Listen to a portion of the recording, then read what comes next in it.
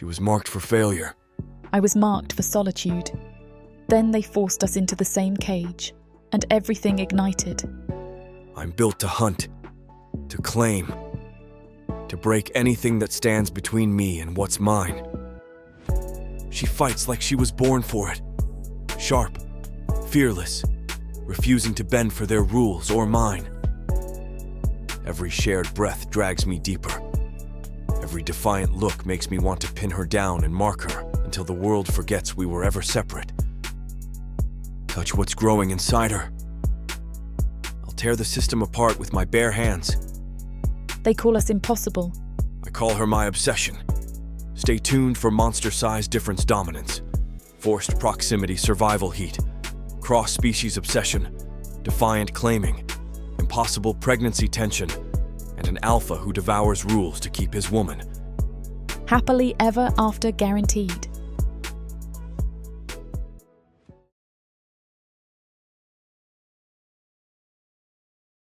Chapter 1.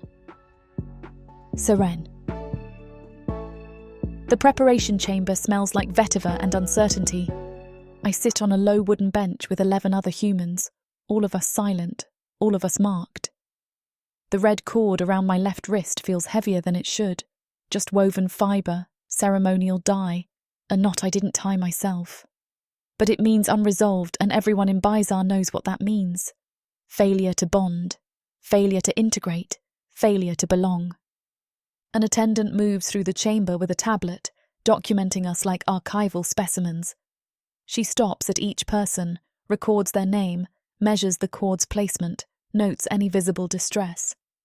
When she reaches me, her stylus hovers. Seren Valeris, I say before she asks. She writes. Archivist? Yes. Years of service? 7. Her expression doesn't change, but I see the flicker of recognition. 7 years is long enough to be trusted. Long enough to know how the Keeper's systems work.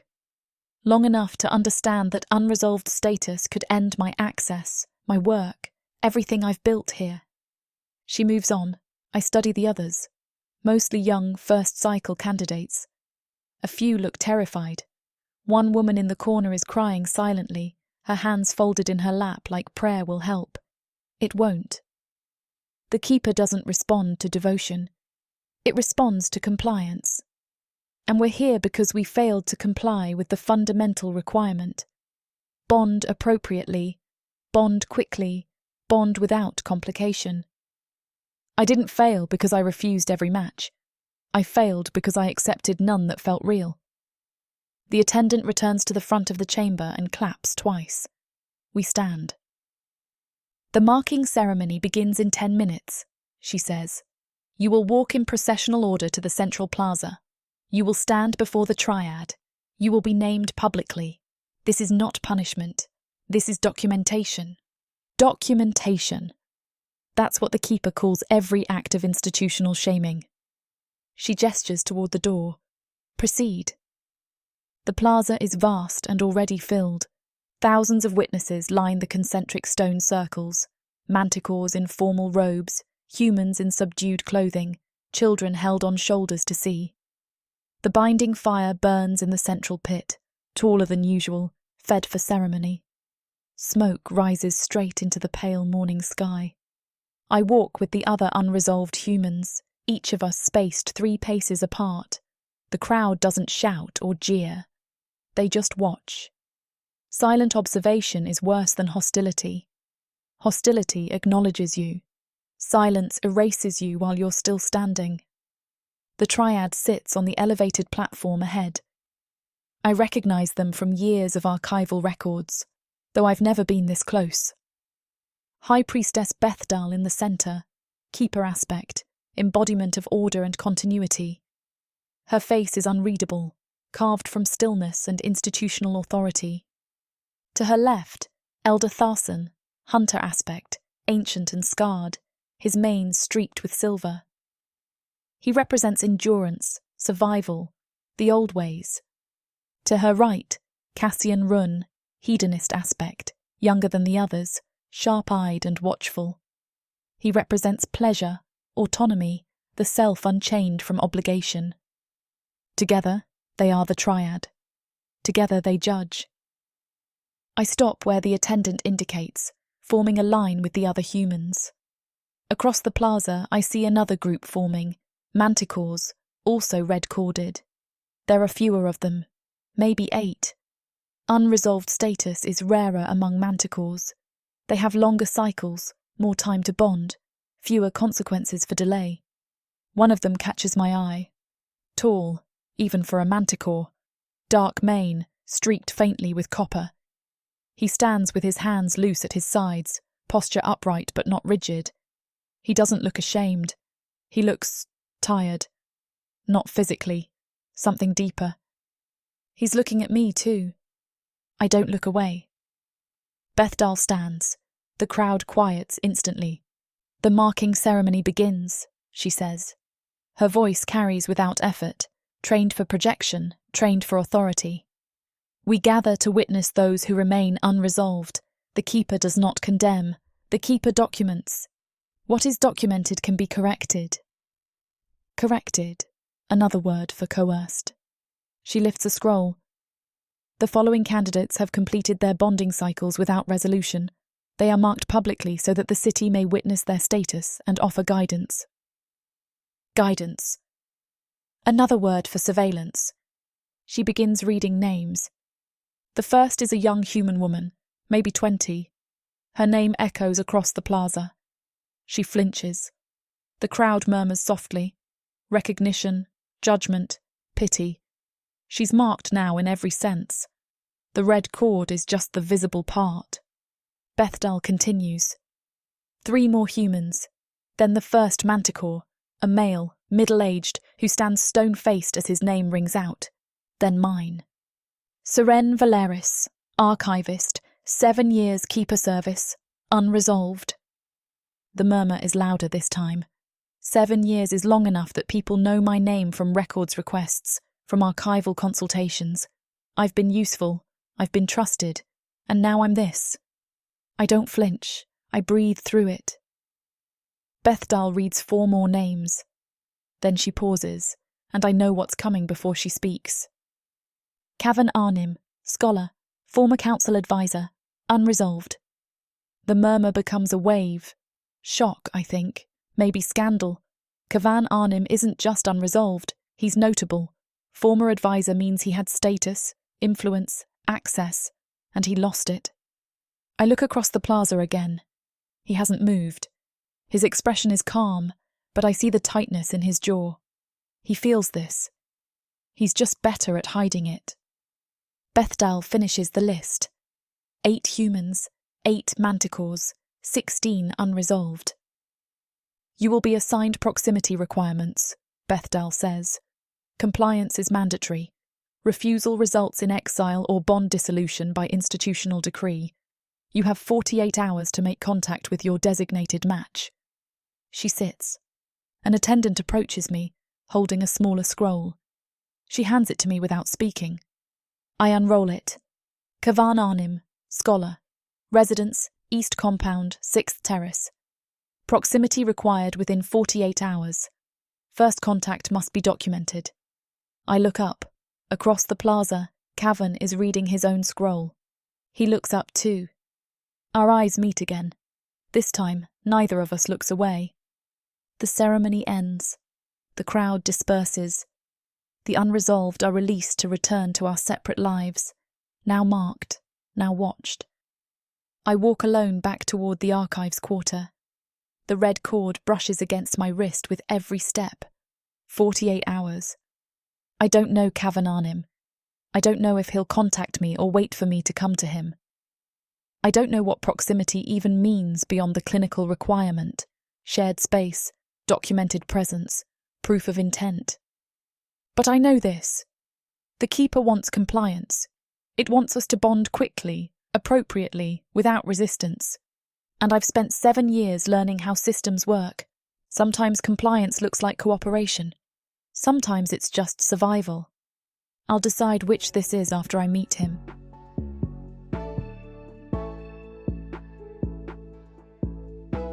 Chapter 2. Cavan. I see her before they call my name. She's standing in the line of human candidates, fourth from the left, wearing the same dark, practical clothing as the others. But she holds herself differently. No fidgeting, no nervous glances at the crowd. She's watching the triad with the focused attention of someone who's studied them before, not from fear, but from professional curiosity. An archivist, I think. She has that look. The stillness of someone who spends their days with records, documentation, patterns. Then she turns her head and our eyes meet across the plaza. I don't look away. Neither does she. Attendant Pryor appears at my elbow, tablet in hand. He's young for a keeper attendant, maybe 40, with the careful politeness of someone who knows he's documenting failure. "Scholar Arnhem," he says quietly. "Your placement is confirmed. Fourth position, Manticore Processional." "Understood." He hesitates. "The triad will call your name publicly. There will be reaction." "I know. I'm required to ask if you need supportive accommodation." "I don't." He nods and steps back, already writing on his tablet. Everything is documented. Every moment of this ceremony is archived, cross-referenced, made permanent. In 200 years, some future archivist will read my name in the unresolved records and draw conclusions about who I was, what I failed to do. I wonder if they'll understand. Probably not. Bethdal's voice cuts through the plaza. The marking ceremony begins. I've attended dozens of these over the years, usually as an observer, sometimes as an advisor helping the council prepare documentation. I've never stood in the processional line before. The view is different from here. The crowd looks larger. The triad looks higher, more distant, carved from authority and institutional certainty. Bethdal reads the first name. A young human woman, barely past her first cycle. She flinches when her name echoes across the stones. The crowd murmurs with recognition and pity. The murmur is a weapon. Soft, diffuse, impossible to confront. But it marks you just as clearly as the red cord. 3 more humans. Then the first Manticore. Joran, I think his name is. Middle-aged, second or third cycle. Unresolved. I don't know him personally, but I recognize the defeated slope of his shoulders. He's given up. He's here because the system requires it, not because he believes resolution is possible. Then I hear my name. Cavan Arnhem. Scholar. Former council advisor. Unresolved. Former. She emphasizes it. Not current. Not active. Former. The murmur becomes something else. Shock ripples through the crowd like wind across water. I see heads turning, people whispering to each other. Some faces I recognize. Former colleagues from the advisory council, scholars I worked with on trade negotiations, people who once sought my guidance on institutional matters. They're watching me now, not with pity, with confusion, maybe disappointment. I was useful once. I had standing, access, influence. I advised the triad on legal interpretations, helped mediate lineage disputes, drafted policy language for bonding reforms. And I threw it away by refusing to bond dishonestly. I don't regret it, but I feel the weight of their judgment anyway. Bethdal finishes reading the names. 16 of us total. 8 humans, 8 manticores. The unresolved of this cycle displayed for public documentation. You will be assigned proximity requirements, Bethdal says. Compliance is mandatory. Refusal results in exile or bond dissolution by institutional decree. You have 48 hours to establish some contact with your designated match. An attendant approaches with the scroll. I take it without looking at him. Seren Valeris, archivist, residence, archives dormitory, second quarter. Proximity required within 48 hours. First contact must be documented. Seren Valeris, the woman who didn't look away. I glance across the plaza. She's reading her scroll too, probably seeing my name written in the same formal script. She looks up. Our eyes meet again, and this time I see something I didn't expect. Calculation. Not fear, not resignation. She's thinking, evaluating, deciding how to proceed. An archivist. That makes sense now. The ceremony ends. The triad withdraws. The crowd disperses in waves, conversations blooming as people process what they've witnessed. I hear fragments as I walk toward the eastern exit. Arnim, can you believe? Threw away his entire career. Human archivist, what's her name? I keep walking. Pryor falls into step beside me, uninvited but expected. Scholar Arnim, I'm required to remind you that first contact must occur within 48 hours. Documented contact means shared physical proximity for a minimum of 30 minutes, witnessed by a keeper attendant. Would you like me to arrange? No. The archivist may require. She'll contact me if she chooses, or I'll contact her. We don't need coordination. Pryor makes a note on his tablet. As you prefer. I'll be available if you change your mind. He peels away at the next intersection, leaving me alone. I walk the rest of the way to my compound in silence. The east compound sits on the 6th terrace, overlooking the lower city. It's smaller than most noble residences. Just a main house, a courtyard, a garden that's gone half wild from neglect. I inherited it from my father, who inherited it from his mother, 8 generations of House Arnim unbroken. Until me. I pour kafo from the pot my housekeeper left warming. The bitter smell fills the kitchen, grounding me. I carry the cup out to the courtyard and sit on the stone bench beneath the pomegranate tree. 48 hours to establish contact with Seren Valeris. I could wait for her to come to me. Let her make the first move. Prove she's willing to engage. But that feels like a test, and I'm tired of testing people. I could go to her. Show good faith. Demonstrate willingness. But the archives quarter is public, and any approach will be observed, documented, analyzed. Or I could wait. See what she does. Let her choose how this begins. The sun shifts lower. I drink my kafo slowly. My tablet chimes. I glance at the notification. A message from the Keeper's administrative office, formal and procedural. Scholar Arnim. Seren Valeris has requested audience at your residence. Arrival estimated within the hour. Attendant Pryor will witness initial contact. Please confirm availability. I stare at the screen. She's coming here. She chose to act first. I send back a single word. Confirmed. An hour later, the gate bell rings. I open it myself. Pryor stands there with his tablet, expression neutral. Beside him, Seren Valeris waits, hands folded, posture straight. Up close, she's smaller than I expected. Human normal height, maybe mid-30s, with dark hair pulled back in a practical braid. Her eyes are sharp, observer's eyes, trained to notice details. Scholar Arnim, she says, formal, careful. Archivist Valeris. I'm here for proximity compliance. Not I wanted to meet you or I thought we should talk. Just the clinical reason. Honest, at least. Come in, I say. She enters. Pryor follows, already taking notes. I lead them to the courtyard, gesture to the bench. Sit. She sits. I sit across from her, the low table between us. Pryor stands near the entrance, tablet ready, documenting everything. For a long moment, neither of us speaks. Then Seren says, You were an advisor. I was.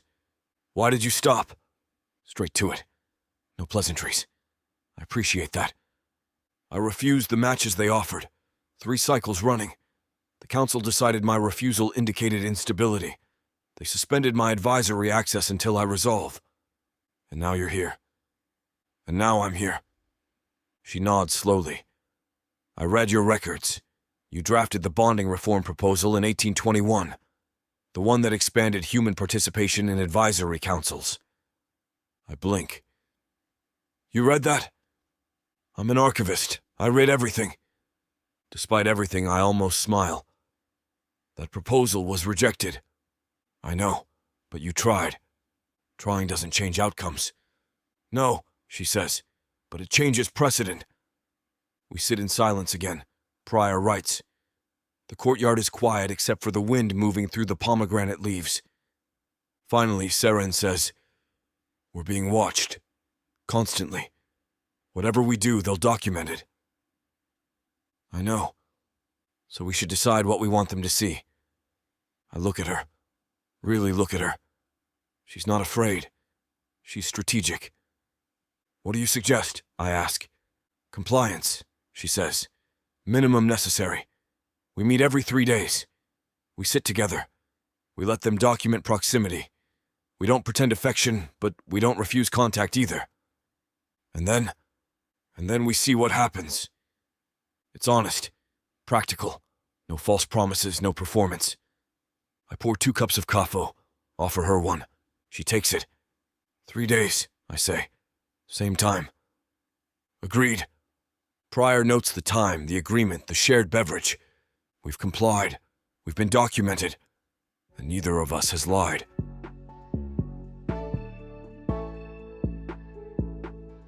Chapter 3. Seren.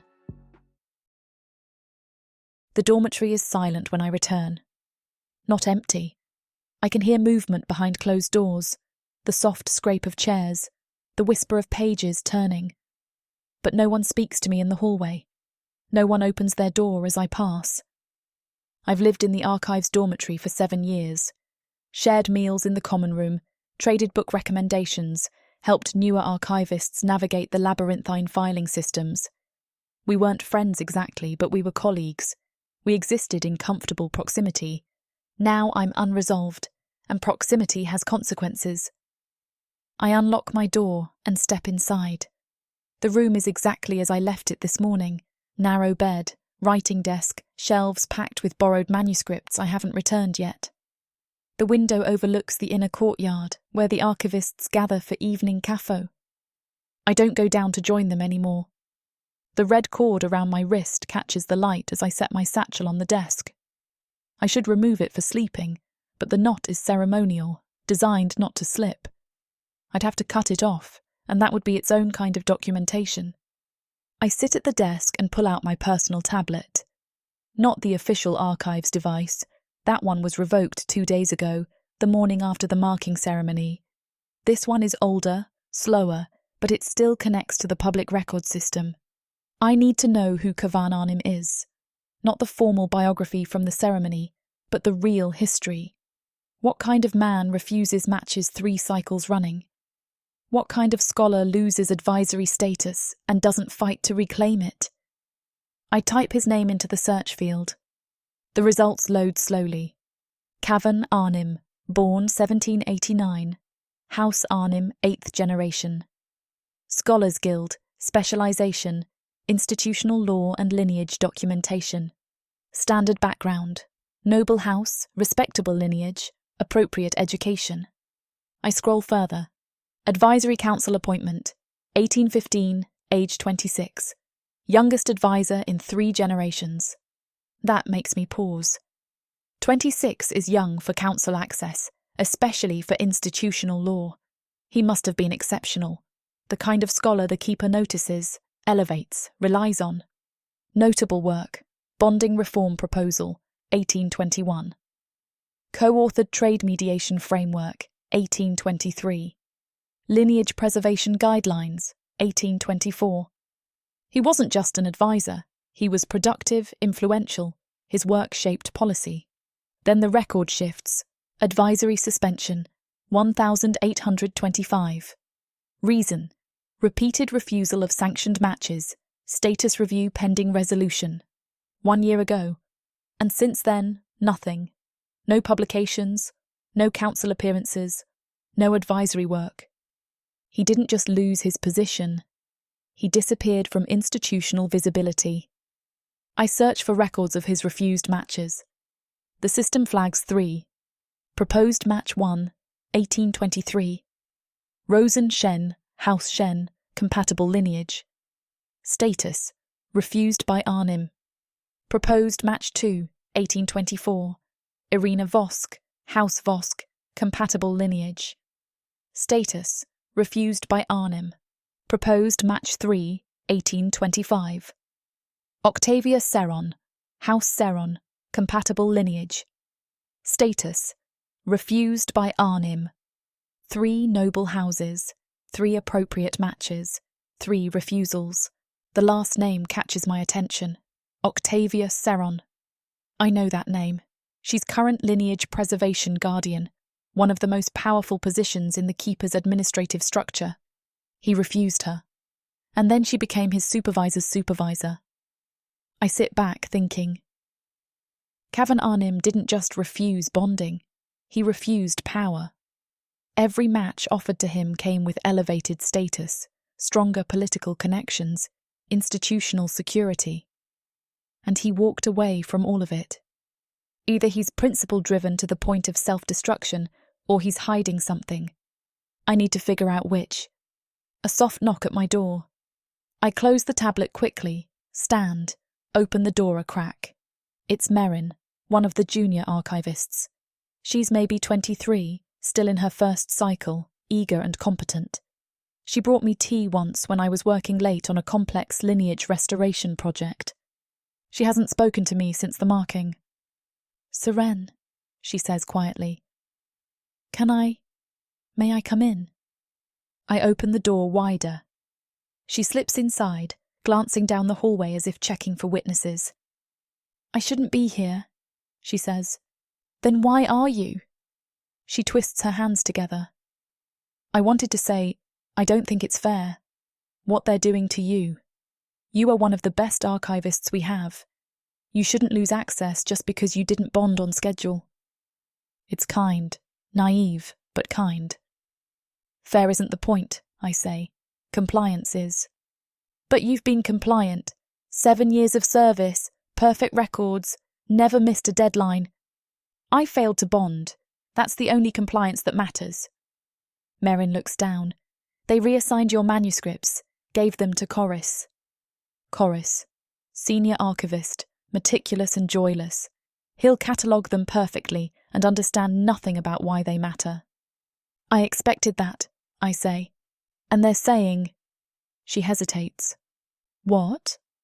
They're saying you might lose dormitory access, if you don't resolve soon. I knew this was coming, but hearing it confirmed still feels like a stone dropping in my chest. How soon? 10 days.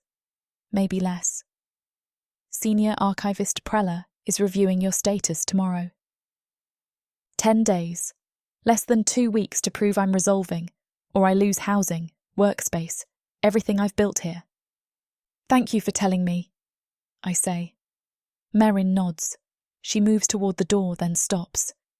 The scholar you're matched with, Cavan Arnim. I've seen his work in the archives. He's good, Seren.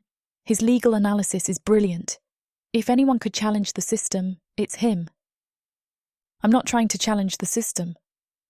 Aren't you? She leaves before I can answer. I don't sleep well. I lie in bed, gazing at the moonlight as it moves across the ceiling, thinking about timelines and consequences. 10 days until housing review. 46 hours left to establish proximity compliance. 3 days until my next required meeting with Cavan. The Keeper wants us to bond. Quickly, visibly, without complication. Every day we remain unresolved is another mark against us, another layer of institutional pressure. But bonding quickly would require dishonesty. Performing affection I don't feel. Pretending intimacy that doesn't exist. Cavan refused that. 3 times. Lost everything rather than lie. And now they've matched him with me. An archivist with no lineage, no status, no leverage. If we bond, his family line ends. 8 generations of House Arnim terminated because he chose someone incompatible. If we don't bond, we both face exile or worse. There's no winning scenario. Only degrees of loss. I turn over, pull the blanket higher. The red cord is still on my wrist. I can feel it even in the dark. Morning comes too early.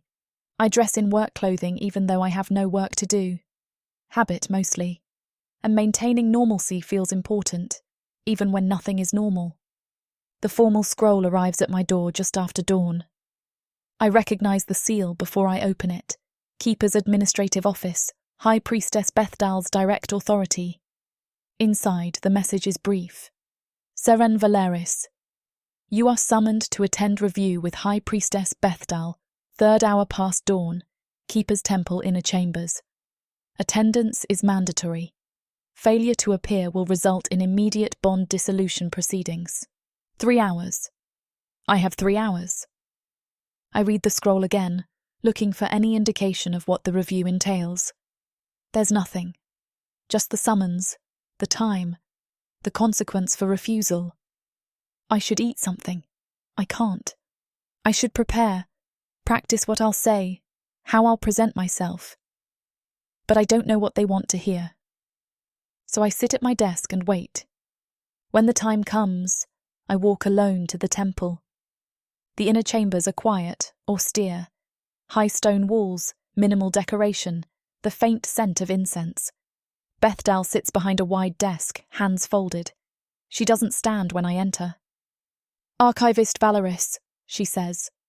Sit. I sit. She studies me. I keep my hands still, my expression neutral. Archival training, when being examined, reveal nothing. You met with Scholar Arnim yesterday, she says. I did, as required. And you established proximity compliance? Yes. Attendant Prior's report indicates the meeting was civil, formal, no expressed affection. That's accurate. Bethdal leans back slightly. Do you understand the purpose of proximity requirements, Archivist? To encourage bonding resolution. To encourage connection, she corrects. Proximity without intent is performance. The Keeper does not value performance. I don't respond. There's no safe answer. You have served the Keeper for 7 years, Bethdal continues. Your archival work has been exemplary. You understand our systems, our values, our need for order, and yet you remain unbonded.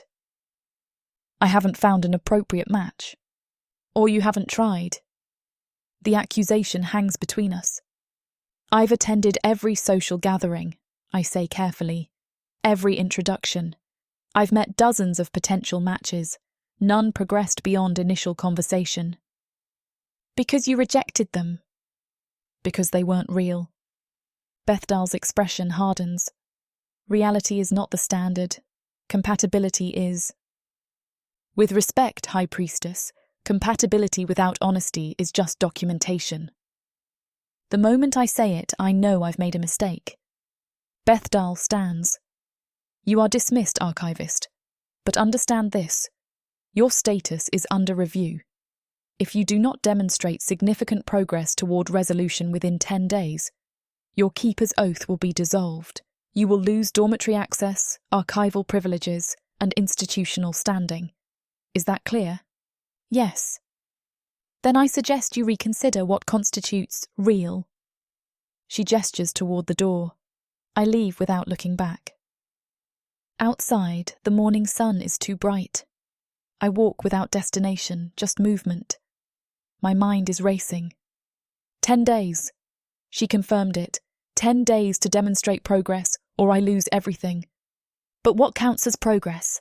Another meeting with Kavan? A public display of affection? A formal declaration of intent? I don't know him. I've spoken to him once for 30 minutes, while an attendant documented every word. And they want me to build a bond from that. I find myself at the market square without planning it. The vendors are setting up for the day, arranging fruit and fabric and ceremonial oils. Normal life continuing around me. A voice calls out. Archivist Valeris. I turn. It's the woman from the dormitory. Older, human, one of the cleaners. She's holding a basket of pomegranates.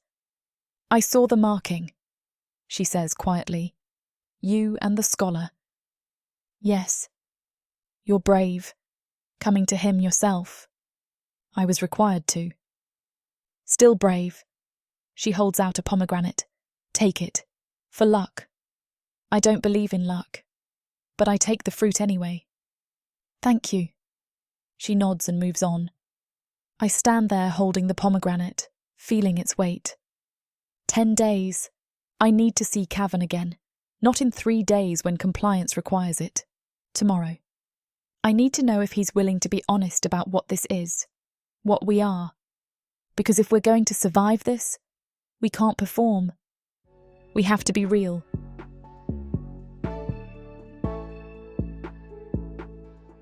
Chapter 4. Cavan. I'm reading when the gate bell rings. Not for pleasure. I haven't had attention span for pleasure reading in months. This is work. Or what used to be work. A draft lineage dispute case from the council archives. Complex enough to require actual analysis. I'm not advising anymore, but old habits persist. The bell rings again. I set the manuscript aside and walk to the gate. It's barely past dawn. Too early for scheduled proximity compliance. Prior wouldn't arrive unannounced. I open the gate. Seren Valeris stands there, alone. No attendant, no tablet, no formal documentation. She's wearing the same practical clothing as yesterday, her hair braided back, the red cord visible on her wrist. She looks like she hasn't slept. Archivist, I say. I need to talk to you. Our next meeting isn't until... I know. This isn't compliance. This is... She pauses, searching for the right word. Strategy. I study her for a moment. There's tension in her shoulders, urgency in her voice. Something happened. I step aside. Come in. We sit in the courtyard again. Same bench, same positions. But the dynamic is different without Prior hovering nearby with his tablet. This conversation won't be documented. Whatever we say here stays between us. I pour kafo. She takes the cup but doesn't drink.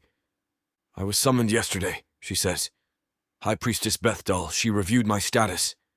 And? 10 days. I have 10 days to demonstrate meaningful progress toward resolution, or I lose everything. Dormitory access, archival privileges, institutional standing, everything. I nod slowly. They're escalating pressure. They want me to bond quickly, visibly. They want proof that I'm trying.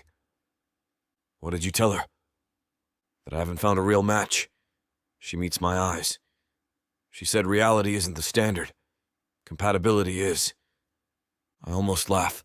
It's exactly the kind of thing Bethdal would say. Institutional logic wrapped in bureaucratic phrasing. She's wrong, I say. I know. But she has authority. Authority isn't truth. Seren sets down her cup. I read your records. All of them. 3 refused matches. 3 noble houses. And you walked away from all of it. Yes. Why? The question is direct, searching. She's not asking out of curiosity. She's asking because she needs to understand what kind of person I am. Whether I can be relied on. Fair enough. Because they weren't real, I say. The first match, Rosen Shen, was strategic. Her family wanted council access through me. We had nothing in common beyond utility. The second, Irina Vosk, was obligation. Her house needed lineage continuity. Mine needed heirs. It was a breeding contract, not a bond. The third... I stop. Octavia Saran, Seren finishes. You saw that. Hard to miss. She's your current supervisor's supervisor. She wasn't then. She was just a lineage preservation specialist. Smart, competent, ambitious. The council thought we'd be compatible because we both value order. But you refused. Because she wanted me to change. Wanted me to be less difficult, less questioning. She thought bonding would stabilize me, make me more compliant. I pick up my own cup, take a drink. I refuse to be stabilized. Seren is silent for a moment, processing. And now they've matched you with me, she says. A human archivist with absolutely no lineage, no house, no political value. If we bond, your family line ends. I know. That doesn't bother you? It bothers me less than dishonesty. She studies me, really looks, the way she did across the plaza during the marking ceremony, evaluating, calculating. I don't love you, she says. The bluntness startles me into honesty. I don't love you either.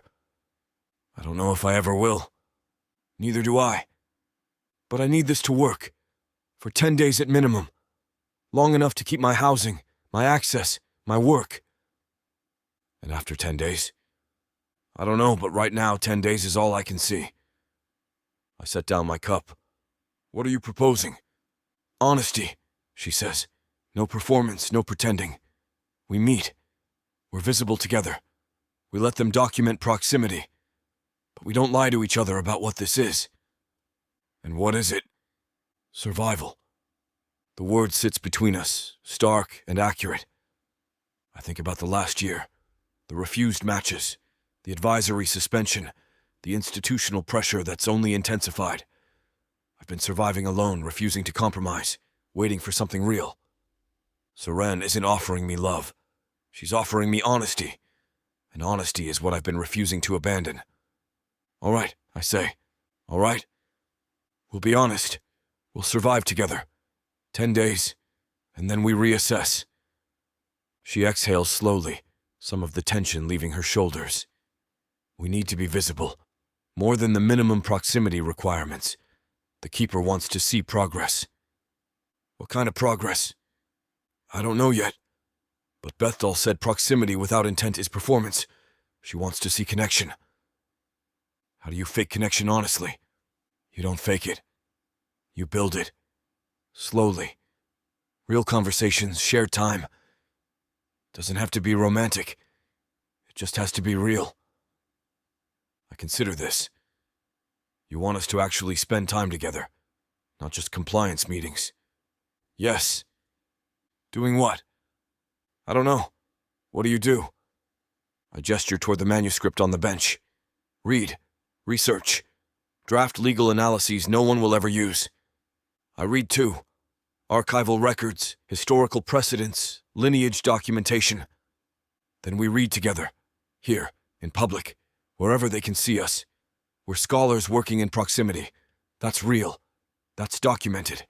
That's progress. Seren nods slowly. That could work. It's not romantic. I don't need romantic, I need real. Then we agree. She stands, finally drinks the last of her kafo. I should go before someone notices I'm here undocumented. When should we meet next? Officially? Tomorrow, mid-morning. The library plaza. Public, visible, lots of witnesses. What will we do there? Exist together, honestly. She moves toward the gate, then pauses. Cavan? Yes? Thank you for not lying to me. Thank you for not asking me to. She leaves. I return to the courtyard and pick up the manuscript. But I don't read it. I'm thinking about 10 days, about visibility, about what it means to build connection without performance. I've spent a year alone, refusing compromise. Now I'm choosing to share proximity with someone I barely know. But she's right. We don't have to love each other. We just have to be real. The next morning I walk to the library plaza. It's mid-morning, as agreed. The plaza is busy. Scholars moving between buildings, attendants carrying documentation, junior priestesses on errands, plenty of witnesses. Seren is already there, sitting on one of the stone benches near the fountain. She has a book open on her lap, but she's not reading. She's watching the plaza, waiting. She sees me. Stands. I approach. Scholar Arnim, she says. Formal, for the benefit of anyone listening. Archivist Valeris. I thought we could work here today, if that's acceptable. It is. We sit on the bench together, not touching, but close enough that anyone observing would see proximity, shared space, intent. Seren opens her book. I open mine. For a long time, we don't speak. We just read side by side in the morning sun. Surprisingly comfortable. People pass by. Some glance at us, recognize the red cords, whisper to each other. We're being noticed, documented by observation, if not by official attendance. An hour passes. Seren closes her book. May I ask you something? Yes. What are you reading? I show her the cover. Lineage dispute case from 1807.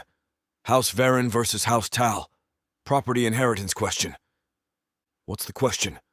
Whether cross-species marriage invalidates traditional lineage claims. She looks at me sharply. That's relevant.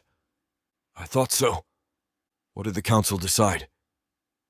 They ruled that marriage doesn't invalidate lineage, but children of cross-species unions cannot inherit traditional house titles. The lineage continues legally, but not practically. So the marriage is recognized, but the children are excluded. Exactly. Seren is quiet for a long moment. If we bond... We can't have children anyway. Biology prevents it. I know, but the precedent still matters. We'd be recognized but excluded. Legitimate but not traditional. Yes, I can work with that. I look at her. You're thinking strategically. I'm an archivist. I think in precedents. Good. So do I. We return to reading. Another hour passes. The sun climbs higher. The plaza grows busier. Eventually, Pryor appears. He's been watching from a distance, I realize, documenting without interfering. He approaches with his tablet. Scholar Arnim, Archivist Valeris, I'm required to note your proximity. Noted, I say. He writes. You've been here 2 hours. Shared space, collaborative work observed. This exceeds minimum requirements. Is that a problem? Saren asks. No, it's progress. He looks between us. High Priestess Bethdal will be pleased. He leaves. Saren watches him go. We're being graded. We're being documented. Same thing. Not quite.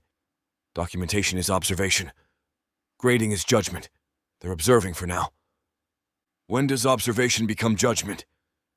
When we fail to make progress. Then we don't fail. I close my book. Tomorrow? Tomorrow, she agrees. She stands, gathers her things, doesn't look back as she walks away. I sit for a moment longer, watching the plaza. 2 days ago, I didn't know Saren Valeris beyond her name on a scroll. Now we're building something. Not love, not romance, honest survival. It's not what the Keeper wants. But it's real. And real is all I have left to offer. That evening, a message arrives on my tablet, from Octavia Saron. I stare at the notification for a long moment before opening it. Cavan. I've been informed of your progress with Archivist Valeris. I'm pleased to see you're taking proximity requirements seriously. However, I feel obligated to remind you. If this bond progresses to formalization, House Arnhem ends with you. 8 generations. I hope you understand the weight of that decision. We should speak soon. Oh. I delete the message without responding. She's right. If Saren and I bond, my lineage ends. But my lineage was going to end anyway. I refused 3 appropriate matches. The Keeper would have dissolved House Arnim eventually, reassigned the compound, archived the name. At least this way I choose how it ends. Honestly, with someone who doesn't ask me to lie. I pour more kafo and return to the lineage case. Tomorrow we'll be visible again.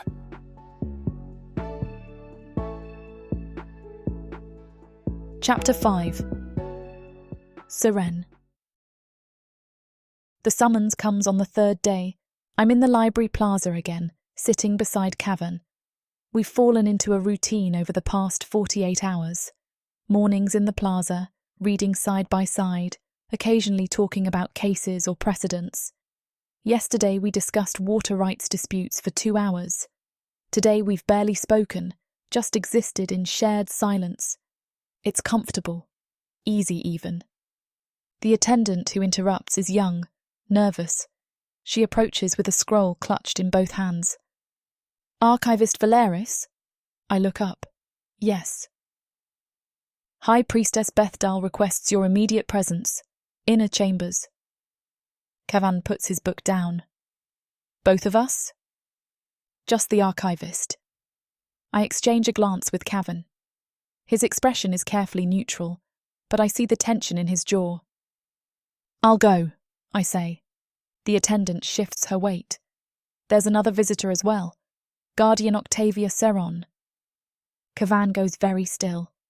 I don't know who Octavia Saron is beyond the name in Cavan's records, one of his refused matches, now lineage preservation guardian. But Cavern's reaction tells me everything I need to know. This isn't routine documentation. This is intervention. I'll go now, I say. The walk to the inner chambers feels longer than it should. The attendant doesn't speak, just leads me through the temple corridors with quick, efficient steps. I try to prepare myself, practice what I'll say, how I'll present our progress. But I don't know what they want to hear. The door to Bethdal's chambers is already open. Inside, Bethdal sits behind her desk as before, but she's not alone. A second woman stands by the window, hands clasped behind her back, watching the city below. She turns when I enter. Octavia Seron is striking. Tall, even for a manticore, with a silver-streaked mane and sharp green eyes.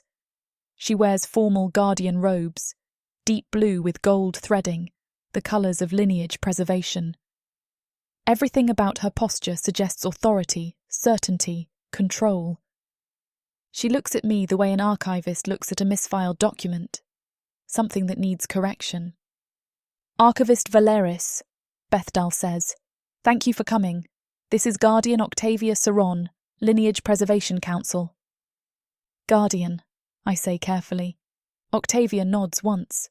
Sit. I sit. Bethdal and Octavia remain standing, a deliberate power positioning. I keep my hands folded in my lap, my expression neutral. Bethdal speaks first. You've been making progress with Scholar Arnim. Attendant Prior's reports indicate consistent proximity, shared work, civil interaction. Yes. That's good, Octavia says. But her tone suggests it's anything but good. Progress is important. The Keeper values resolution. I don't respond. There's a trap here somewhere. I'm waiting for it to spring. Octavia moves from the window, stands beside Bethdal's desk. However, progress must be evaluated in context, which is why I'm here. My role is to ensure that bonds serve the greater stability of Osiris. Lineage preservation isn't just tradition, it's necessity. I understand. Do you? She tilts her head slightly. Because I'm not certain you understand what you're doing. I'm complying with proximity requirements. You're bonding with Kavanagh Nim, a manticore scholar from an 8th-generation noble house. Do you understand what that means? It means his lineage ends with him if we formalise. Exactly. 8 generations of House Arnim, scholars, advisors, council members, all ending because he chooses a human archivist with no lineage, no house, no capacity to produce heirs. She pauses. Does that seem right to you? The question is a blade. I choose my words carefully. It seems honest. Octavia's eyes narrow. Honesty is not the same as wisdom. Perhaps, but wisdom without honesty is just calculation. Bethdal clears her throat softly. Archivist, Guardian Seron has a proposal. I think you should hear it. Octavia walks around the desk, stands closer to me. Not threatening, but imposing. She wants me to feel small. I'm prepared to offer you compensation, she says. I blink. Compensation? For your cooperation in dissolving this bond before it progresses further. You would receive financial support, enough to establish yourself elsewhere on Osiris or return to human territories. Your Keeper's oath would be dissolved without penalty. You'd be free to leave, pursue other opportunities, start over. I stare at her. You're asking me to walk away. I'm offering you a way out. This bond serves no one. Not you, not Cavern, not the Keeper. You're both unresolved because neither of you fits traditional categories. But forcing incompatible pieces together doesn't create resolution, it creates instability. We're not incompatible. You're human, he's manticore. That's the definition of incompatible. Biology isn't compatibility. In lineage terms, it absolutely is. Octavia's voice sharpens. You cannot give him children. You cannot continue his house. You cannot preserve what 8 generations built. All you can do is end it. He chose that. He chose poorly. and you're enabling it. The accusation stings because part of me wonders if she's right. Am I helping Cavan, or am I just helping him destroy what's left of his standing? But then I remember yesterday, sitting in the plaza, discussing legal precedents, existing in comfortable silence. It wasn't romantic, but it was real, and real matters. I'm not enabling anything, I say quietly. I'm being honest. We're both being honest. That's more than most bonds have. Octavia looks at Bethdal. You see? She's convinced herself this is noble. I'm convinced it's real, I correct. There's a difference. Bethdal leans forward. Seren, we're trying to help you. This bond will cost you everything. Your work, your standing, your future on Osiris. And for what? A connection with someone you barely know. I barely knew anyone I was expected to bond with. At least Cavan doesn't ask me to lie. He doesn't have to ask, Octavia says. You're lying to yourself. You think honesty is enough. It's not. Bonds require more than mutual refusal to perform. They require compatibility, shared values, common purpose. We have all of that. You have stubbornness, both of you. You're bonding through opposition, not affinity. That's not a foundation. It's a fault line. I stand. I'm shorter than both of them, but I'm tired of sitting while they loom. Is that all, High Priestess? Bethdal looks at Octavia, then back to me. The offer stands. 3,000 marks, oath dissolution, safe passage. Think about it. I've thought about it. The answer is no. Octavia steps closer. You're making a mistake. Maybe, but it's mine to make. Not if it harms the Keeper's order. I'm following the Keeper's requirements. I'm attending proximity meetings, demonstrating progress, complying with every directive. If the Keeper doesn't like the outcome, it should have matched us differently. The boldness surprises me even as I say it, but I'm tired of being positioned as the problem. Cavan and I didn't create this situation. The Keeper did. Bethdal stands now too. You're dismissed, Archivist, but understand, we're watching closely. If your bond destabilizes other matches, creates problematic precedent, or threatens lineage preservation efforts, we will intervene. Am I clear? Crystal clear. Then go. I turn and walk out before either of them can say anything else. My hands don't start shaking until I'm halfway down the corridor. 3,000 marks. Enough to leave Osiris entirely, start over somewhere else. Enough to disappear from this mess without consequences. They want me gone. Not punished, just gone. Erased from Cavan's life so he can be reassigned to someone appropriate. I should consider it. Objectively, it's a generous offer. More than I'd make in 2 years of archival work. But taking it would mean admitting they're right. That Cavan and I are incompatible. That honesty isn't enough. And I'm not ready to admit that. Not yet. I find Cavan in the plaza, still reading. He looks up when I approach. How was it? He asks. I sit beside him. They offered me 3,000 marks to walk away. He goes very still. Did you take it? No. Why not? Because they're trying to solve me like a problem. And I'm tired of being solved.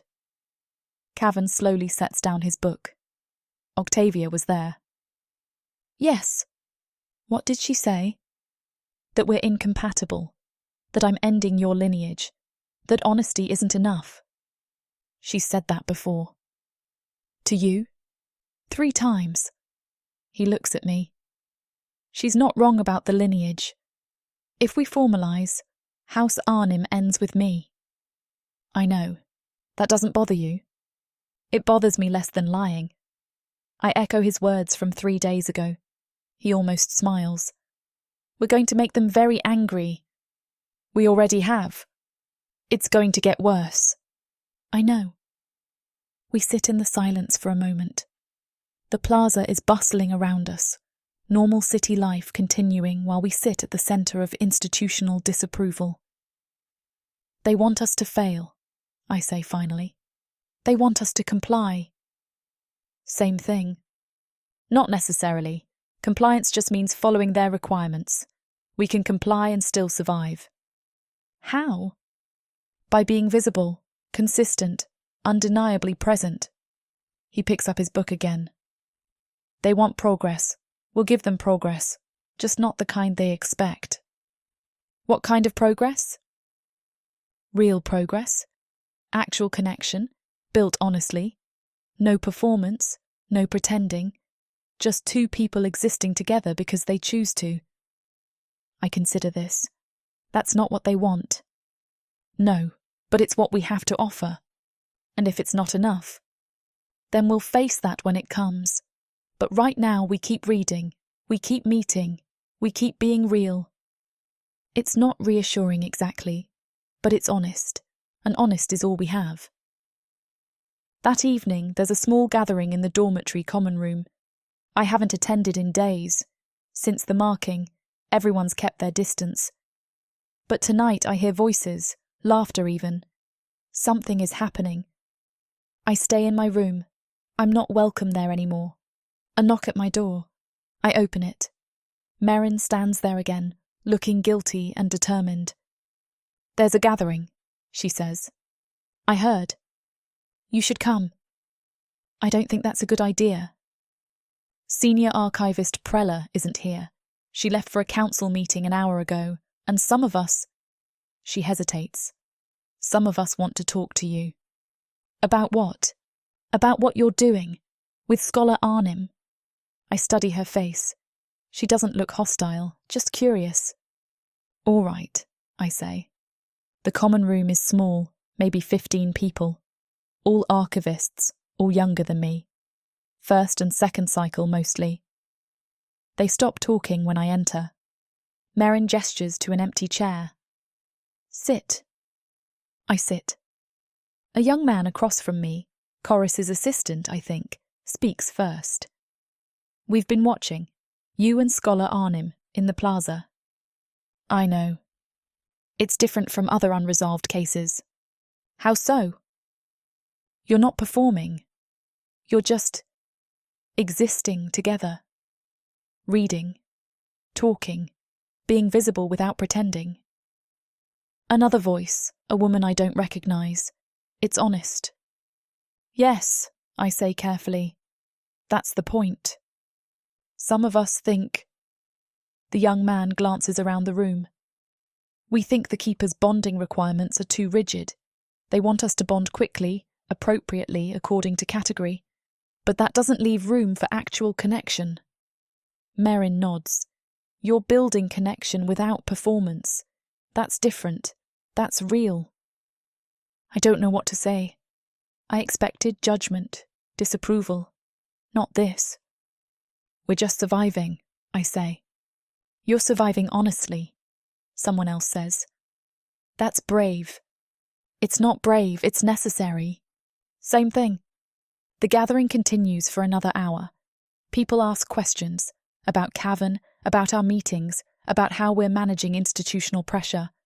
I answer honestly, carefully. I don't want to inspire them. I just want them to understand. When I finally return to my room, I feel lighter somehow. We're being watched. Not just by the keeper, but by people who are questioning the same things we are. That's dangerous, but it's also hopeful. I lie in bed thinking about Octavia's offer.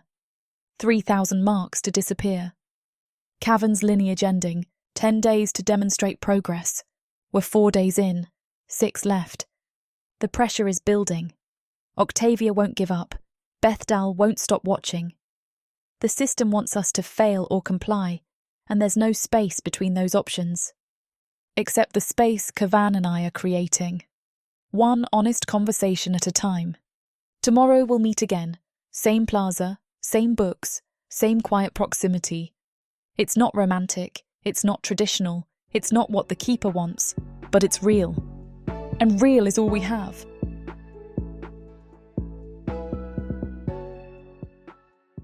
From the depths of the darkness of Protheka, Or clawing up from the realms of fantasy. come the most fearsome beasts you have ever seen. These monsters are done watching from the shadows. Now, as they step into the light, something unexpected grips them. Something even they can't fight off. Love, Vampires. demons, Dark elves. gods. Minotaurs. Creatures of light and dark. They will protect their mates. Do whatever needs to be done.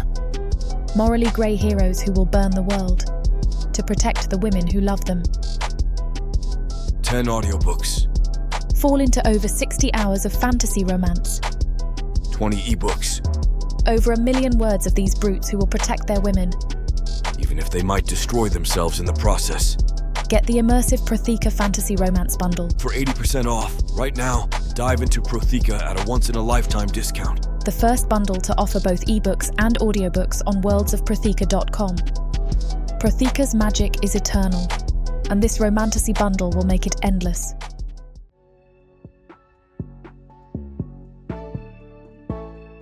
Chapter 6. Cavan. The ceremony begins at dawn. I've attended dozens of seasonal offerings over the years, first as a child with my father, later as an advisor helping draft the ceremonial protocols. I know the rituals by heart, the procession order, the blessing sequence, the formal acknowledgements. But I've never attended as half of a bonded pair. Never walked through the city with someone beside me, red cords matching, the whole of Bizar watching to see if we're real or performing. Seren meets me at the compound gate just after sunrise. She's wearing formal clothing, dark blue tunic, practical but ceremonial. Her hair is braided back. The red cord on her wrist catches the early light. "Ready?" she asks. "Know you?" "Not remotely." We start walking. The route to the Binding Fire Plaza cuts through the heart of Bizar. Market Square, Scholars Quarter, residential terraces. Normally I'd take the back streets, avoid crowds, but today we're required to be visible. The keeper wants the city to see us, so we walk the main avenue. People notice immediately. A fruit vendor pauses mid-transaction, stares as we pass. 2 elderly manticores sitting outside a CAFO house lean together, whispering. A group of human children stop playing, watching with open curiosity. No one approaches. No one speaks to us directly, but everyone watches. Seren walks beside me, posture straight, hands loose at her sides. She's nervous. I can see it in the tightness around her eyes, but she doesn't show it otherwise. "This is worse than the marking ceremony," she says quietly. "At least then we were in a crowd of other unresolved. Now we're alone." "We're always alone." She's right. Even surrounded by thousands at the plaza, we'll be isolated. The unresolved pair, the cross-species anomaly, the bond everyone is watching to see fail. We pass through the Scholars' Quarter. I see familiar faces, former colleagues from the Advisory Council, researchers I worked with on legal documentation. One of them, an older manticore named Theron, meets my eyes briefly.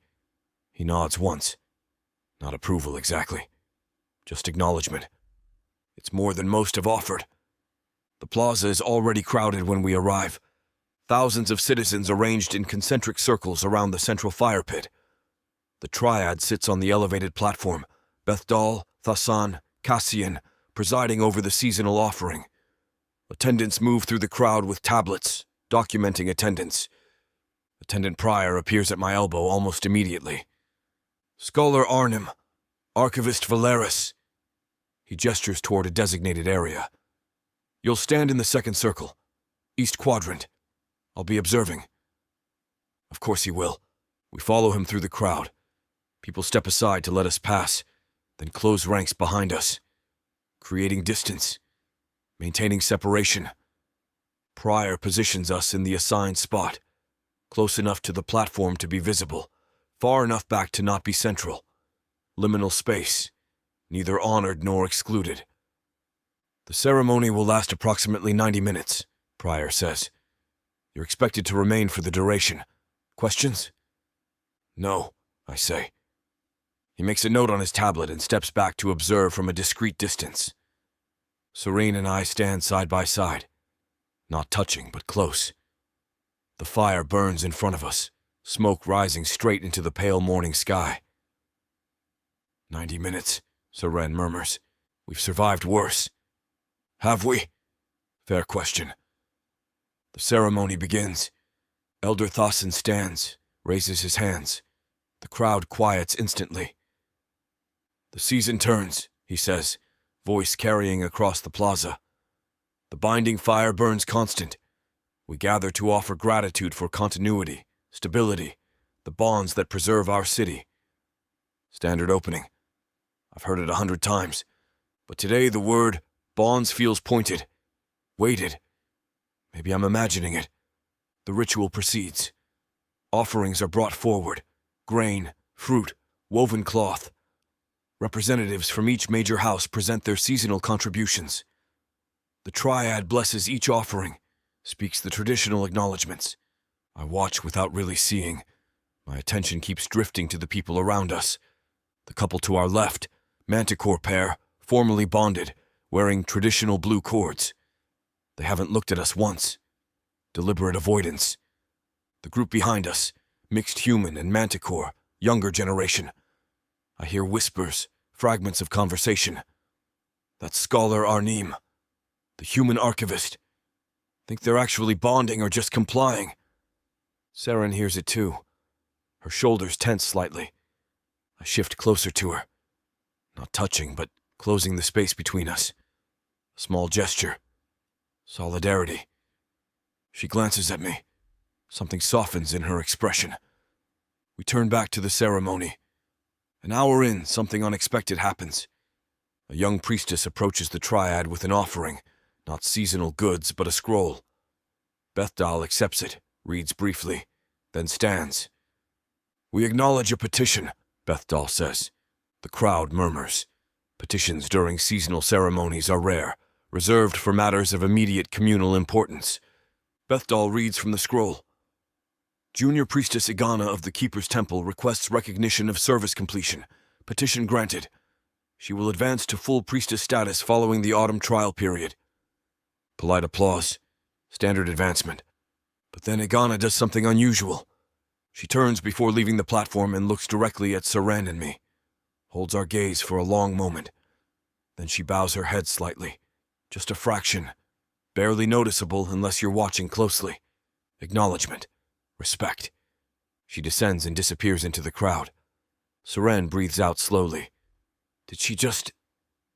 Yes. Why would she risk that? I don't know. But it matters.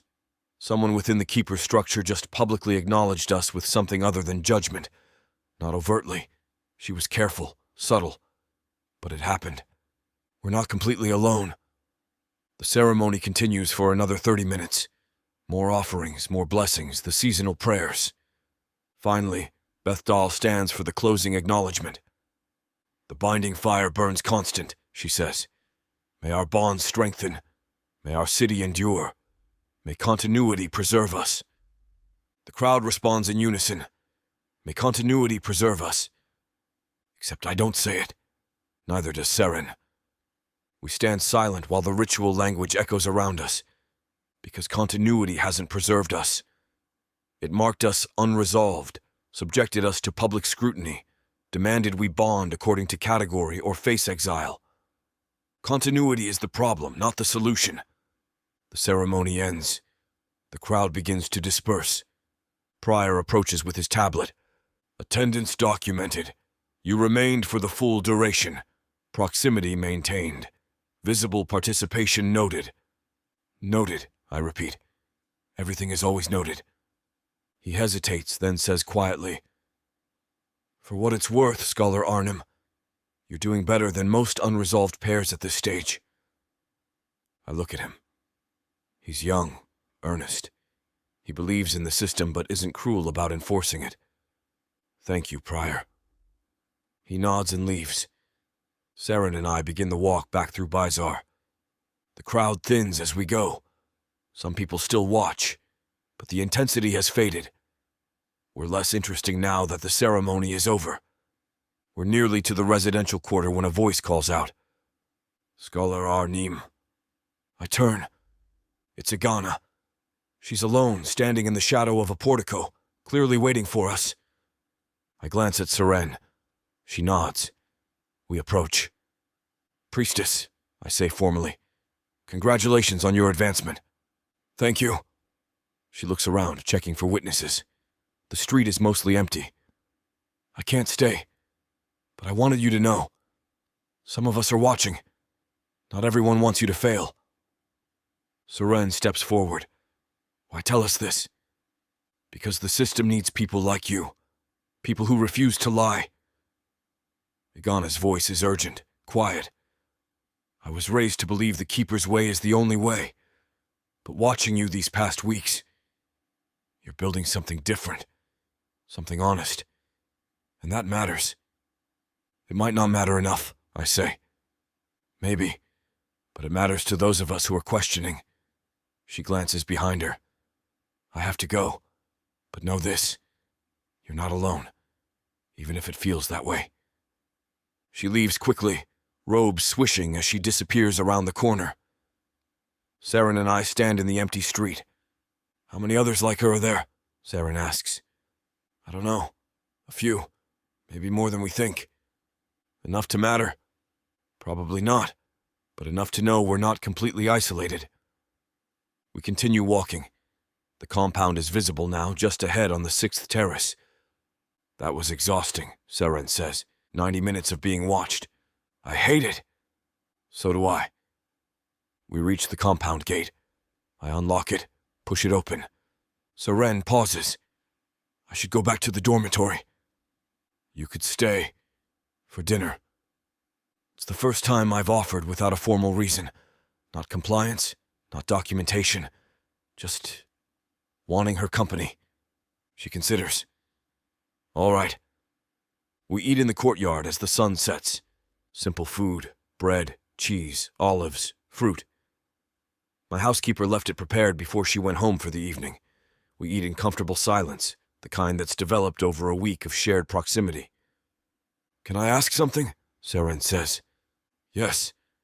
When Bethdal said, "May continuity preserve us," you didn't repeat it. You noticed. I didn't repeat it either.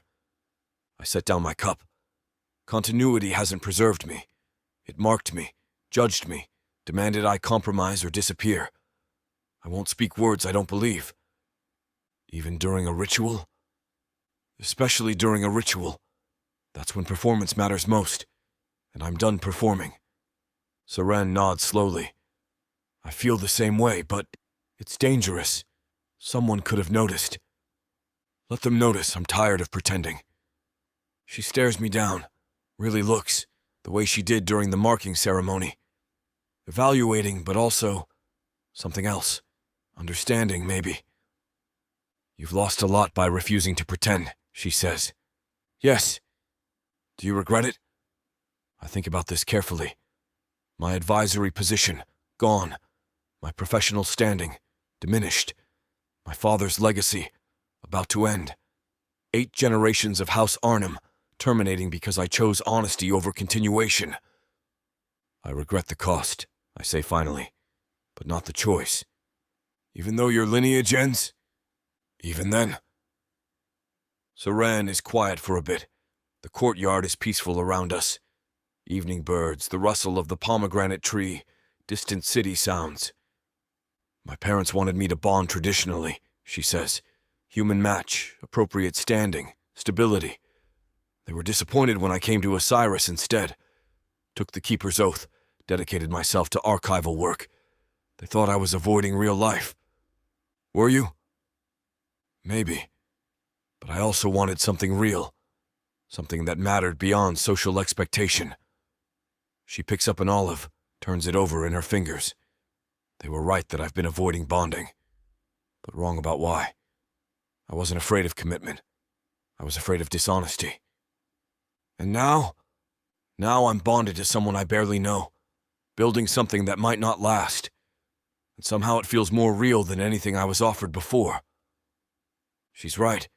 This bond, awkward, uncertain, built on mutual refusal to perform, is more honest than any traditional match either of us was offered. We're probably fools, I say. Octavia certainly thinks so. Octavia thinks anyone who questions the system is a fool. Is she wrong? I don't know, but I'd rather be an honest fool than a dishonest success. Seren smiles, small but genuine. I'll drink to that. We raise our cups. Kafo, not wine. Practical, not celebratory. But it feels ceremonial anyway. She leaves as full dark settles. I walk her to the gate, watch as she descends the terrace steps toward the lower city. She looks back once, raises a hand. I return the gesture. Then she's gone. I return to the courtyard and sit on the stone bench beneath the pomegranate tree. The city is quiet now, evening settling into night. Today we were visible, watched, judged, documented. We stood through 90 minutes of ritual language that excludes us while demanding we participate. But we also found unexpected support. Igana's quiet acknowledgement. Theron's nod. Prior's careful encouragement. We're not completely alone. The bond is becoming real, not through grand gestures or declarations, but through small moments, shared silence, comfortable proximity, the ease of sitting together without needing to fill every moment with words. I think about my father, what he would say if he could see me now, bonding with a human archivist, ending his lineage, refusing every appropriate match in favor of something honest but doomed. He'd be ashamed, probably, but he bonded the way the Keeper demanded, married appropriately, produced an heir, maintained the family line. And I watched it hollow him, watched him perform affection he didn't feel, maintain a bond that was obligation rather than choice. I won't do that.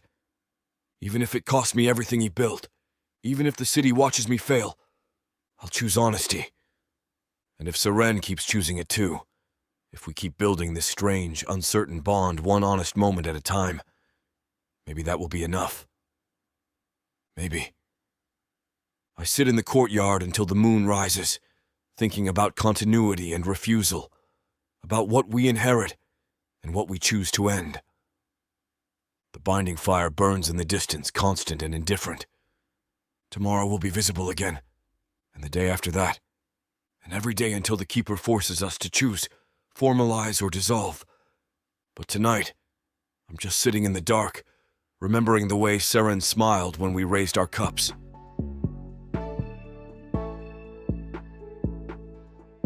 Chapter 7. Seren.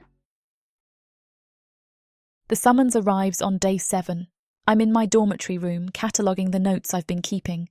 Observations about institutional pressure patterns, documentation requirements, the escalating demands. Archival habit, even when I'm the subject being archived. The scroll is slid under my door. I hear footsteps retreating before I can open it. I recognize the seal immediately. Senior Archivist Prella, my former supervisor, the woman who revoked my access to the main archives after the marking ceremony. I break the seal and read. Seren Valeris. You are summoned for housing status review. Senior Archivist Chambers, 2nd hour past dawn tomorrow. Attendance is mandatory. Failure to appear will result in immediate dormitory access revocation. Tomorrow. Less than 12 hours notice. I read it again, looking for any indication of what the review entails. There's nothing. Just the summons and the threat. I should have expected this.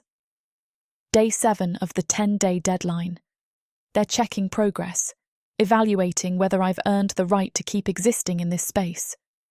I fold the scroll and set it on my desk. Then I sit on my bed and try to prepare myself for whatever judgment is coming. I don't sleep well. I lie awake thinking about what Prella might ask, what I should say, how to frame our progress in terms the Keeper will value. Kavan and I have remained consistent, visible. We've met every day, shared meals, attended the ceremony together. We've exceeded minimum proximity requirements. But I don't know if that's enough. The Keeper doesn't just want proximity. It wants proof of deepening connection. And how do I prove that? What documentation exists for the way conversation has become easier between us? The way sitting in silence no longer feels awkward? The small moment yesterday when he reached across the table to refill my caffo without asking, just knowing I wanted more. Those things are real, but they're not documentable, and the keeper only values what it can document. Dawn comes too early. I dress carefully. Formal archivist clothing, hair braided precisely, everything neat and controlled. Armour made of presentation. I arrive at Prella's chambers exactly on time. The room is austere, high shelves packed with records, a wide desk covered in tablets and scrolls, narrow windows letting in cold morning light. Prella sits behind the desk, hands folded, expression unreadable. She's older than me by maybe 15 years, manticore, with silver beginning to streak her dark mane. I worked under her supervision for 5 years. She taught me half of what I know about archival methodology. She was kind once. Before I was marked unresolved. Now she's institutional. "Archivist Valeris," she says. "Sit." I sit. She picks up a tablet, scrolls through documentation. I recognize the format, Prior's proximity reports. Every meeting, every shared meal, every documented moment between Cavan and me, all recorded and analysed. "You've been compliant," Prella says. "Consistent proximity, regular meetings, public visibility at the seasonal ceremony, attendant Prior's reports indicate no missed requirements." "Yes, that's good. Compliance is necessary." She sets down the tablet. "But it's not sufficient." Here it comes. 7 days ago, you were given 10 days to demonstrate meaningful progress toward resolution. We're evaluating whether you've met that standard. "I've met every requirement." "You've met proximity requirements," she interrupts. "Proximity is not the same as progress. Proximity is placement. Progress is transformation." I keep my expression neutral. "What kind of transformation?" "Deepening connection. Demonstrated intimacy. Evidence that your bond is moving beyond strategic compliance toward genuine relationship." The clinical language makes my skin crawl, but my voice stays steady. "How does one document genuine relationship?" "That's not my concern. That's yours." She picks up another scroll, unfurls it. "However, I'm required to inform you of institutional expectations at this stage." She reads from the scroll. "For unresolved bonds past 7 days of documented proximity, the keeper expects evidence of physical intimacy, shared residence overnight, demonstrated vulnerability. The bond must progress beyond public performance toward private reality." I go very still. "You're saying we need to sleep together?" "I'm saying the keeper expects bonds at this stage to include physical intimacy. How you fulfill that obligation is your choice. But if you don't fulfill it, if your bond remains purely strategic, proximity without depth, then housing review will reflect insufficient progress. And then? And then your dormitory access will be revoked. You'll have 3 days to secure alternative housing, or leave Bizarre entirely. The threat is clear. Sleep with Cavan or lose everything. Except she's framing it as choice. How you make that happen is your choice. But there's only one choice that doesn't end in exile. "When is this expectation assessed?" I ask carefully. Housing review continues for 3 more days. At day 10, I submit my recommendation to High Priestess Bethdal. She makes the final determination. 3 days. "I understand," I say. Prella leans back slightly. Her expression softens just a fraction. Not kindness exactly, but something close to sympathy. "Seren, I trained you. You're the best archivist I've supervised. Meticulous, insightful, dedicated. I don't want to see you exiled." "Then don't recommend it." "I can't falsify reports. If progress is insufficient, I have to document that accurately." "Even if the expectations are invasive?" "The expectations are institutional. I don't make policy. I enforce it. The classic institutional defense. I'm just following orders. I didn't create the system. I just maintain it." I stand. "Is that all?" "For now. But Seren..." She pauses. Think carefully about what you're willing to sacrifice for a bond that might not last. I have been thinking about it every day. And I'd rather sacrifice housing than honesty. Her expression hardens. Honesty is a luxury the keeper doesn't afford unresolved candidates. Then maybe the keeper's priorities are wrong. I leave before she can respond. Outside, the morning is cold and bright. I walk without destination, just movement. My mind is racing. 3 days. 3 days to demonstrate physical intimacy or lose dormitory access. They're not asking anymore. They're demanding. And the demand is framed as choice, which makes it worse. How you fulfill that expectation is your choice. But the expectation itself isn't optional. Sleep with Kavan or face exile. Except I stop walking. Is it really about the keeper's demands? Or is this something I've been avoiding thinking about? We've been building proximity for a week. Easy conversation, shared silence, comfortable presence. Yesterday in the courtyard, he reached for my hand briefly when we were talking. Just a moment, casual, then released. But it felt natural. We're becoming something. I don't know what yet, but something, and I've been curious. Wondering what it would be like, if the ease we have in conversation would translate to physical intimacy, if the honesty we've built could include vulnerability. I've been avoiding the question because it felt like performance, like the keeper demanding we prove our bond through physical compliance. But what if I'm not doing it for the keeper? What if I'm doing it because I want to know? I start walking again, faster now. Purpose forming. I need to talk to Kavan. Not about compliance, about choice, about whether we're capable of intimacy that's real, not performed. I find him in the library plaza, our usual spot. He's reading, as always, some dense legal text that probably hasn't been opened in decades. He looks up when I approach, and something in my expression makes him close the book immediately. "What happened?" he asks. I sit beside him, close enough that our shoulders nearly touch. "I had my housing review." "And?" 3 days. I have 3 days to demonstrate physical intimacy, or lose dormitory access. His jaw tightens. They're escalating. "Yes." "What did you tell them?" "Nothing. I just listened." I look at him directly. They want us to sleep together, or at least prove we're capable of physical intimacy. That's invasive. It's institutional. They don't care about our comfort. They care about proof that the bond is deepening. Kavan sets his book aside. And if we refuse, then I'm exiled, or I find other housing which I can't afford without archival income, which I don't have because I'm unresolved. I pause. It's a manufactured crisis.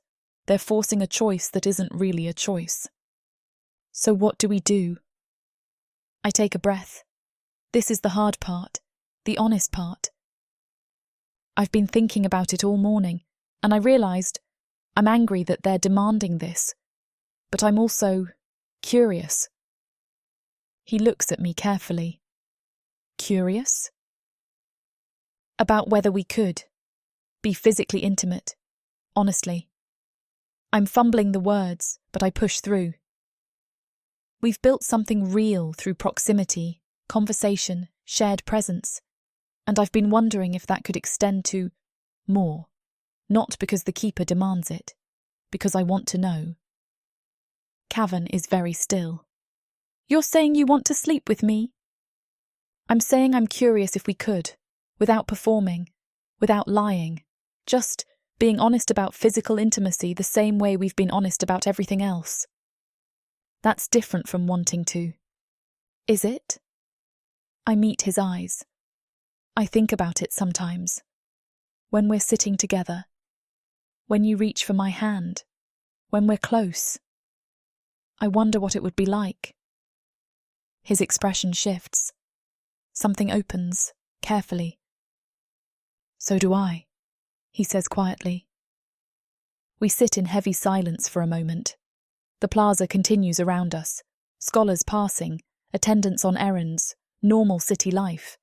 But we're in our own space, private, even in public. If we do this, Cavan says slowly, it can't be performance. I won't fake intimacy for documentation. Agreed. But I also don't know if I'm ready for real intimacy. I barely know you. I barely know you either. So how do we do this honestly? I think about it. We try. We go slowly. We stop if it doesn't feel real. And if it does feel real, then maybe we're more compatible than we thought. He looks at me, really looks, searching my face for certainty or doubt or whatever he needs to see. I'm curious too, he says. If I'm honest, I'm curious if we could. Tomorrow night? The words come out before I can second-guess them. Cavan hesitates, then nods. Tomorrow night. Your compound? Yes. I'll come at dusk. All right. We sit for another moment. Everything has shifted. The conversation has moved from strategic proximity to something more vulnerable, more uncertain, more real. I'm nervous, I admit. So am I. Good. That means we're not performing. He almost smiles. No, we're definitely not performing.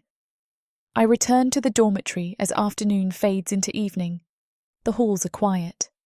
Most archivists are at dinner or working late in the main building. I go to my room and close the door. Tomorrow night. I'm going to Cavan's compound. We're going to try physical intimacy. Honestly, without performance, with the option to stop if it doesn't feel real. I should be terrified, or guilty, or something. Instead, I'm calm. And yes, nervous, but also curious. We've been building honest proximity for a week. Tomorrow we'll test whether that honesty can include vulnerability, whether proximity can become intimacy. Not because the keeper demands it, because we want to know. I sit at my desk and pull out my notes. Add today's entry. Day 7. Housing review confirms. Intimacy expectations escalate at this stage. 3 days to demonstrate physical bonding or face dormitory revocation. Discussed with Cavan. We've decided to try, not for compliance, for curiosity, to see if honesty extends to physical intimacy. Tomorrow night, we'll find out if we're capable of more than strategic survival. I set down my pen. Tomorrow night, everything changes. Or maybe nothing changes. Maybe physical intimacy is just another form of honest proximity. We'll see. I lie in bed, watching darkness settle outside my window. The red cord is still on my wrist. 7 days of wearing it. 7 days of being marked, watched, judged. Tomorrow night we cross another threshold. Not because we love each other, because we're curious if we could. And curiosity, honest curiosity, is the most real thing we have.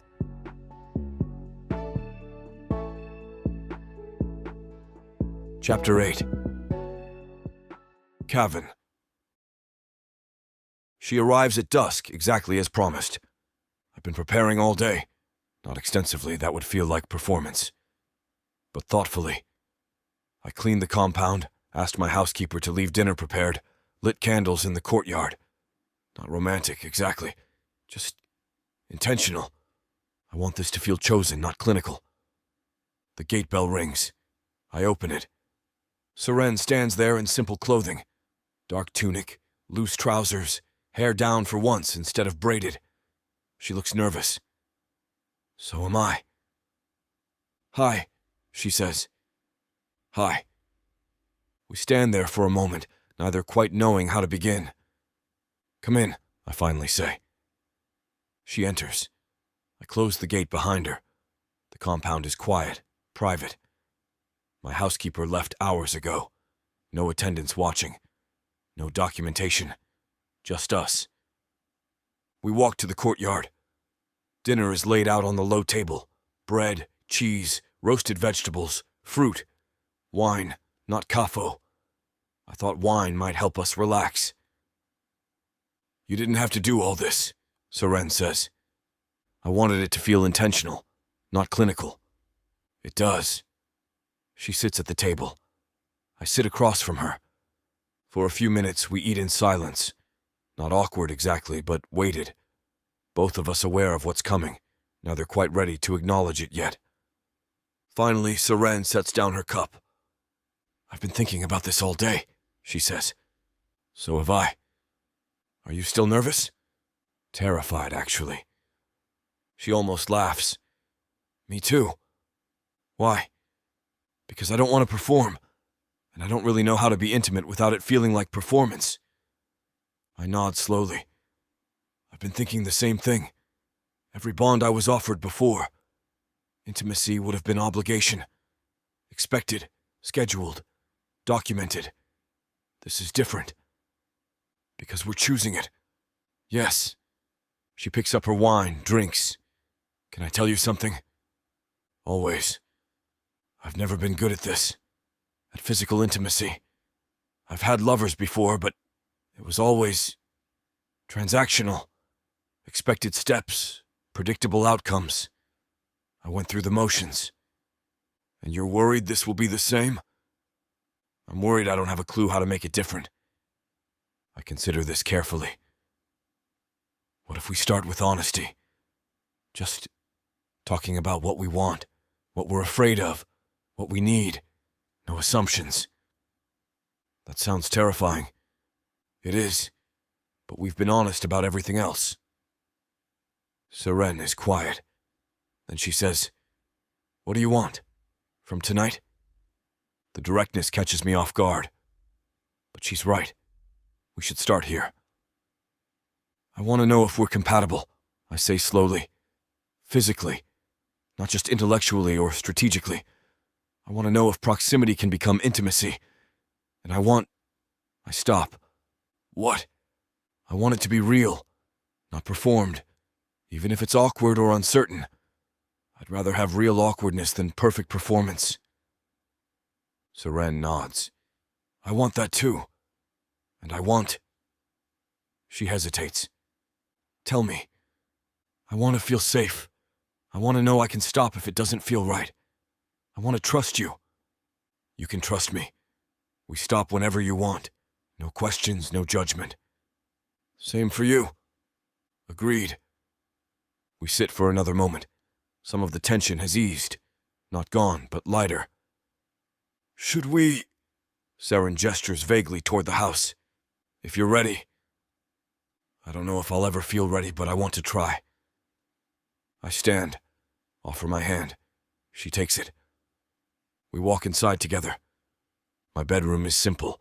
Large bed, shelves of books, windows overlooking the city. I lit candles here too.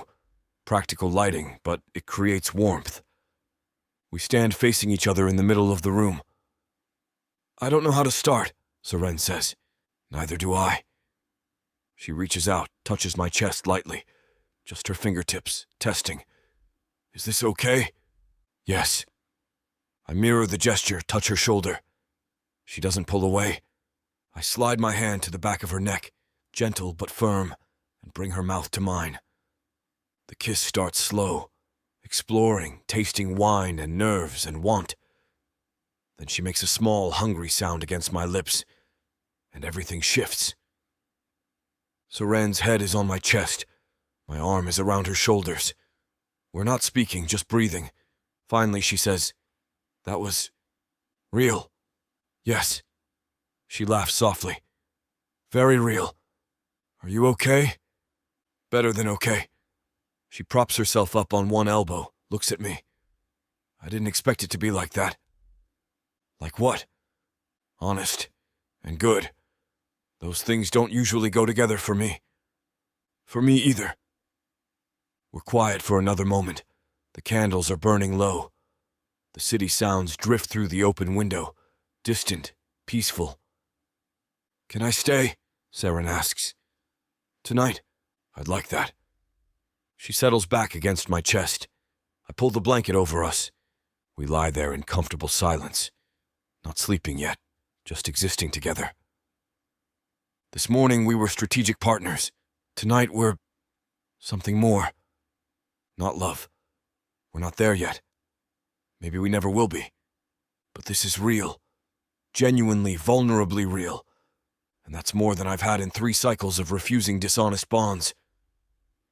Chapter 8, Rodeo. Cavan. She arrives at dusk, exactly as promised. I've been preparing all day.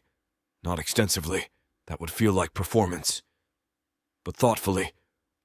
I cleaned the compound, asked my housekeeper to leave dinner prepared, lit candles in the courtyard. Not romantic exactly, just intentional. I want this to feel chosen, not clinical. The gate bell rings. I open it. Seren stands there in simple clothing.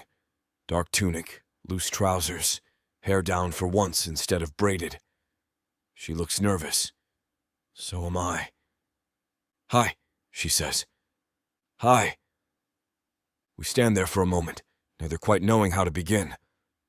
"Come in," I finally say. She enters. I close the gate behind her. The compound is quiet, private. My housekeeper left hours ago. No attendants watching, no documentation, just us. We walk to the courtyard. Dinner is laid out on the low table. Bread, cheese, roasted vegetables, fruit. Wine, not kafo. I thought wine might help us relax. "You didn't have to do all this," Seren says. I wanted it to feel intentional, not clinical. It does. She sits at the table. I sit across from her. For a few minutes, we eat in silence. Not awkward exactly, but weighted. Both of us aware of what's coming, neither quite ready to acknowledge it yet. Finally, Seren sets down her cup. "I've been thinking about this all day," she says. "So have I." "Are you still nervous?" "Terrified, actually." She almost laughs. "Me too." "Why?" "Because I don't want to perform, and I don't really know how to be intimate without it feeling like performance." I nod slowly. I've been thinking the same thing. Every bond I was offered before, intimacy would have been obligation. Expected, scheduled, documented. This is different. Because we're choosing it. Yes. She picks up her wine, drinks. "Can I tell you something?" "Always. I've never been good at this, at physical intimacy. I've had lovers before, but it was always transactional. Expected steps, predictable outcomes. I went through the motions." "And you're worried this will be the same?" "I'm worried I don't have a clue how to make it different. I consider this carefully. What if we start with honesty? Just talking about what we want, what we're afraid of, what we need. No assumptions." "That sounds terrifying." "It is, but we've been honest about everything else." Seren is quiet. Then she says, "What do you want, from tonight?" The directness catches me off guard. But she's right. We should start here. "I want to know if we're compatible," I say slowly. "Physically, not just intellectually or strategically. I want to know if proximity can become intimacy. And I stop. "What?" "I want it to be real, not performed. Even if it's awkward or uncertain. I'd rather have real awkwardness than perfect performance." Seren nods. "I want that too. And She hesitates. "Tell me. I want to feel safe. I want to know I can stop if it doesn't feel right. I want to trust you." "You can trust me. We stop whenever you want. No questions, no judgment." "Same for you." "Agreed." We sit for another moment. Some of the tension has eased. Not gone, but lighter. "Should we?" Seren gestures vaguely toward the house. "If you're ready." "I don't know if I'll ever feel ready, but I want to try." I stand, offer my hand. She takes it. We walk inside together. My bedroom is simple. Large bed, shelves of books, windows overlooking the city. I lit candles here too. practical lighting, but it creates warmth.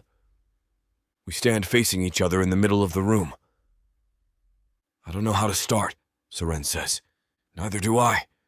She reaches out, touches my chest lightly. Just her fingertips, testing. "Is this okay?" "Yes." I mirror the gesture, touch her shoulder. She doesn't pull away. I slide my hand to the back of her neck, gentle but firm, and bring her mouth to mine. The kiss starts slow, exploring, tasting wine and nerves and want. Then she makes a small, hungry sound against my lips and everything shifts. "Sorry for the interruption. I know you were gearing up for a steamy scene, but it's way too hot for this platform." If we want to keep sharing our stories for free, we have to abide by this platform's guidelines. To get the full, unabridged audiobook, go to worldsofprotheka.com. Browse through unabridged audiobooks, countless ebooks and bundles offered at a discount. If the thought of me whispering all the dirty details into your ear isn't enticing enough, use discount code YouTube30 to get 30% off of all digital products. Story after story, audiobook after audiobook, the worlds of Protheka are waiting for you. Protheka's magic is eternal. But unabridged, it's unforgettable. Serene's head is on my chest.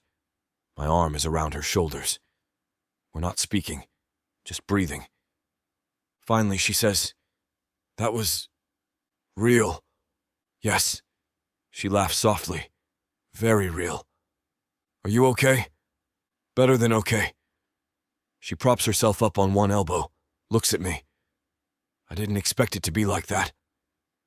"Like what?" "Honest and good. Those things don't usually go together for me." "For me either." We're quiet for another moment. The candles are burning low. The city sounds drift through the open window, distant, peaceful. "Can I stay?" Serene asks. "Tonight?" "I'd like that." She settles back against my chest. I pull the blanket over us. We lie there in comfortable silence, not sleeping yet, just existing together. This morning we were strategic partners. Tonight we're something more. Not love. We're not there yet. Maybe we never will be. But this is real.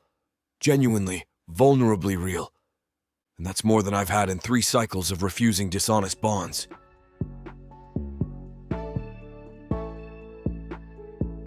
Chapter 9. Seren. The dormitory room is exactly as I left it yesterday morning. Narrow bed, writing desk, shelves of borrowed manuscripts. But I'm not the same person who left here. I slept with Cavan, not for compliance, not for documentation, because I wanted to, and it was real. I lie still for a moment, remembering, his hands on my skin, the careful way he asked permission before each touch, the heat that built between us when we stopped being nervous and just felt, the vulnerability of falling asleep in his arms. My body remembers too. Pleasant soreness, the ghost of his touch still on my skin. I should feel guilty, maybe, or uncertain, but I don't. I feel seen. I feel genuinely seen by another person. I get up, dress in fresh clothing. Cavan's borrowed shirt is folded on my chair. I'll need to return it. The thought makes me smile. An excuse to see him again, even though I don't need an excuse anymore. A soft knock at my door. I open it. Merrin stands there, eyes bright with curiosity. "You were gone all night," she says. "Yes." "With Scholar Arnim?" "That's private. But I'm smiling, I can't help it." Merrin grins. "You look different." "Do I?" Happier, looser, like something released. She leans closer, drops her voice. "Did you... Merrin, I'm just asking." "Yes," I say quietly. "Yes. And it was real." Her expression softens. "Good for you, Seren. Really. Some of us were worried it was all just compliance, that you were forcing yourself for institutional survival. But you look happy. Actually happy." "I am. I think." "You think?" I consider how to explain it. It's complicated. We're not in love. I don't know if we ever will be, but we're honest with each other. And last night was honest. That matters more than I expected. Merrin nods. The keeper will be pleased. Progress documented. The reminder feels like cold water. Yes, the keeper will be pleased. Prior will have documented my overnight stay. Prella's housing review will reflect intimacy verification. We gave them exactly what they wanted. But we didn't do it for them. I have to hold on to that. I spend the morning cleaning my room, avoiding the common areas. I'm not ready to face other archivists yet. Not ready for their judgment or curiosity or whatever mixture of both I'll encounter. At midday, a formal scroll arrives. I recognize the seal. High Priestess Bethdal. My stomach tightens. I break the seal and read. Seren Valeris. Your housing status review has been updated to reflect recent progress. Overnight proximity documented. Intimacy verified. Your dormitory access is confirmed for an additional 30 days, pending continued progress toward formalization. You will be summoned for final status review at day 40. High Priestess Bethdal. 30 days. The 10-day deadline has passed. I've earned another month, but the goalposts have moved again. Pending continued progress toward formalization. They don't just want intimacy anymore. They want commitment. They want us to declare intent to formalize the bond, make it permanent, binding. 30 days to decide. I sit on my bed, holding the scroll. Last night changed things. The bond is real now, not just strategic. But real doesn't automatically mean permanent. Can I commit to Cavan for life? Can he commit to me? I don't know. I need to see him. Talk to him.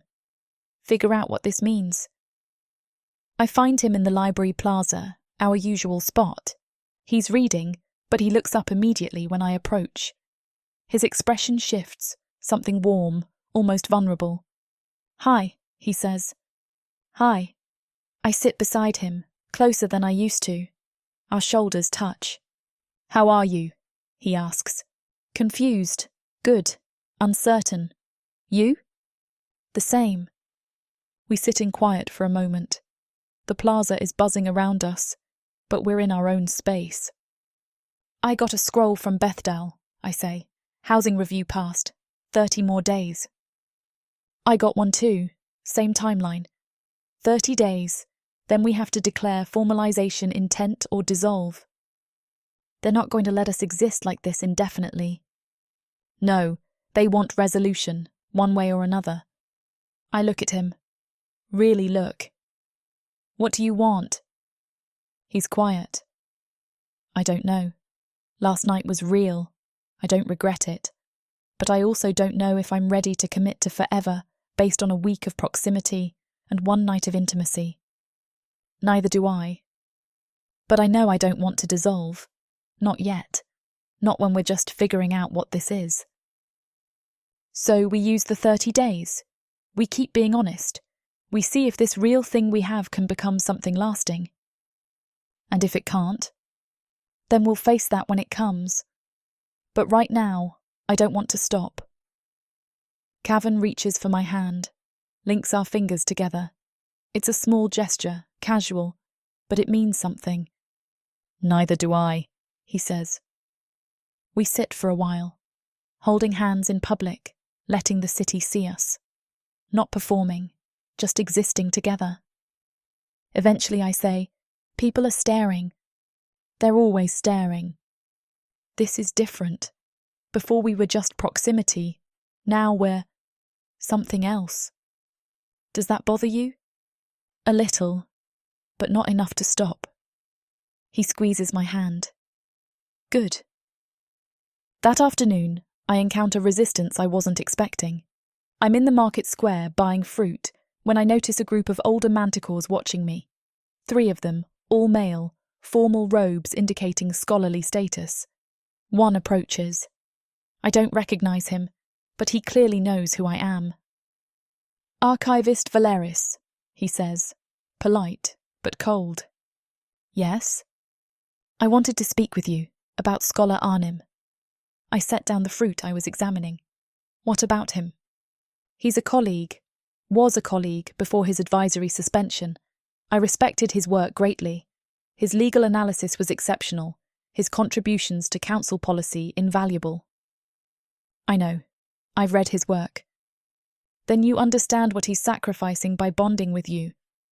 The words are delivered calmly, matter of fact, but they're meant to wound. I understand the consequences, I say carefully. Do you? House Arnim is 8 generations old, noble lineage, scholarly tradition, centuries of contribution to Assyrian governance. If Kavan formalizes with you, all of that ends. No heirs, no continuation, just termination. Kavan has made that choice knowingly. Has he? Or has he been swept up in rebellion against institutional expectations? He's refused appropriate matches before. This could be another refusal, not an affirmation. I keep my voice calm, steady. That's between Kavan and me. It affects all of us. When noble houses dissolve, it destabilizes lineage structures. Other manticores see it and think cross-species bonding is acceptable. It isn't. It's the slow erosion of everything that makes Osiris stable. Another of the older scholars joins us. The keeper's tolerance of your bond doesn't mean approval. It means they're watching to see if you fail. When you do, they'll use your case as proof that cross-species bonds don't work. And if we don't fail, I ask, then you'll have destroyed a noble house for your own comfort. Either way, the damage is done. They leave without waiting for my response. I stand there in the market square, shaking slightly. They're not wrong about the facts. House Arnim does end if Kavan and I formalise. That is destabilising to traditional lineage structures. But they're wrong about intent. Kavan isn't bonding with me out of rebellion. He's bonding with me because we're honest with each other. And honesty isn't destruction, it's just different. I buy my fruit and leave quickly. I tell Kavan about the encounter that evening. We're in his courtyard, sharing dinner. It's become routine now. I come to the compound most evenings, we eat together, talk. Sometimes I stay overnight. The bond is deepening. Not consciously, just naturally. Proximity becoming intimacy, becoming something neither of us has named yet. Kavan listens to my recounting of the market confrontation, expression darkening. That was Scholar Ferrin, he says. He was on the council when I was advisor, conservative, traditional, deeply invested in lineage preservation. He wasn't hostile exactly, just disapproving. He thinks I'm betraying my legacy. Are you? Kavan sets down his cup. I'm ending my legacy. That's different from betraying it. How? Betrayal would be perpetuating it dishonestly, bonding with someone appropriate, producing heirs I didn't want, maintaining the house through performance. That would dishonour everything my family built. At least by ending it honestly, I'm preserving integrity. Your father wouldn't see it that way. No, he'd be furious. He spent his whole life maintaining House Arnim, ensuring continuity. He'd say I'm selfish, short-sighted, destroying centuries of work for temporary satisfaction. What would you say to him? Kavan is quiet for a while. I'd say I'm sorry for ending what he built. But I'd also say I can't live the lie he lived. He bonded appropriately, maintained the house, produced an heir, and it hollowed him. I watched it happen. I won't do that. Even if it means ending everything? Even then. We sit in silence. The weight of what we're doing, the magnitude of the choice, settles between us. I'm not worth destroying a legacy for, I say quietly. Kavan looks at me sharply. Don't. Don't what? Don't diminish yourself. This isn't about your worth versus my legacy. This is about choosing honesty over continuation. You're not destroying anything. I'm choosing to end something that can't survive honestly. The city doesn't see it that way. The city doesn't have to live my life. But the city will judge us. They already are. Let them. He reaches across the table, takes my hand. I'd rather be judged honestly than praised dishonestly. I look at our linked hands. His fingers are longer than mine, scarred from old injuries, but they fit together naturally. I'm scared, I admit. Of what? Of failing. Of proving them right. Of not being enough to justify what you're giving up. You don't have to be enough to justify anything. You just have to be real. And if real isn't enough, then we'll face that together. But I don't think it won't be. I really want to believe him. I want to believe that honesty can outweigh centuries of lineage, that our bond, strange, uncertain, built on mutual refusal to perform, can survive institutional pressure and social disapproval. But I don't know, and 30 days to decide feels both infinite and impossibly short.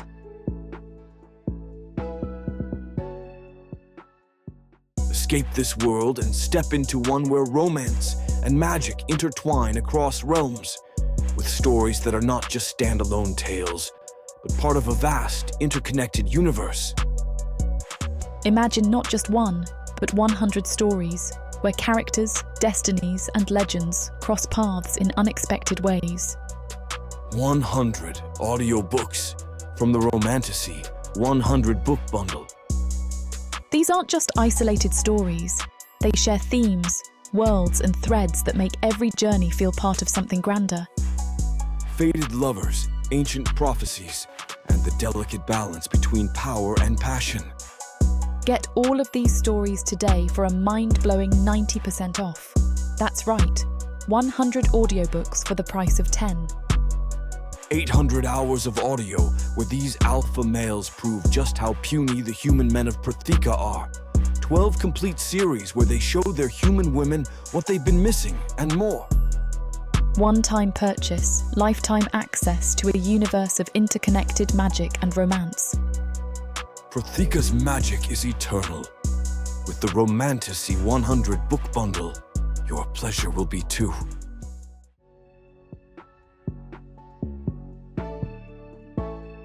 Chapter 10. Cavan. Bethdal's chambers feel smaller with both of us inside. Seren and I sit on the low bench facing Bethdal's desk. She's reviewing tablets, Pryor's documentation, presumably. Every meeting, every overnight stay, every documented moment of our bond, all recorded and analyzed. The silence stretches. Finally, Bethdal sets down the tablet and looks at us. Cavan Arnim, Seren Valeris, you've exceeded initial proximity requirements. 10 days have passed. Intimacy has been verified. Progress is documented. She pauses. However, there's always a however. Progress is not resolution. You've demonstrated connection. You have not yet demonstrated commitment. The Keeper requires more than intimacy. It requires intent to formalize. Seren's hand finds mine. I squeeze gently. We understand, I say. Do you? Bethdal leans forward slightly. Because I'm not certain you appreciate the timeline pressure. You've been granted 30 additional days. That may seem generous, but those 30 days will pass quickly, and at the end, you must choose. Formalize or dissolve. There is no third option. We're aware, Seren says. Are you prepared to declare formalization intent today? The question lands like a stone. Serene and I exchange a glance. We discussed this on the walk here. Decided on honesty. No, I say. We're not ready to declare intent yet. Bethdal's expression doesn't change, but I sense disappointment. Why not? Because we want the decision to be honest, Seren says. Not pressured. We've known each other for 10 days. We're building something real, but we need time to see if real can become permanent. Time is not infinite. The Keeper has granted you 30 days. Which we intend to use fully, I interrupt. We're not refusing to formalize. We're refusing to declare prematurely. There's a difference. Bethdal is quiet. Then she says, The Keeper doesn't value indecision. We're not indecisive. We're careful. We're building a bond that matters, not performing one that looks appropriate. And what happens if, at day 30, you're still being careful? What if you still can't commit? Then we'll face that consequence honestly, Saren says. But we won't lie now to avoid uncertainty later. Bethdal picks up another tablet. I want to show you something. Historical data. Unresolved bonds that fail to formalize within 60 days have a 93% dissolution rate. Those that formalize early, within the first 20 days, have a 67% success rate long term. She sets down the tablet. The data suggests that hesitation correlates with failure. Certainty correlates with success. Or, I say carefully, the data suggests that people who formalize quickly are better at performance. They know how to comply efficiently. That doesn't mean their bonds are more honest. Honesty without commitment is just extended proximity. Commitment without certainty is just compliance. We're at an impasse. Bethdal believes in institutional timelines, measurable progress, documented certainty. Saren and I believe in building something real, even if it takes longer than the Keeper prefers. Bethdal sighs. I'm not your enemy. I'm trying to help you navigate a system that has very specific expectations. If you don't meet those expectations, consequences follow. What consequences? Saren asks. Escalating pressure, increased surveillance, potentially a formal hearing before the Triad if your bond is deemed insufficiently progressing. We're progressing, I say. Documented proximity, verified intimacy. We're exceeding every requirement you've set. Except formalization intent, which you granted us 30 days to consider. Bethdal looks between us. You're both stubborn. We're both honest, Saren corrects. Another long pause. Finally, Bethdal says, Very well. You have 30 days. Use them wisely. But know this, at day 30, I will require a clear answer. Formalize or dissolve. No extensions, no further delays. Am I understood? Yes, we say together. Then you're dismissed. We stand. Saren's hand is still in mine. As we reach the door, Bethdal calls out, Kavan! I turn. I knew your father. He was dedicated to House Arnim's continuity. He'd be disappointed by your choices. The words are meant to wound. They do. But I keep my voice steady. He'd be disappointed that I'm ending the lineage. But he'd understand why. He lived a lie. I won't. Sometimes lies are necessary for survival, not for honest survival. I leave before she can respond. Outside, the afternoon sun is harsh and bright. Saren and I walk in silence for a while, processing, breathing. Finally, she says, That was harder than I expected. She's applying pressure, trying to force a decision. Will it work? Not if we don't let it. We reach the library plaza, our usual spot. We sit on the bench, close together, hands still linked. 30 days, Saren says, and then we decide. Forever or nothing. Yes, that's terrifying. It is. She leans against my shoulder.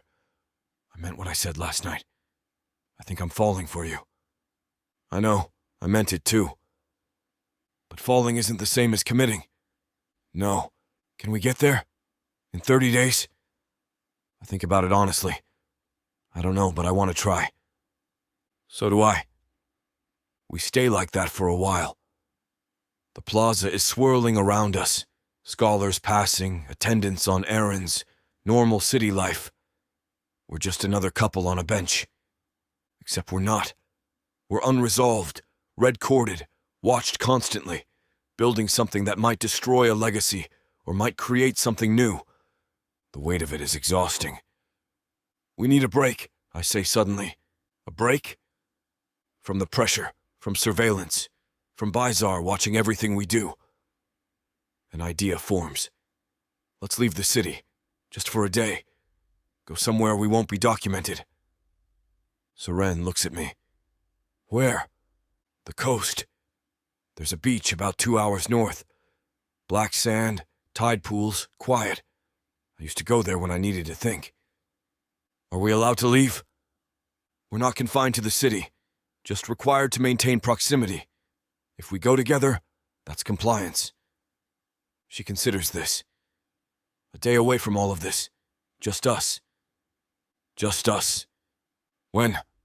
Tomorrow. We'll leave at dawn, return at dusk. One day of not being watched. Seren smiles, the first genuine smile I've seen from her since the summons. Yes, let's do it. That evening, as I'm preparing for bed, a message arrives from Octavia Saran. I almost delete it without reading, but curiosity wins. Cavan, I've been informed of your status review. You refuse to declare formalization intent. Good. That shows you still have some sense. But don't mistake hesitation for wisdom. You're delaying the inevitable. Either you'll formalize and destroy your legacy, or you'll dissolve and waste everyone's time. There's no third option. I want you to know, if you do formalize, I will challenge the bond formally before the Triad. Publicly. The Lineage Preservation Council has authorized me to present a case for dissolution on grounds of cross-species incompatibility and lineage termination. You're gambling your entire future on the hope that honesty will outweigh 8 generations of tradition. I'm giving you one last chance to walk away before this becomes a formal legal battle. Think carefully. Oh, I read it twice. Then I compose a response. Octavia, I appreciate the warning. I know you'll challenge if we formalize. I know the grounds are legitimate. But I'm not walking away. Seren and I are building something real. If you want to challenge that before the Triad, do it. We'll defend ourselves. Honestly. M. I send it before I can second guess. A moment later, her response arrives. Then you're a fool. But at least you're an honest fool. See you at the fire. Oh. I set down the tablet. So it's decided. If Seren and I formalize, Octavia will challenge us publicly. We'll have to defend our bond before the Triad, argue for its legitimacy, prove it's more than just rebellion against institutional expectations. The thought is terrifying, but also clarifying. If we formalize, we fight, publicly, officially, with everything at stake. And I'm willing to do that. The question is, will Seren be? I tell her the next morning as we're preparing to leave for the coast. We're at the compound gate, packs ready, when I show her Octavia's message. She reads it carefully, then reads it again. She's going to challenge us before the Triad. Yes. Publicly. Formally. Yes. On legitimate grounds. Cross-species incompatibility and lineage termination, both factually accurate. Seren hands back the tablet. Can we win? I don't know. Octavia is formidable. She has institutional authority, legal precedent, and the Lineage Preservation Council backing her. We have honesty. Honesty against tradition. Those aren't equal weapons. No, but they're what we have. She's silent for a long moment. Then she says, if we formalize, we're choosing to fight. Publicly. With everything exposed. Yes. And if we lose, then the bond is dissolved by Triad decree. I'm exiled or reassigned. You're exiled or I don't know what happens to you. So the stakes are total. Yes. She shoulders her pack. Then we'd better use these 30 days wisely. You're not scared? Terrified. But also determined. If we're going to fight, I want to be certain we're fighting for something real. Something worth defending. And if we can't be certain, then we dissolve before the Triad can force it. At least we'll choose how it ends. I take her hand. Let's go to the beach. Get away from all of this for a day. Yes. I need to not think about Octavia and Triads and lineage termination for a few hours. We leave Bizarre through the northern gate. The walk takes 2 hours. We follow the coastal road north, past agricultural terraces and small villages, until the settlements thin and the landscape becomes wild. Black volcanic stone, sparse vegetation, the sound of waves growing louder. We don't talk much. Just walk side by side, breathing clean air, letting the city fall away behind us. It feels like escape. When we reach the beach, it's deserted. Black sand stretches in both directions, broken by tide pools and volcanic rock formations. The water is gray-blue, restless, endless. The sky is overcast but luminous. Seren stops at the edge of the sand, stares at the ocean. "I've never seen it before," she says. "Never? I've lived in Bizar since I arrived on Osiris. Never left the city. Never had reason to." I watch her take it in. The vastness, the sound, the salt smell. "What do you think?" I ask. "It's enormous and indifferent. It doesn't care if we exist." Is that comforting or terrifying? Both. We walk down to the water's edge. The sand is cool, slightly damp. Seren takes off her shoes, lets the waves lap at her feet. "It's cold," she says. "Year-round. The current comes from the north." We walk along the shoreline for a while, not talking, just existing in the space. No attendants watching, no tablets documenting, just us and the indifferent ocean. Eventually, we find a sheltered spot between two rock formations. We sit, backs against the warm stone, looking out at the water. Seren leans against me. I wrap my arm around her shoulders. "This is the first time we've been completely alone," she says. "No surveillance, no documentation. Does it feel different?" "Yes, lighter, like I can breathe fully. We could stay here, just not go back." She laughs softly. "And do what? Live in a cave? Fish for survival? It's an option. A terrible option. But an option." We sit silently for a while. The waves crash rhythmically. Seabirds call overhead. "Can I ask you something?" Seren says. "Always. If we formalize, if we win the challenge, if we actually build a life together, what does that life look like?" I think about this carefully. I don't know. I've lost my advisory position. You've lost archival access. We'd both be starting over professionally. That doesn't scare you? It scares me less than dishonesty. But practically, where would we live? What would we do? How would we survive? We'd figure it out. I have the compound, some savings. You have skills, archival expertise, research capability. We'd find work. Maybe not prestigious work, but work. And the city? The constant judgment? That wouldn't stop. We'd always be the cross-species anomaly. The bond that ended a lineage. People would talk. I can handle talk. I'm more worried about isolation. We wouldn't be completely isolated. Igana, some of the younger scholars, people who are questioning the system too. A small network of rebels. Something like that. She's silent for a moment. Then, what about children? The question catches me off guard. We can't have children. Biology prevents it. I know. But does that bother you? That the lineage ends completely? No heirs, no continuation? I think about my father. His dedication to House Arnim's continuity.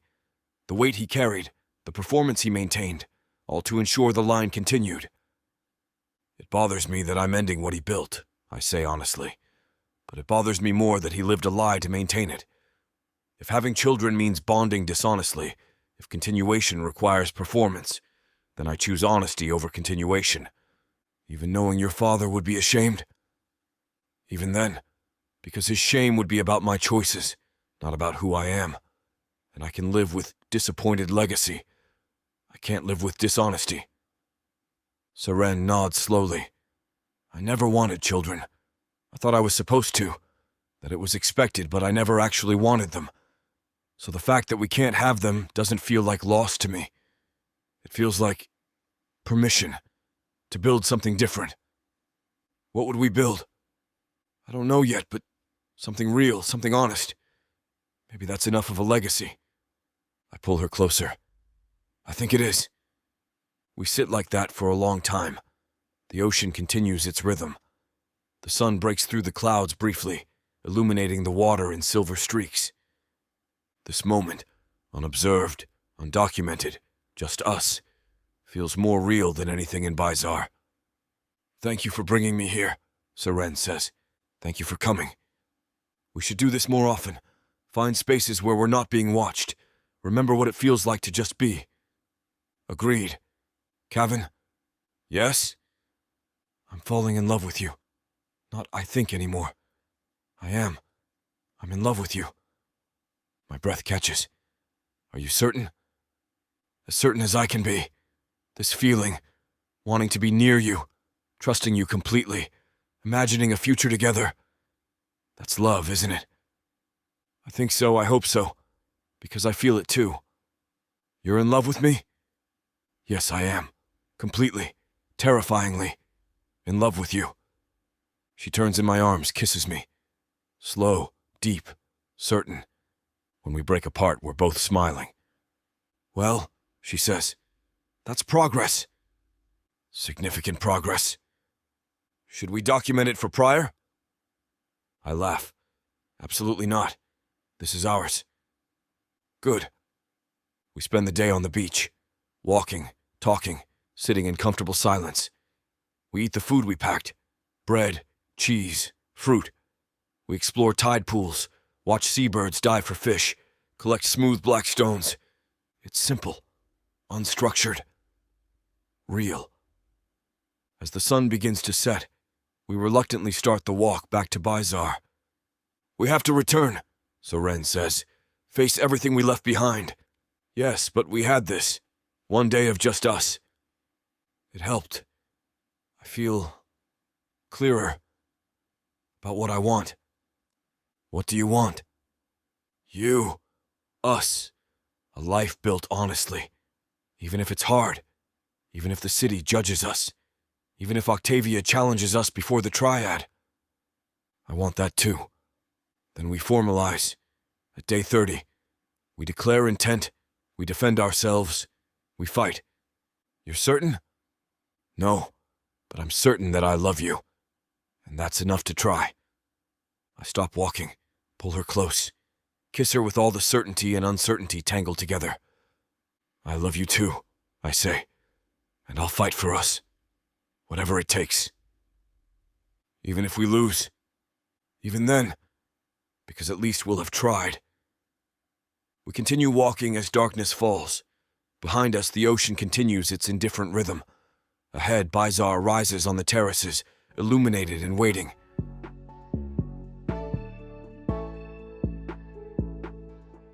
Chapter 11. Seren. We return to Bizarre at dusk. The city rises before us in tiered terraces, illuminated by lamplight and the constant glow of the binding fire. From the coastal road, it looks almost beautiful, ordered, peaceful, eternal. I know better now. Cavan and I walk through the northern gate in silence. The guard on duty notes our passage on his tablet, but doesn't speak. Just documentation. Everything is always documented. The streets are quieter at this hour. Evening mealtime, families gathering, normal life continuing around us. We pass through the market quarter, now mostly shuttered, heading toward the residential terraces. I don't want to go back to the dormitory. I want to stay in the bubble we created on the beach. Just us, unobserved, in love without consequences. But that bubble is already gone. I should check the dormitory, I say as we reach the fork where our paths diverge. See if there are any messages. Cavan nods. I'll do the same at the compound. Meet tomorrow, usual time. Yes. He pulls me close, kisses me. Right there in the street where anyone could see. I don't care anymore. Let them watch. I love you, he says quietly. I love you too. We separate. I watch him climb the terrace steps toward the 6th level, then turn toward the archives quarter. The walk feels longer than it should. The dormitory is quiet when I enter. I expect the usual, people avoiding me, doors closing as I pass, the careful silence of judgment. But tonight there's something different in the air. Tension, maybe, or anticipation. I climb the stairs to my floor, Past Merrin's door. It's closed, but I hear voices inside. Multiple people, talking quietly. My own door has a scroll slipped underneath it. I unlock the room, step inside, pick up the scroll. No seal, no official marking, just my name written in careful script. I unfold it. Seren, a group of us would like to speak with you, informally. Tonight, if you're willing. Common room, 9th hour. No pressure. But we think you should hear what people are saying. M. Merrin's handwriting. I check the time. 8th hour now. 1 hour until the meeting. I should be exhausted. We walked for hours today, and I barely slept last night. But I'm wired, restless. Whatever this meeting is, I need to know. I change into clean clothes, eat some bread left over from yesterday, wait. At 9th hour, I go downstairs.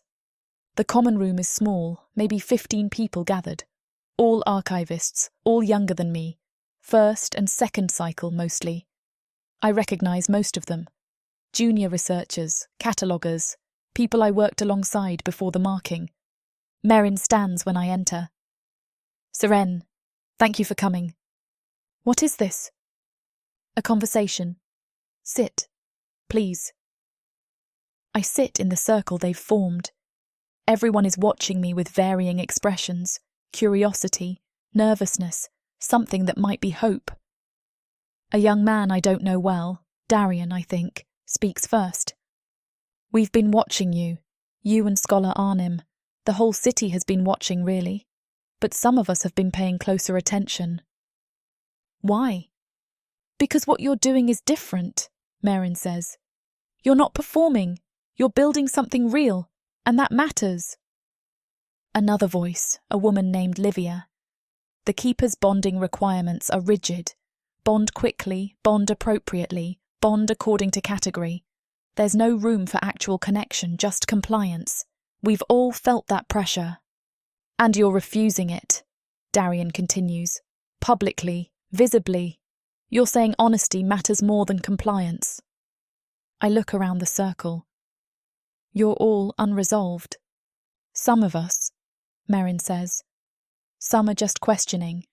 But we're all watching to see if the keeper will allow what you're building, if it will make space for bonds that don't fit traditional categories.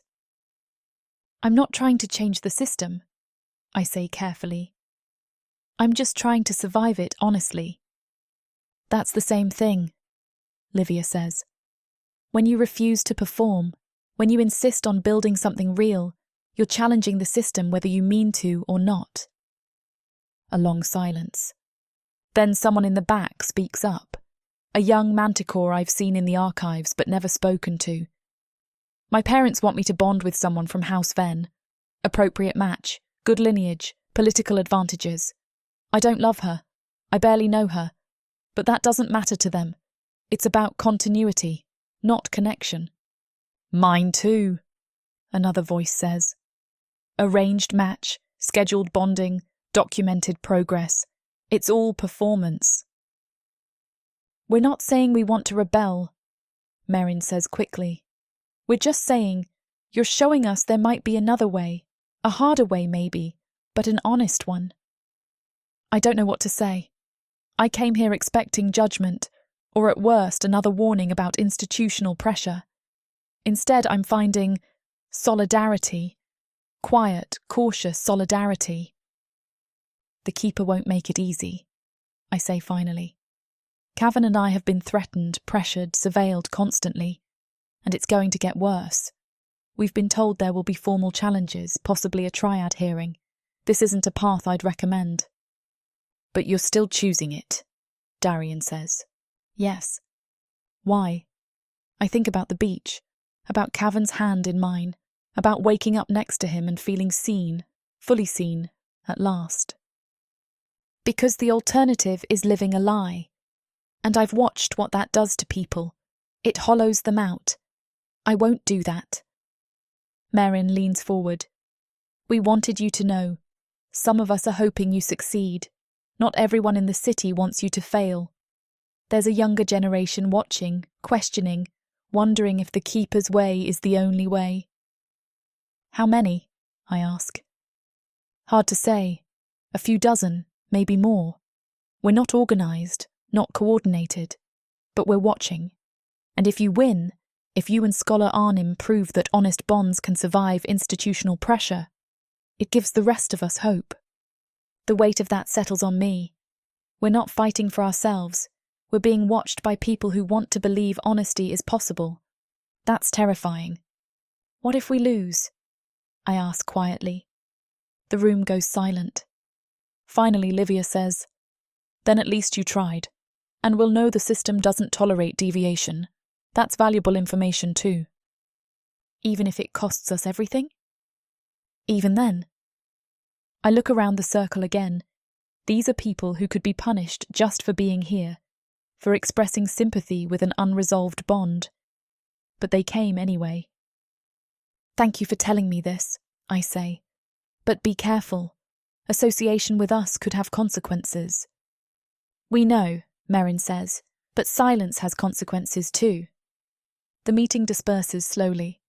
People drift back to their rooms, careful not to leave in an obvious group. Merrin lingers until we're alone. "How are you really doing?" she asks. "Terrified, in love, uncertain about everything except that I won't lie. That's honest, at least. It's all I have." She squeezes my shoulder. "It's more than most people have. Get some rest. Whatever's coming, you'll need your strength." She leaves. I return to my room and sit on the bed, thinking. We have 30 more days. 30 days to prepare for whatever challenge is coming. To build a defence, find precedents, prove our bond is legitimate. We're not just surviving anymore. We're representing something. For a small group of people who are questioning the system, we're proof that another way might be possible. That's more responsibility than I expected, but it doesn't change what I have to do. I have to find ammunition, legal precedents, historical cases, anything that can support our bond when we face formal challenge. And I know where to find them, the restricted archives. The next morning, I meet Kavan in the library plaza. He's already there, reading. But he looks different, tense, focused. He's been thinking too. "How was the dormitory?" he asks when I sit. "Complicated. There was a meeting, younger archivists, people who are watching us with hope. They think we're challenging the system." "We are, whether we intend to or not." "I know, it's just, I didn't realise we were carrying that weight." Cavan sets down his book. "I've been thinking about that too. We're not only fighting for ourselves anymore. If we win, we create precedent. If we lose, we confirm that the system doesn't tolerate deviation. No pressure." He almost smiles. No pressure at all. We sit quietly for a while. The plaza is busy around us, normal city life, scholars and attendants moving through their routines. We're just another couple on a bench. Except we're not. "I spent last night researching," Cavan says.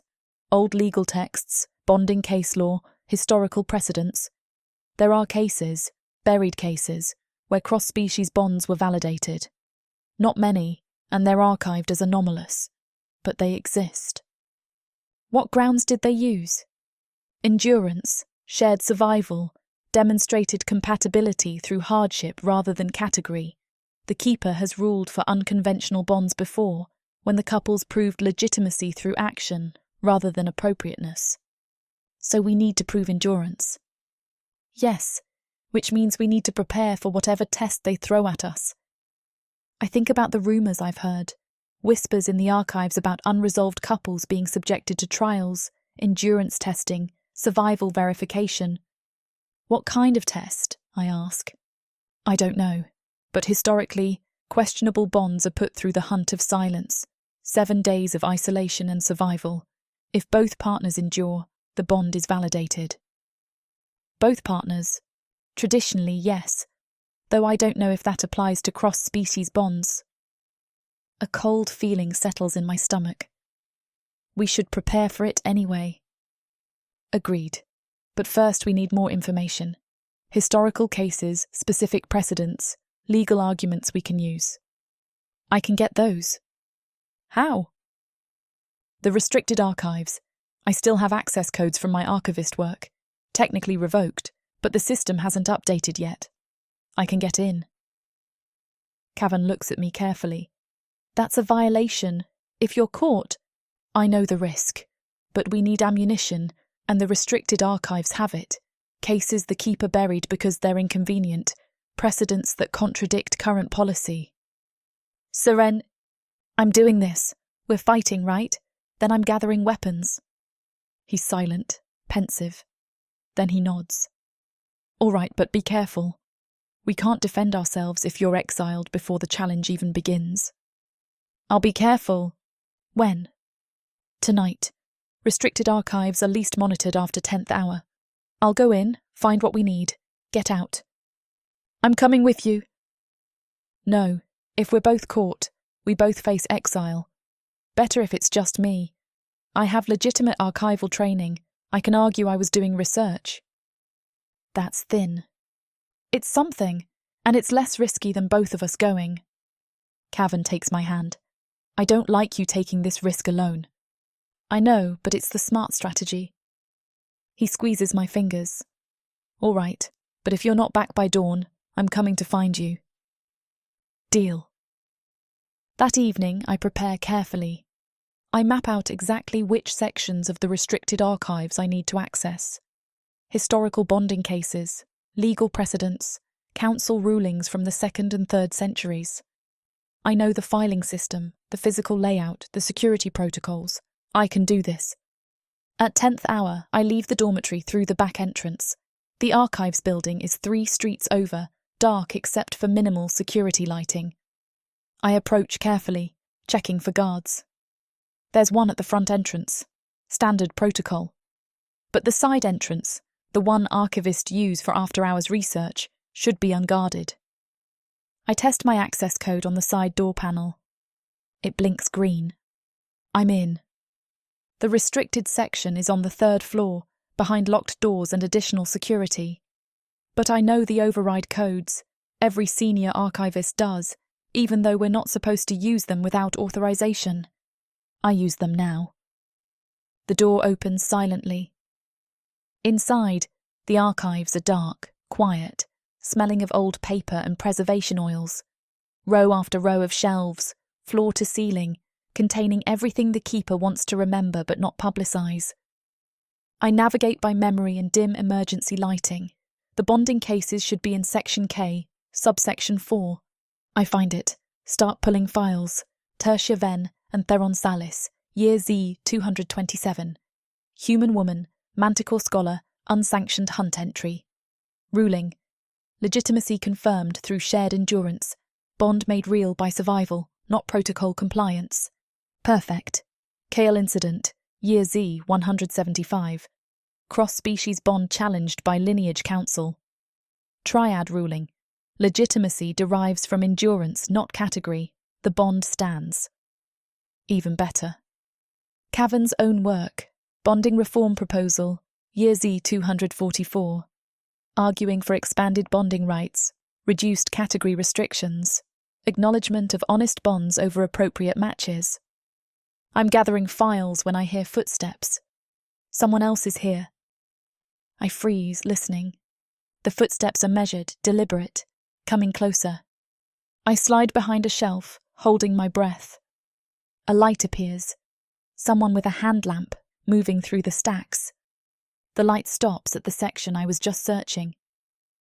I know you're here, Archivist Valerus. Senior Archivist Prella's voice. I step out slowly, files still in my hands. Prella looks at me, expression unreadable. You're accessing restricted materials without authorization. Yes. You know that's a violation. I do. She's silent for a moment, studying me. Then she says, What are you looking for? Precedents, historical cases that support cross-species bonds, legal ammunition for when Cavan and I face formal challenge. You think these files will save you? I think they'll help. The Keeper ruled in favour of unconventional bonds before. It's documented. Buried, but documented. Prella walks closer, looks at the files in my hands. Tertia Ven, the Kale ruling, Scholar Arnim's reform proposal. You've done your research. I was trained well. Despite everything, she almost smiles.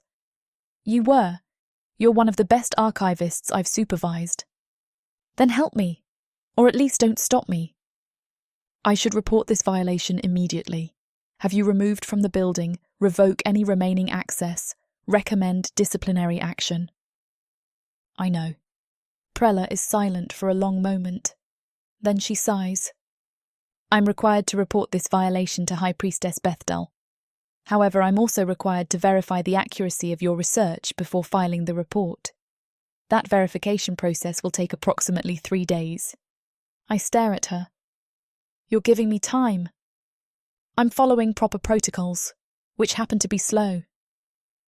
She gestures at the files. Take what you need. Return the originals within 3 days. I suggest you make copies. Why are you helping me? I'm not helping you. I'm doing my job thoroughly. She pauses. But I will say this. The Keeper's treatment of unresolved candidates has become increasingly punitive. There's a younger generation questioning whether the old ways still serve us. I'm not sure they're wrong. You're questioning too. I'm observing, and I'm choosing not to rush to judgment when procedures allow for deliberation. She turns to leave, then stops. Be careful, archivist.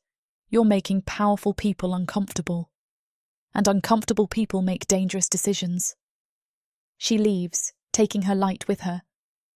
I'm alone in the dark archives again, holding files that might save us. 3 days. I have 3 days before Prella reports the violation. I gather everything I can carry and leave quickly. I return to Cavern's compound just before dawn. He's awake, waiting in the courtyard. Relief floods his face when he sees me. You're all right. I'm fine, and I got them, the precedents we need. I spread the files on the courtyard table. Cavan reads through them quickly, his expression shifting from concentration to something like hope. This is solid, he says. Tertia Ven, the Kyle ruling. These are documented Keeper precedents. They can't dismiss their own historical rulings. They can try, but it'll be harder. Prella caught you? Yes. But she gave me time. 3 days before she reports the violation. Cavan pulls me close. You took a massive risk. We need weapons. Now we have them. Yes, now we prepare. We copy the files, organising arguments, building our defence strategy. We're not lawyers, but Cavan has legal training and I have research expertise. Together we're formidable, or at least we're trying to be. As the sun rises fully, Cavan says, we have 30 more days, from yesterday. I know. Whatever's coming, hunt, triad hearing, formal challenge, it's coming soon. Then we'll be ready. Will we? I look at the files spread across the table, evidence of bonds that survived institutional opposition, proof that the Keeper has ruled in favour of honesty before. We have to be, I say. Too many people are watching now. We're not just fighting for us anymore. No, we're not. He kisses me, slow, serious, grounding. I love you, he says. I love you too, and we're going to fight. The sun climbs higher. The city wakes around us, and we prepare for war.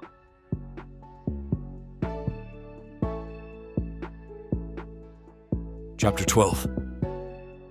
Cavan. I spent 3 days buried in legal texts. The compound library isn't large, but it's comprehensive. My father collected bonding law cases obsessively, trying to understand the system that governed his life. I inherit his collection and his obsession, though for different reasons. He wanted to comply perfectly. I want to find the cracks. The files Saren retrieved from the restricted archives sit on my desk, copied and organized. Tertia Ven's case. The Kale ruling. My own reform proposal from Year Z 244, rejected but documented. They're good ammunition, but not enough. I need more. Patterns, precedents, legal arguments that can't be dismissed as anomalies. So I read. Day 1, I find something interesting. A case from year Z 203. Cross-species bond between a human male and a manticore woman. The Lineage Council challenged it on grounds of incompatibility. The triad ruled in favor of the bond, stating, "Compatibility is showed through shared endurance, not predicted through category alignment." Shared endurance. That phrase keeps appearing. The Keeper doesn't reject cross-species bonds outright. It demands proof. Extraordinary proof. Proof that can only come through hardship. The Hunt of Silence is mentioned in 4 separate cases. 7 days of isolation, minimal resources, survival testing. Couples who endure together are validated. Couples who fail are dissolved. It's brutal, designed to break questionable bonds. But it's also precedented. The Keeper has used it before, and couples have survived. We can, too. I copy the case, add it to our growing file. Day 2, I find the pattern I've been looking for. Cross-species bonds aren't forbidden. They're just made impossibly difficult. The Keeper layers obstacles, extended unresolved periods, intimacy verification, public scrutiny, formal challenges, endurance testing. Each obstacle designed to pressure couples into dissolution. Most give up. The statistics are clear. 93% of cross-species bonds dissolve before formalization. But 7% succeed. 7% endure every obstacle, survive every test, prove their bonds are legitimate. Serene and I can be part of that 7%, if we're willing to endure. I'm willing. The question is whether the institutional pressure will break us before we reach the finish line. I keep reading. Day 3, I find something that changes everything. A legal annotation from year Z 251, written by a council advisor I don't recognize. The note is buried in the margins of a lineage preservation case, barely a footnote.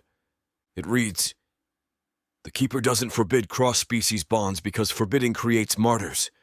Instead, it creates obstacles sufficient to ensure only the most determined succeed. This maintains the appearance of tolerance while preserving practical continuity. 7% is acceptable loss." I read it 3 times. The Keeper isn't trying to preserve order. It's trying to preserve the appearance of tolerance while ensuring most cross-species bonds fail. We're not fighting institutional principle. We're fighting institutional strategy. That's different. Principles can be argued against. Strategies can be exposed. I copy the annotation carefully. Add it to the file. This might be the most dangerous piece of evidence we have. It suggests the Keeper's obstacles are deliberate discouragement, not legitimate assessment. If we present this before the triad, we're not just defending our bond. We're challenging the entire institutional approach to cross-species bonding. That could save us, or destroy us completely. I'm still reading when Saren arrives that evening. She lets herself in through the gate. We've stopped bothering with formal arrivals. She lives here half the time now anyway. "You look exhausted," she says, sitting beside me at the desk. "I've been reading for 3 days straight. Find anything useful?" I show her the cases, the patterns, the annotation. She reads the final note slowly, then looks at me. "This says the obstacles are designed to make us fail." "Yes, that's damning. For the Keeper." "It is. Which is why it's buried in a margin note from 70 years ago. Someone knew. Someone documented it. But it was never acted on. If we present this, we're not just arguing for our bond. We're arguing the entire system is rigged against cross-species couples." Seren sets down the paper. "That's dangerous. Extremely. But it's also true." "Yes." We sit, silent for a moment. The weight of what we're considering settles between us. "We use it," Seren says finally. "All of it. The precedents, the patterns, the annotation. We build a case that the Keeper can't dismiss. And if they rule against us anyway, then at least we expose the truth. The younger generation watching, people like Marin and Darian and Livia, they'll know. The system isn't neutral. It's designed to break us." I reach for her hand. "You're willing to risk everything on that?" I'm willing to risk everything on us. The truth is just part of that. I pull her close, kiss her. She tastes like determination and exhaustion. I love you, I say. I love you too, and we're going to win. You sound certain. I'm not, but I'm choosing to act like I am. Uncertainty is paralyzing. Certainty, even false certainty, is empowering. That's very strategic. I learned from the best. She gestures at the files. What else did you find? We spend the next hour reviewing everything. The precedents stack up. Tertia Ven, the Kale ruling, the Year Z-203 case, half a dozen others. Cross-species bonds that survived institutional opposition. The pattern is clear. Couples who endure testing together are validated. Couples who separate under pressure are dissolved. The hunt is coming, I say. I can feel it. The triad will invoke it as the final test. How long until they announce it? Days, maybe a week. They'll want to pressure us first, see if we'll dissolve voluntarily. When we refuse, they'll escalate to the hunt. And then what? 7 days. Jungle survival. Isolation. If we both endure, they can't deny the bond. Seren is quiet, contemplative. Then she says, I should start physical preparation. I'm not built for wilderness survival. Neither am I, but we'll train. Together. How much time do we have? I don't know, but we should assume worst case, 1 week of preparation, then the hunt. That's not much time. No, but it's what we have. She stands, walks to the window overlooking the city. The binding fire burns in the distance, constant and indifferent. Kavan? Yes? What if they exclude me from the hunt? I go very still. What? I've been thinking about it. The hunt is traditionally for manticores, testing endurance, survival capability. I'm human. What if they rule I'm not eligible to participate? The possibility hadn't occurred to me, but now that she's said it, it makes terrible sense. That would invalidate the test, I say slowly. If only one of us is tested, it's not testing the bond. It's testing individual endurance. Exactly, which means they could exclude me, test you alone, and if you fail, dissolve the bond. If you succeed, they'd argue I didn't prove myself. That's not legitimate assessment. That's rigged testing. Since when does the Keeper care about legitimacy over strategy? She's right. The annotation proved it. The Keeper creates obstacles designed to ensure failure. Excluding Seren from the hunt would be the ultimate obstacle. I'd face 7 days alone while she's powerless to help. If I fail, we're dissolved. If I succeed, they can still argue her exclusion means the bond is unproven. We need to prepare for that possibility, I say. How? Research hunt protocols, historical precedents, see if anyone's challenged exclusion before. And if they haven't, then you'll be the first. Seren turns from the window. I won't let them exclude me. If they announce the hunt and try to bar me from participating, I'll enter anyway. That would be a violation. I know. But what are they going to do? Exile me? They're already threatening that. At least this way, I'm choosing my violation. I stand cross to her. If you enter unsanctioned, there will be consequences. Severe consequences. More severe than losing you. Seren, I'm serious. If they exclude me and you face the hunt alone, I'm not waiting on the sidelines. I'll enter. I'll find you. We'll survive together or fail together, but I won't let them separate us. The fierceness in her voice is absolute. She means this. All right, I say. Then we prepare for both scenarios, sanctioned participation and unsanctioned entry. How do we prepare for unsanctioned entry? Stealth, evasion, jungle navigation. If you enter illegally, you'll need to avoid detection while finding me. That sounds impossible. It is, but impossible is better than passive. She almost smiles. You're starting to sound like me. You're a bad influence. The worst. We stand together at the window looking out at Bizar. The city that's watching us, judging us, waiting to see if we'll break. We won't. Whatever test they throw at us, we'll endure it. Together. The summons arrives the next morning. I'm reviewing case law when the messenger appears at the gate. Young attendant, nervous, carrying a sealed scroll. Scholar Arnhem, High Priestess Bethdal requests your presence. And Archivist Valeris. Together. This afternoon, 3rd hour, inner chambers. Both of us? Yes, sir. Both together. He leaves before I can ask questions. I send a message to Seren immediately. She arrives within the hour, breathless from running. What is it? She asks. I show her the summons. The Triad. This afternoon. Both of us. They're announcing the hunt. Probably. Or offering another compromise. Maybe, but I doubt it. We spend the remaining hours preparing. Review our arguments, organize our precedents, steel ourselves for whatever's coming. At 3rd hour, we walk to the temple together. The inner chambers feel smaller with all 3 Triad members present. High Priestess Bethdal sits at the center. Elder Thassan to her left, massive and ancient, expression unreadable.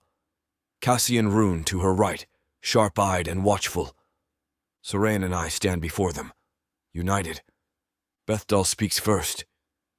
Cavan Arnhem, Seren Valeris, you've been summoned to discuss your bond status. 11 days have passed since your extension was granted.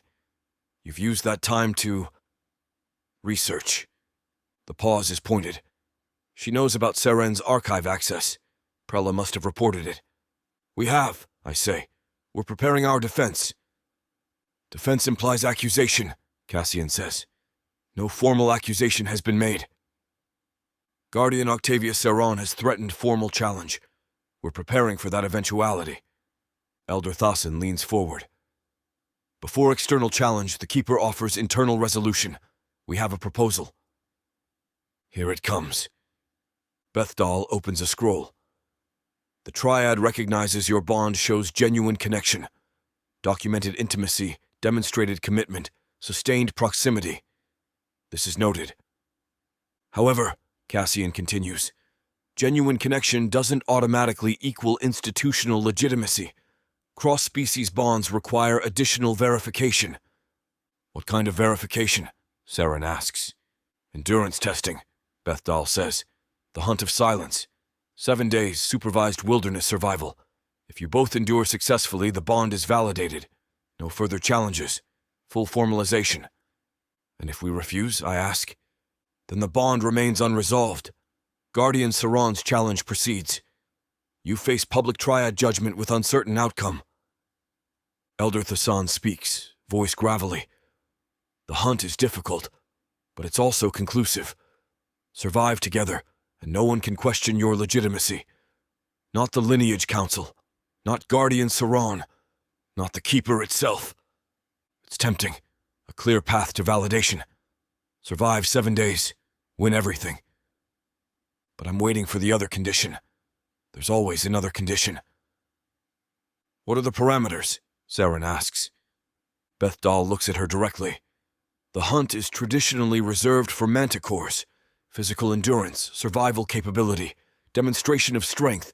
Humans are not typically included. There it is. You're excluding me, Seren says flatly. We're following historical protocol, Cassian says. The hunt tests the bonded individual's capacity to endure isolation and hardship. In cross-species bonds where the manticore partner demonstrates this capacity, the bond is validated. That is not testing the bond, I say. That's testing me individually. The bond is both of us.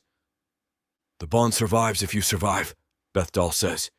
Your endurance proves the bond's foundation is strong. My endurance proves I can survive alone. It doesn't prove our bond is legitimate.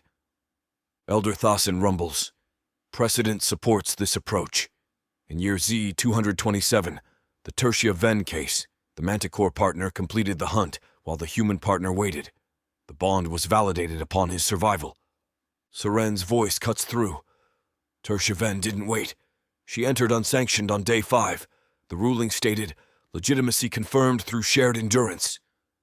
The Keeper validated the bond because they survived together, not because he survived alone. The triad exchanges glances. "You've read the full case," Bethdal says carefully. "I've read all the cases. Every cross-species bond ruling for the past 2 centuries.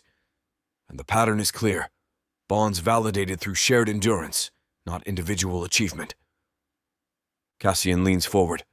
"Terscheven's entry was unsanctioned. It complicated the ruling. But it didn't invalidate it," Saren counters. "The Keeper ruled in their favor. That's precedent." The room goes silent. Finally, Bethdal says, "The hunt will proceed. Scholar Arnim will enter on day 1. Archivist Valeris is excluded from official participation. However..." She pauses. "The jungle boundaries are not impermeable. What individuals choose to do is not always within the Keeper's control. It's the closest thing to permission we'll get, she's telling us. Saren can enter unsanctioned, and they won't stop her. But they also won't protect her." "When?" I ask. 10 days. You have 10 days to prepare. On day 21 since extension, the hunt begins." Elder Thassan stands. "Use the time wisely. The jungle is unforgiving. Survival is not guaranteed." The triad dismisses us. Outside, Saren and I walk in silence until we're clear of the temple. Then she says, 10 days. 10 days to prepare for 7 days of hell. They're excluding me. They're trying to. But Bethdal gave us an opening. She knows you'll enter anyway. Will they punish me for it? Probably. After. But we'll deal with that when we survive. When we survive. Not if. When. We're surviving this." Saren stops walking, turns to face me. I'm terrified. So am I. She kisses me. Hard, desperate, determined.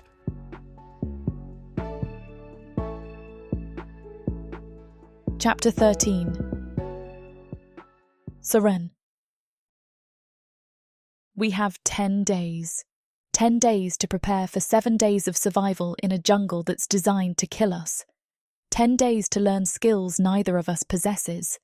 10 days to transform from city scholars into people who can endure isolation, exposure, minimal food, and whatever else the Keeper decides to throw at us. It's not enough time, but it's what we have. Day 1 of preparation, Cavan and I meet at dawn. Not in the library plaza, not in the courtyard. At the northern edge of Bizar, where the terraces give way to wild scrubland, and the jungle begins half a mile beyond. We need to understand the terrain, study what we'll be facing. The air is cooler here, less filtered by city stone. I can smell vegetation, damp earth, something organic and alive. It's nothing like the ordered, documented world of the archives. It's terrifying. Cavan has brought maps, old survey documents from when Bizar was first established. The jungle stretches for miles in every direction, broken only by rivers and volcanic ridges. The hunt takes place in a designated zone, he says, pointing to a marked area on the map. Roughly 5 square miles. Boundaries are marked but not enforced. The idea is containment, not restriction. So we could leave the zone if we wanted. Technically, but that would be automatic disqualification. We have to stay within bounds and survive 7 days. I study the map. Rivers, elevation changes, dense canopy coverage. Do we know where you'll be dropped? No, that's determined the morning of day 1. Single entry point, chosen by the Keeper. I'll have basic supplies, water container, fire starter, knife. That's it. No food. Hunt assumes we forage or go hungry. Have you ever foraged? Know you? Never. We stare at the map in silence. We're going to die, I say. Probably not. Uncomfortable? Yes. Starving? Maybe. But the hunt is designed to test endurance, not guarantee death. People survive this. Manticores survive this. I'm human. You're also stubborn, resourceful, and refusing to be excluded. That counts for something. I try to believe him. But looking at the dense green expanse on the map, I feel impossibly small. We need to practice, I say. Real practice, not theory. Agreed, starting today. We spend the first 3 days learning basics, fire starting.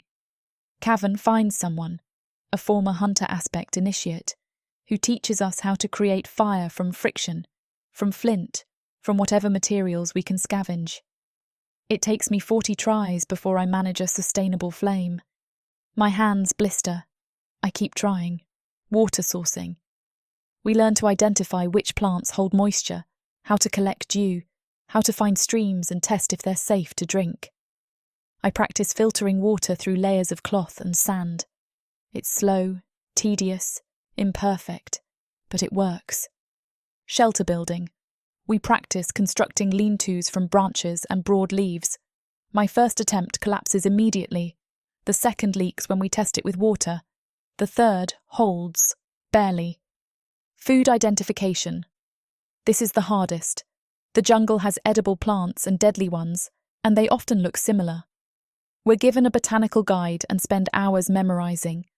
Bright colours usually mean poison, but not always. Smooth leaves are safer than serrated, but not always. There are no guarantees, only probabilities. What if I eat something wrong? I ask Cavan on day 3. Then you'll be sick, possibly violently, but probably not lethally. The jungle here doesn't have many instantly fatal plants. Most just cause severe discomfort. That's reassuring. It's realistic. We're not going to be comfortable, but we can survive. By day 4, my hands are covered in cuts and blisters. My legs ache from climbing and scrambling through scrubland. I've been bitten by insects I can't identify and developed a rash from something I touched. I've never been more exhausted. But I'm learning. Day 5, we shift focus to navigation. The jungle is disorienting. Dense canopy blocks sunlight, making direction difficult to determine. Landmarks shift as you move. It's easy to walk in circles without realizing it. Cavan teaches me what he's learned from old hunt accounts. Follow water downstream. It always leads somewhere. Use the sun when you can see it. Rises east, sets west. At night, find the southern star cluster and mark your path as you go. We practice in the scrubland, creating simple trail markers from stones and broken branches. I learn to notch trees in a way that's visible but not obvious. To stack rocks in patterns that mean safe path, or water ahead or turn back. It's primitive, but it works. If I enter on day 5, I say, and you entered on day 1, how do I find you? You don't. Not immediately. You survive first.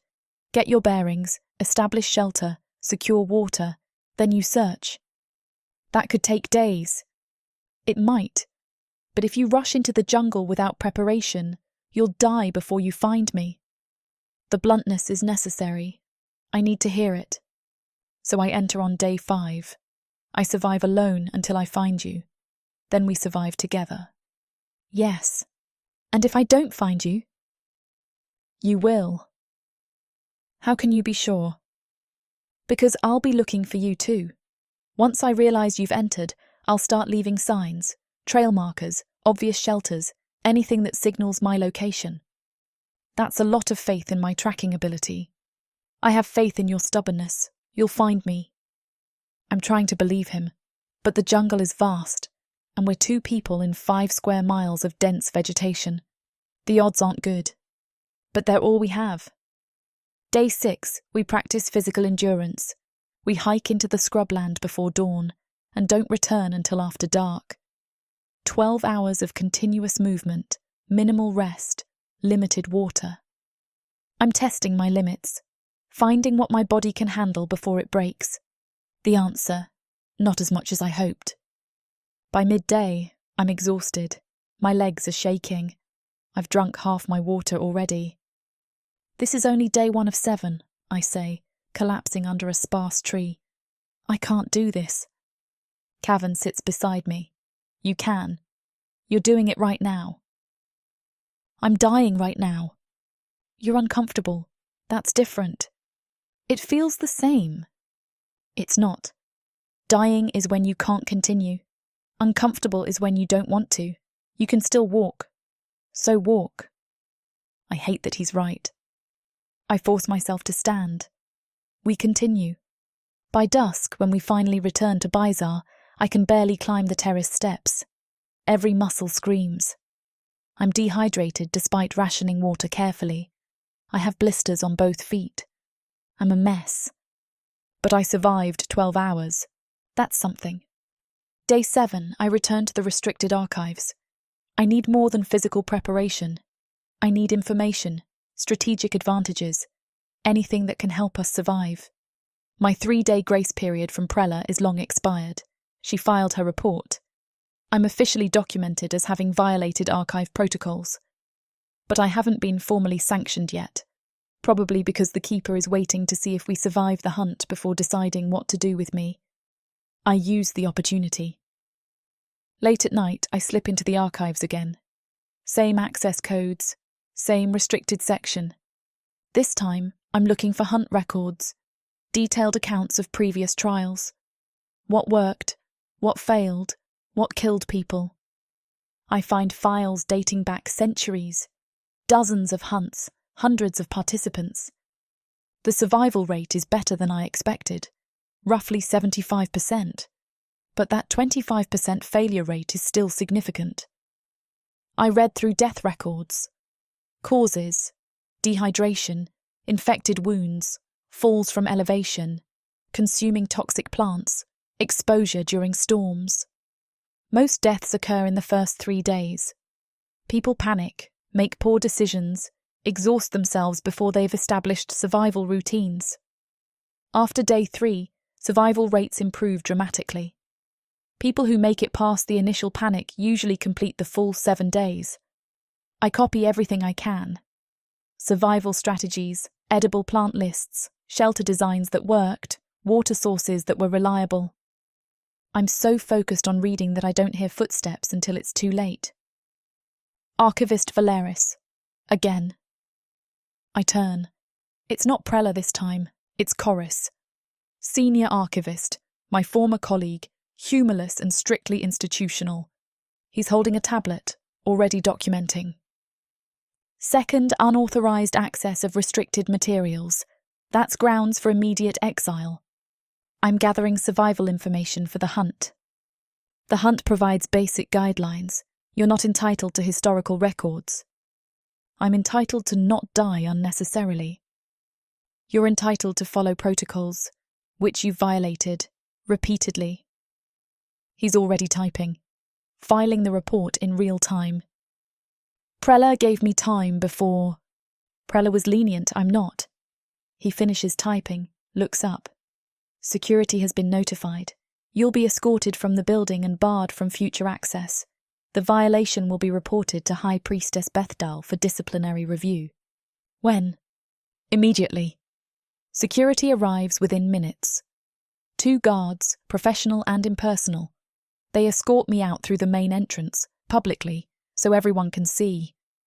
The walk of shame, documented exile from the archives. By morning, everyone will know. I go directly to Cavern's compound. He's awake, working at his desk.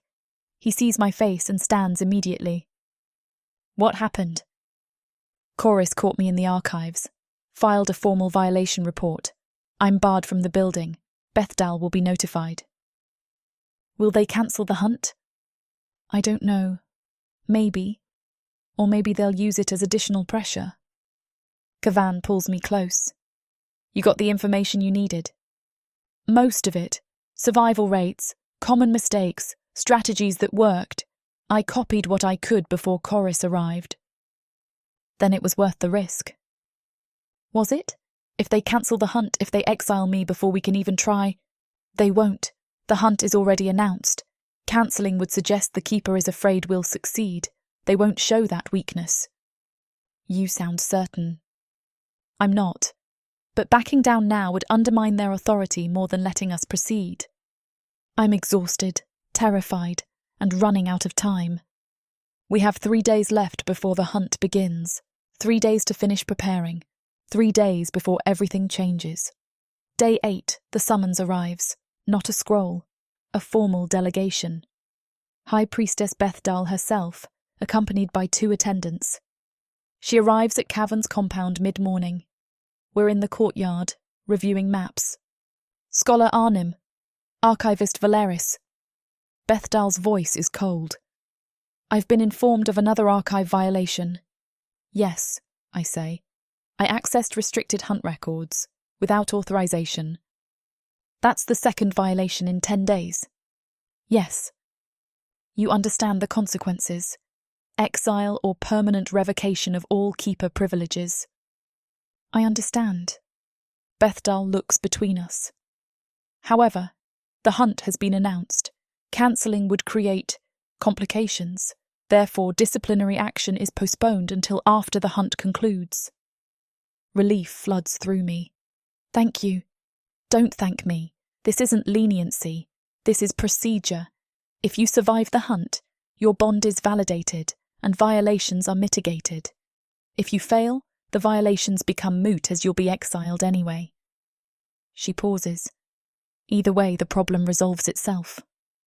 She's not helping us. She's just delaying judgment until nature does it for her.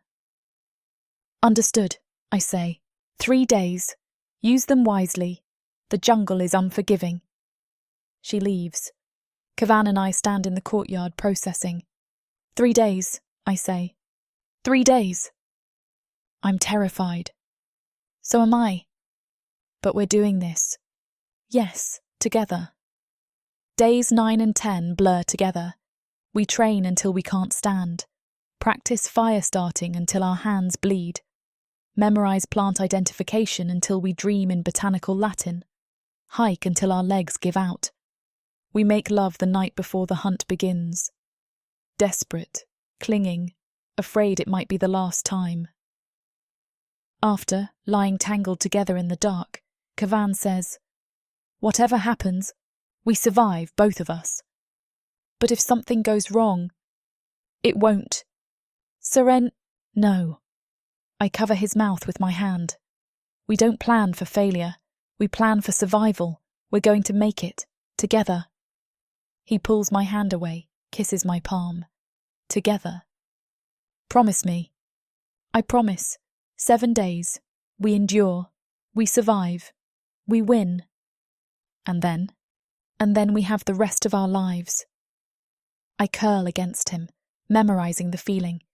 His heartbeat, his warmth. The way his hand fits perfectly against mine. Tomorrow, he enters the jungle alone. 4 days later, I follow. And then we prove that love isn't just feeling. It's endurance. Morning comes too fast. We dress in silence.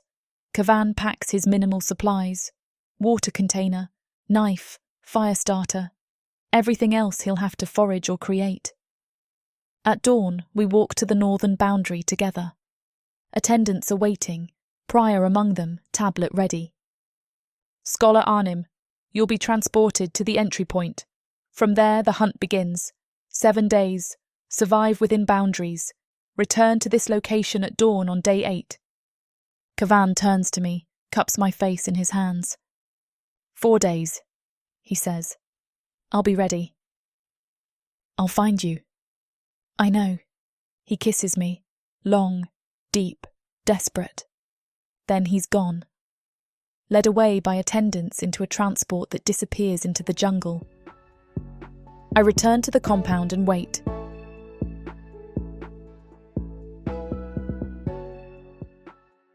Earth is pretty much a desolate wasteland since the orcs came over from Protheka, and being a woman, the best you can hope is to be someone's property. Now, after my curvy body catches Korthar's eye, he'll claim me, and I'll serve him, in any way he pleases. You're mine now.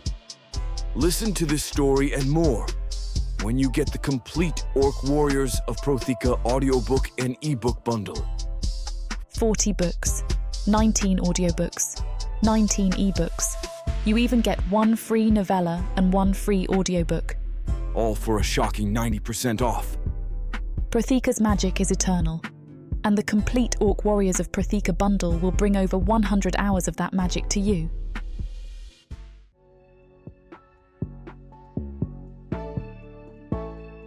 Chapter 14. cavern. The transport stops at the jungle's edge. I step out into humid air, thick with the smell of vegetation and decay. The canopy rises above me, dense and impenetrable from below. Somewhere in that green maze, I'll spend the next 7 days. Alone. The attendant hands me my supplies. Water container, holds maybe 2 liters. Knife, basic, functional, unadorned. Fire starter, flint and steel, wrapped in oiled cloth. That's it. Everything else I'll have to find or make.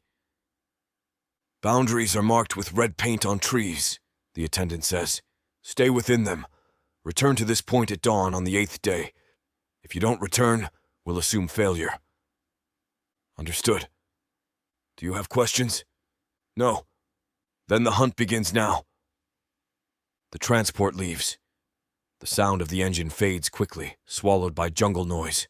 Bird calls, insect hum, the rustle of leaves in wind I can't feel beneath the canopy. I'm alone. I check my supplies one more time. Water container full. That's maybe 1 day if I'm careful. Knife sharp, properly weighted. Fire starter dry and functional. I look at the jungle ahead of me. 7 days. I can do this. I have to do this. I start walking. The first hour is disorienting. The jungle floor is uneven. Roots, fallen branches, hidden holes that catch my foot if I'm not careful. The canopy blocks most sunlight, creating perpetual twilight. Sounds echo strangely, making it hard to determine direction. I'm supposed to find water first. Establish a base camp near a reliable source. Then shelter. Then food. But finding water means navigation, and navigation means not getting lost. I mark my path as I go. Notches on trees, stacked stones, broken branches pointing back the way I came. Primitive trail markers that Saren can follow when she enters on day 5. If she finds my trail, if she enters at all. No, she'll enter. I know her. She refused to be excluded. She'll come. I just have to survive until then. The jungle grows denser as I move deeper. Vines hang from branches, some thick as my arm. The undergrowth is waist-high in places, forcing me to push through or find alternate routes. I'm sweating heavily. The humidity is oppressive. I take a small drink from my water container. Already I'm thinking about conservation. 2 liters won't last long. I need to find water today. I listen for the sound of running water. Nothing. Just insects and birds and the constant whisper of leaves. I keep walking. By midday, I've covered maybe 2 miles. Feels like 10. My legs ache from climbing over obstacles. My arms are scratched from pushing through thorny undergrowth. I've been bitten by insects at least a dozen times, and I still haven't found water. I stop to rest beneath a massive tree. The roots form natural seats. I sit, drink a mouthful of water, force myself to cap the container. I need to think strategically. Water flows downhill. If I can find elevation changes, I can follow them down to streams or rivers. I study the terrain. The jungle floor slopes slightly to my left. Not much, but noticeable. I follow the slope. 20 minutes later, I hear it. The sound of running water, faint but unmistakable. I move faster, pushing through undergrowth, following the sound. And there it is. A stream, maybe 3 feet wide, flowing over smooth stones. The water is clear, moving fast enough to be relatively clean. I kneel beside it, fill my water container. Drink deeply. The water is cool, slightly mineral tasting. Safe enough. I found water. First objective complete. Now I need shelter. I build my camp near the stream, but not directly beside it. Flash floods are a risk. Better to be slightly elevated. Close enough for easy water access, but high enough to avoid sudden rises. I find a spot between 2 large trees, the trunks about 10 feet apart. Natural anchor points for a lean-to. Shelter construction takes hours. I gather branches, long, straight ones for the frame. Broad leaves for the roof. Vines to lash everything together. My first attempt collapses. The frame isn't stable and the weight of the leaves pulls everything down. I start over. Second attempt is better. I create a triangular frame, lash tightly at the joints.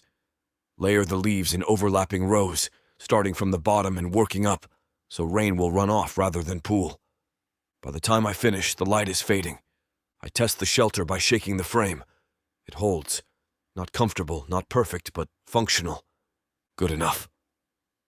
I gather firewood before full dark, dry branches, dead leaves for tinder. I create a small fire pit away from the shelter, far enough that sparks won't ignite the leaves, close enough for warmth. Fire starting takes 6 tries, the flint and steel work, but I'm out of practice. My hands are shaking from exhaustion, and I keep striking at the wrong angle. Finally, a spark catches. The tinder smokes, then flames. I add small twigs, then larger branches. Fire. I sit beside it as darkness falls completely.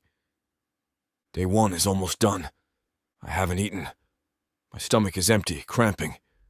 But I'm too exhausted to forage now. Tomorrow I'll find food. Tonight I just really need to survive. I add more wood to the fire, making sure it'll last through the night. Then I crawl into my shelter and try to sleep. Sleep doesn't come easily. The jungle at night is loud. Insects chirp and buzz. Something large moves through the undergrowth nearby. I hear branches snapping, leaves rustling. I grip my knife, waiting. Whatever it is moves past without approaching. I force myself to relax. This is normal. The jungle is full of creatures. Most avoid humans. I'm not in immediate danger. But my mind won't quiet. I think about Seren. Is she safe in the compound? Is she preparing? Is she terrified? Of course she is. I'm terrified, and I'm the one who's supposed to be suited for this. 4 days. 4 days until she enters. I have to make it 4 days. Establish a sustainable camp, find reliable food sources, create obvious trail markers so she can find me. 4 days feels impossibly long, but I've survived 1 day. I can survive 3 more. I pull my knees to my chest, trying to conserve warmth. The fire helps, but the night air is cool, and I'm only wearing light clothing. Eventually, exhaustion wins over discomfort. I sleep. Day 2 begins with rain. I wake to the sound of water hitting leaves. The shelter holds, mostly. A few drips come through where I didn't overlap the leaves properly, but the worst of the rain stays outside. The fire is dead, soaked by rain, reduced to wet ash. I'll have to rebuild it later. For now, I need food. I drink from my water container, refilled from the stream last night. Then I venture out into the rain, looking for edible plants. The botanical guide is in my head. I memorized it during preparation. Broad, smooth leaves, certain root vegetables, specific types of bark. I find a plant I recognize, something called river leaf, grows near water, edible when raw. I pick several handfuls, stuff them in my pockets. They taste like bitter grass, but they're food. I find another plant, ground tubers, have to dig for them.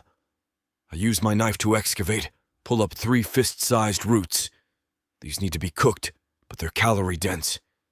I'm gathering more when I hear voices, distant, faint, but unmistakably human. I freeze, listening. 2 people, maybe more, talking quietly, moving through the jungle somewhere to my east. Other hunt participants? That doesn't make sense.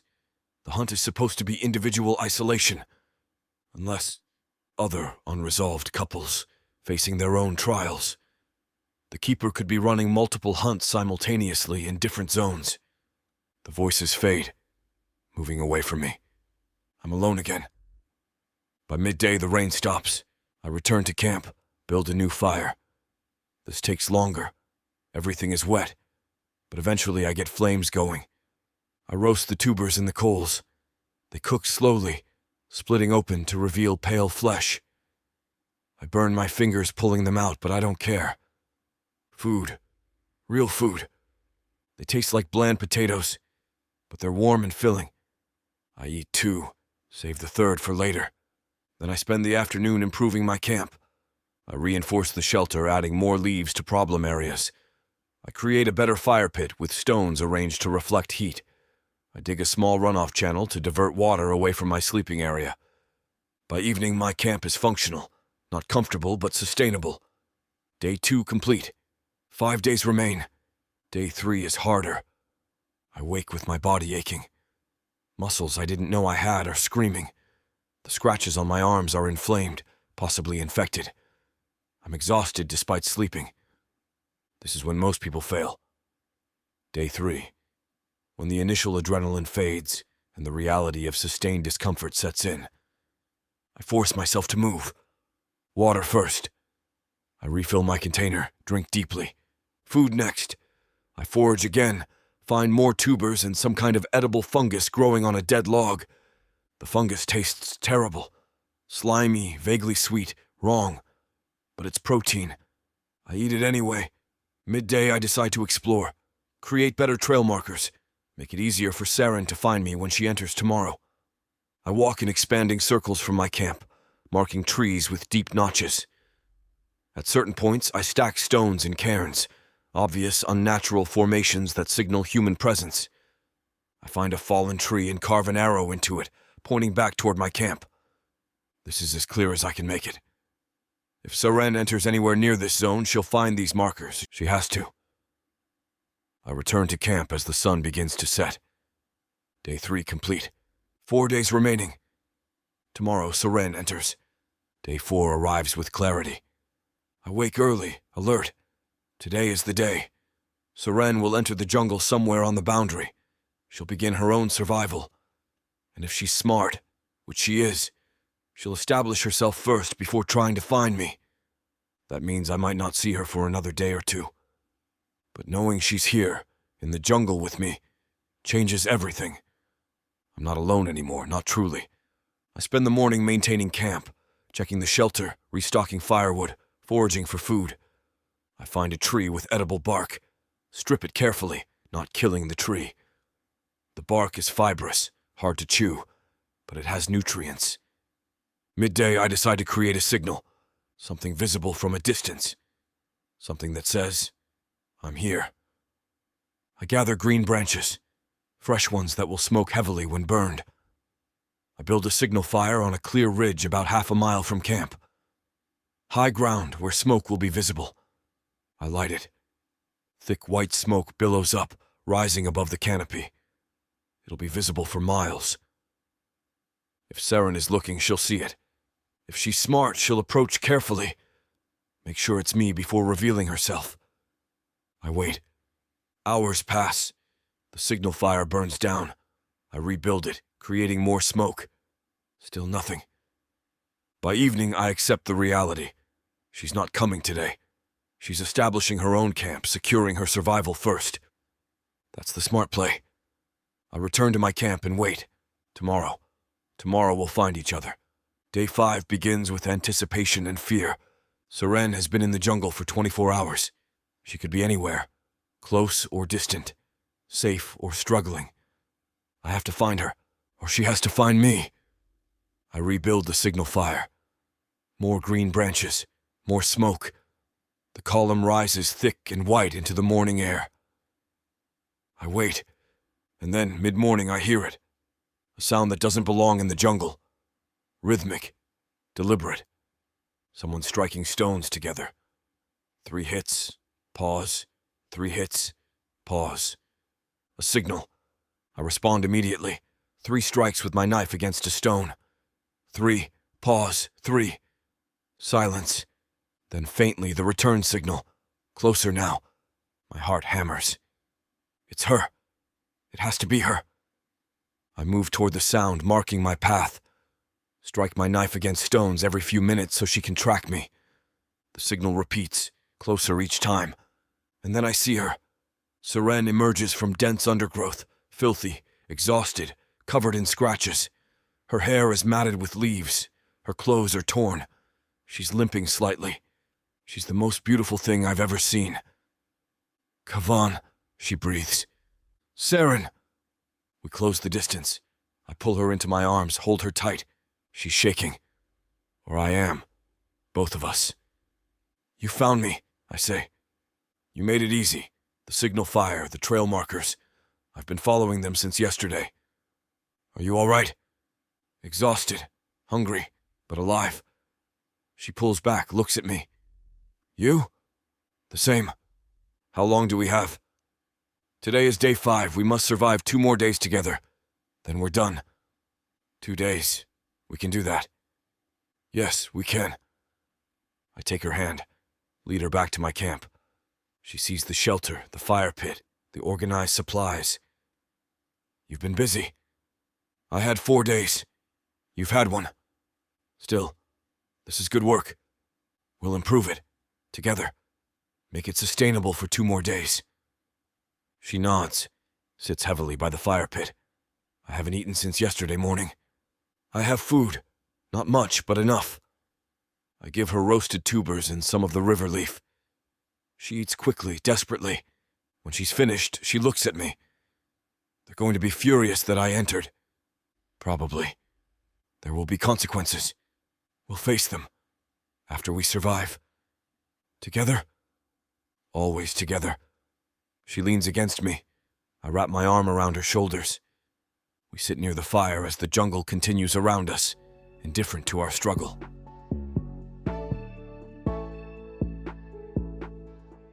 Chapter 15.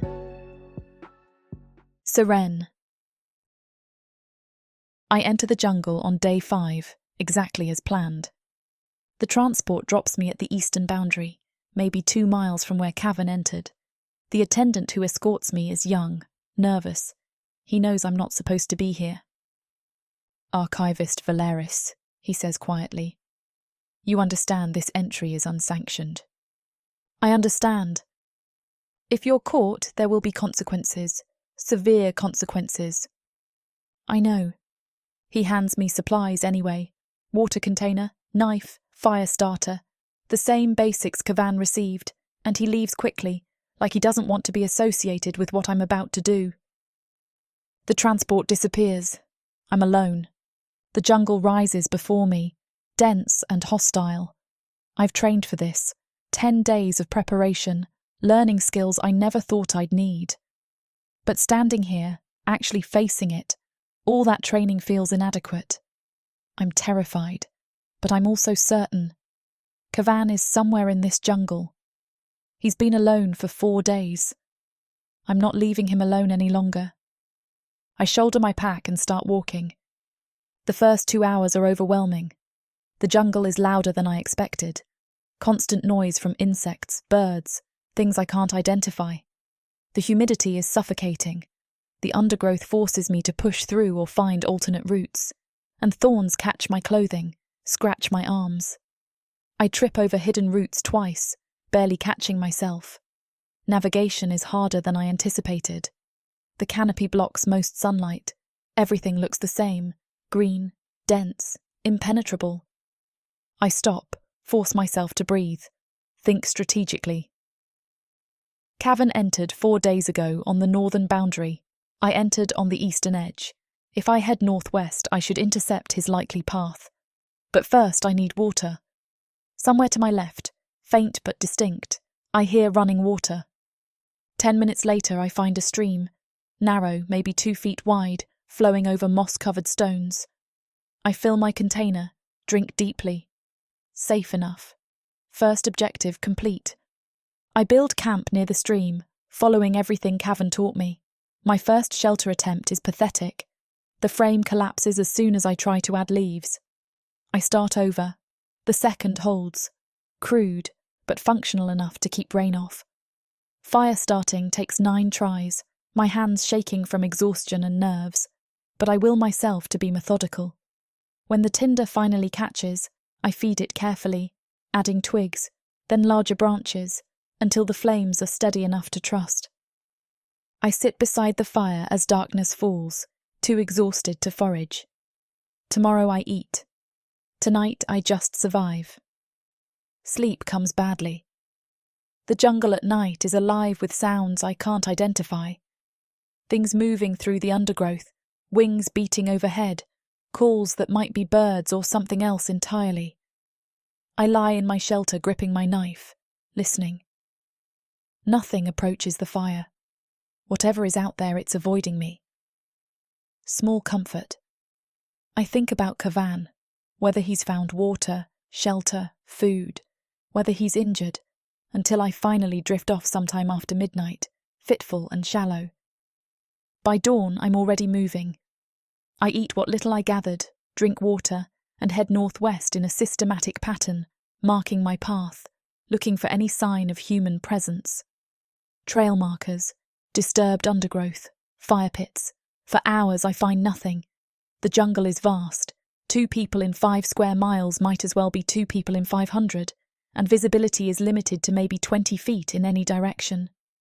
Midday brings the first real hope. A tree with deliberate notches carved into the bark, deep, clean cuts, not natural damage. Kavan's trail marker. My heart races as I examine it. The notches point westward. He's indicating direction. I follow and find another marked tree 200 yards on, then another. A clear trail, deliberately created. He's leading me to him. The markers grow more frequent as I push deeper, sometimes close together, sometimes 50 yards apart, but consistent. Then I find a cairn beside a scratched arrow in the dirt, and I follow the arrow uphill to a ridge overlooking the canopy. Rising into the sky above it, white smoke, thick and visible for miles. A signal fire. The relief hits so intensely I nearly collapse. He's alive. He's signalling. He's waiting. Every survival instinct in me wants to run toward the smoke immediately, but I force myself to think. The fire is at least half a mile away. If I arrive exhausted and unprepared, I'm useless to both of us. I return to camp, gather my supplies, and spend the evening preparing. Tomorrow. I wake the next morning with everything packed. By mid-morning I reach the ridge. The signal fire is burned out now, just ash and charred wood, but the coals are still warm. Recent. Hours ago at most. More trail markers lead down from the ridge heading northeast, growing more frequent the further I follow. He wants to be found. Then I hear it. A sound that doesn't belong. Deliberate. Rhythmic. Stone striking stone. 3 times. A pause. 3 times. I pull out my knife and strike it against a stone. 3 times. Pause. 3 times. Silence. Then the return signal, closer. I move toward the sound, striking my knife against stones every few minutes so he can track me. Each return signal is nearer than the last. And then the undergrowth parts, and Kavan emerges, filthy, exhausted, covered in scratches, clothes torn, weight visibly gone from his face, but alive. Saran. Kavan. We crash together. His arms wrap around me so tight I can barely breathe. I don't care. You found me, he says. You made it easy. I pull back and look at him. The signal fire, the trail markers, I've been following them since yesterday. Are you all right? Exhausted, hungry, alive. I press my hand to his chest to feel his heartbeat, just to be sure. You? The same. Today is day 5. We need 2 more days and then we're done. He takes my hand and pulls me through the undergrowth toward his camp. 2 days. We can do that. His camp is more established than mine. Proper shelter reinforced with extra leaves, a well-constructed fire pit, stones arranged to reflect heat, a small area cleared for sleeping. He's been busy. He hands me food immediately, roasted tubers and edible bark, and I eat without stopping until it's gone. They're going to be furious I entered, I say when I've finished. Probably. There will be consequences. We'll face them after we survive. He meets my eyes. Together. Always together. That evening we improve the camp, pooling what we've each learned. Kavan shows me which plants are safe, how to construct a fire pit that won't smoke, how to find dry wood after rain. I share what I learned from the hunt records, the common mistakes that kill people, how to prevent infection in small wounds, which strategies improve survival rates. By nightfall we have more shelter space, more food stored, better fire management, Tomorrow is day 6, Kavan says. One more day after that and we're done. Do you think we'll make it? Yes. We survived separation. We found each other. Everything else is just endurance. I want to ask what happens when we return. What consequences wait, whether the keeper will challenge the bond, whether Octavia has already filed. I know the answers. The lineage council will argue. The triad will deliberate. Octavia will push hard. But Cavan will have the precedents I found, the evidence of our survival, everything we've built. I decide not to ask tonight. Tonight I just lean against him while the fire burns low. Day 6 brings rain, heavy, relentless, pounding the shelter and turning the jungle floor to mud. We huddle together waiting for it to pass, and when it finally stops mid-afternoon, we spend 2 hours salvaging what we can. The fire pit is flooded, half the stored wood soaked. Fire starting takes 20 tries. Everything is damp. The tinder smokes but won't catch, frustration building with each failed attempt, until Cavan finally coaxes a spark into holding, and we feed it carefully until it's strong enough to trust. By evening we have warmth again. We sit close to it, drying our clothes, not saying much. One more day, Cavan says. One more day. In the morning we finish this. In the morning we prove that endurance is legitimacy. Together, always together.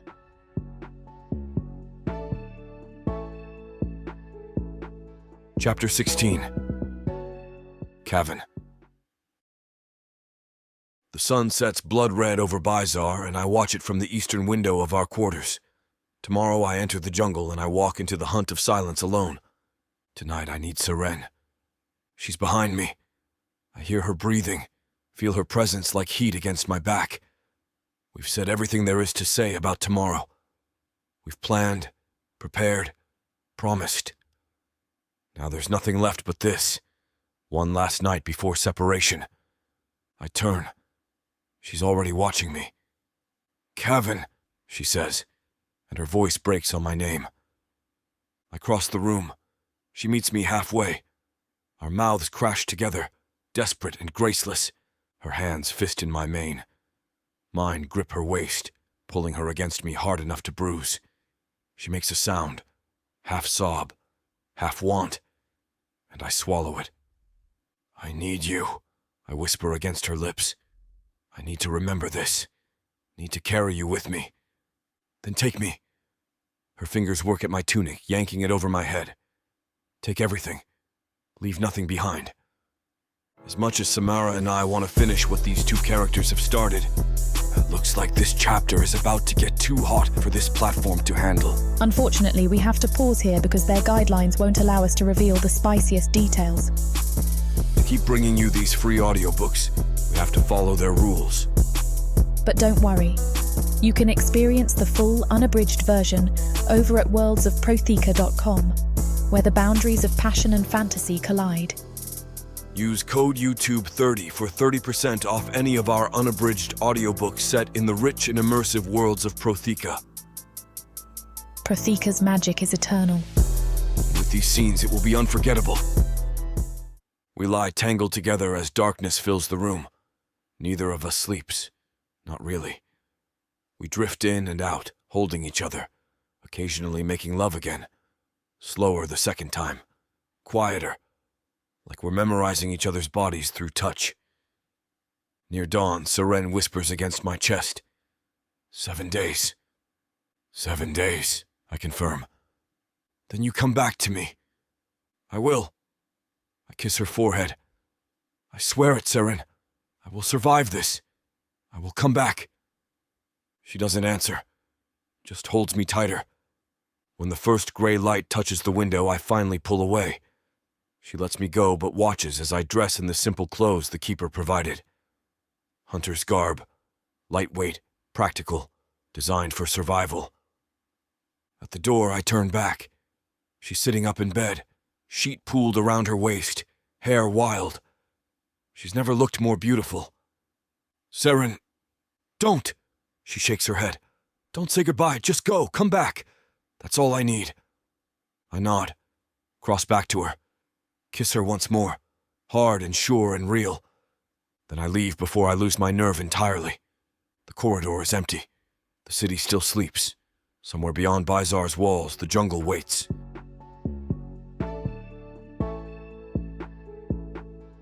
Chapter 17. Seren. He's been gone 4 hours and I'm already unravelling. I stand at the compound's eastern gate where they took him at dawn.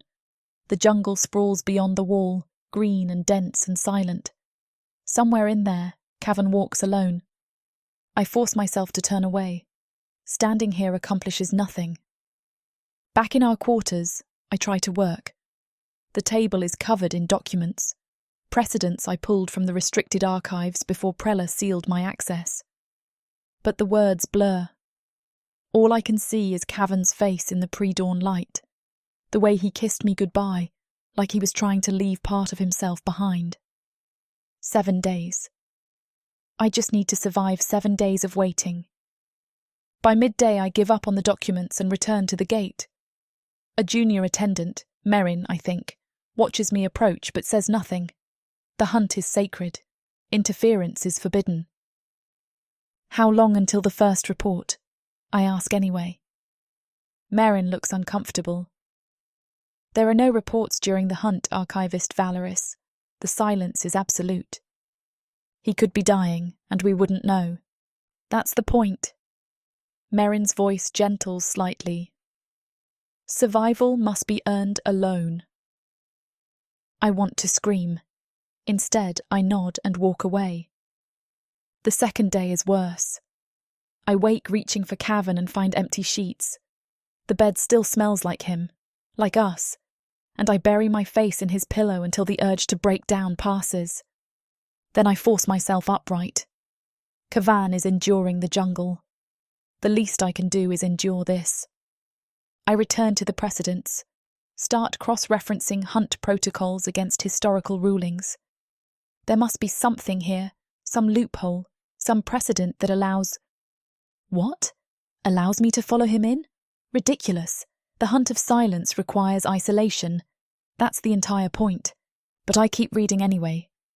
By the third day, I find it buried in a margin note from year Z 189. Hunt protocols constitute guidance, not absolute prohibition. Unsanctioned entry carries institutional consequence, but does not invalidate survival testimony. I read it 3 times. Then I pull every hunt-related document I can find. The pattern emerges slowly. The keeper discourages outside entry, calls it interference. But nowhere, in over 2 centuries of documented hunts, does the actual law forbid it. The exclusion directive they gave me isn't law, it's preference. I sit back, heart pounding. This changes everything. No, I force myself to think clearly. Even if entry isn't technically forbidden, the consequences would be severe. They could declare the hunt invalid, could rule our bond illegitimate on procedural grounds, could exile me entirely. But if I don't go, if Cavan dies alone in that jungle while I sat here reading, I can't finish the thought. The 4th day I walk to the boundary again. This time I don't stop at the gate. I follow the wall until I find the southern access point, barely used, minimally guarded. A young priestess named Egona stands watch. Archivist Valeris. She doesn't sound surprised to see me. How difficult would it be, I ask quietly, to get past this gate? Egona looks at me for a long moment. Then, for someone determined? Not difficult at all. She pauses. But the consequences. I know the consequences. Do you? Egona steps closer, voice dropping. They'll call it interference, invalidate the hunt. Everything Cavan is suffering will be for nothing. Unless we both survive. I meet her eyes. Tertia Ven entered unsanctioned in year Z 227. The bond was made real through shared endurance. Agana's expression shifts. Surprise, then something that might be respect. You've been researching. I'm an archivist. It's what I do. She glances toward the jungle, then back at me. I shouldn't tell you this, but the gate here is unmanned after dusk. Has been for the last 2 days. Oversight, probably. It's not oversight. She's giving me an opening. Thank you, I whisper. I didn't tell you anything. But Agana's hand brushes mine briefly. Good luck, Archivist. You'll need it. I spend the 4th day preparing. Gather supplies, minimal, like Cavan had. Water containers, basic rations, a blade. I have no hunter training, no survival skills beyond what I've read. But I have determination. And I have precedent. That night I don't sleep. I lie in our bed staring at the ceiling, running through every possible consequence. If I enter, I'm violating the exclusion directive. The Keeper will be furious. Octavia will use it against us. The Triad might invalidate everything. But if I don't enter, Cavan faces 7 days alone. And I'm excluded, erased from the bond we're supposed to be proving. The Keeper told me to stay behind, to let Cavan prove himself alone. They want me to accept erasure. I refuse. Dawn breaks on the 5th day. I dress in practical clothes, fill my pack, and walk to the southern gate. True to Igana's word, it's unmanned. I don't let myself hesitate. Don't look back at Bizar. Just push through the gate and into the jungle. The heat hits me immediately, thick and wet, nothing like the city. The canopy overhead blocks most of the light, turning everything green-dark. Vines tangle underfoot. Somewhere distant, something screams. I start walking. I have no idea where Cavan is. The jungle stretches for miles in every direction, but the hunt protocols require participants to move generally east, toward the heart of the wilderness. So I go east. The first day alone nearly breaks me. Every sound is a threat. Every shadow could be predator. I'm clumsy, loud, probably leaving a trail an infant could follow. But I keep moving. By nightfall, my feet bleed. My water is half gone. I've seen no sign of Cavan. I climb into the low fork of a tree and try to sleep. Can't. The jungle is never truly silent. It hums and clicks and rustles constantly. I grip my blade and watch the darkness, terrified. At some point, exhaustion wins. I sleep fitfully, dreaming of Cavan bleeding somewhere I can't reach. Dawn on day 6, my 2nd day in the jungle. I continue east. My muscles scream. The pack digs into my shoulders. But I push forward because stopping means admitting I might not find him. Midday, I discover fresh marks on a tree trunk. Claw marks, manticore claws, recent. My heart nearly stops. I run my fingers over the gouges, trying to determine how long ago they were made. Hours, maybe, not more. I'm close.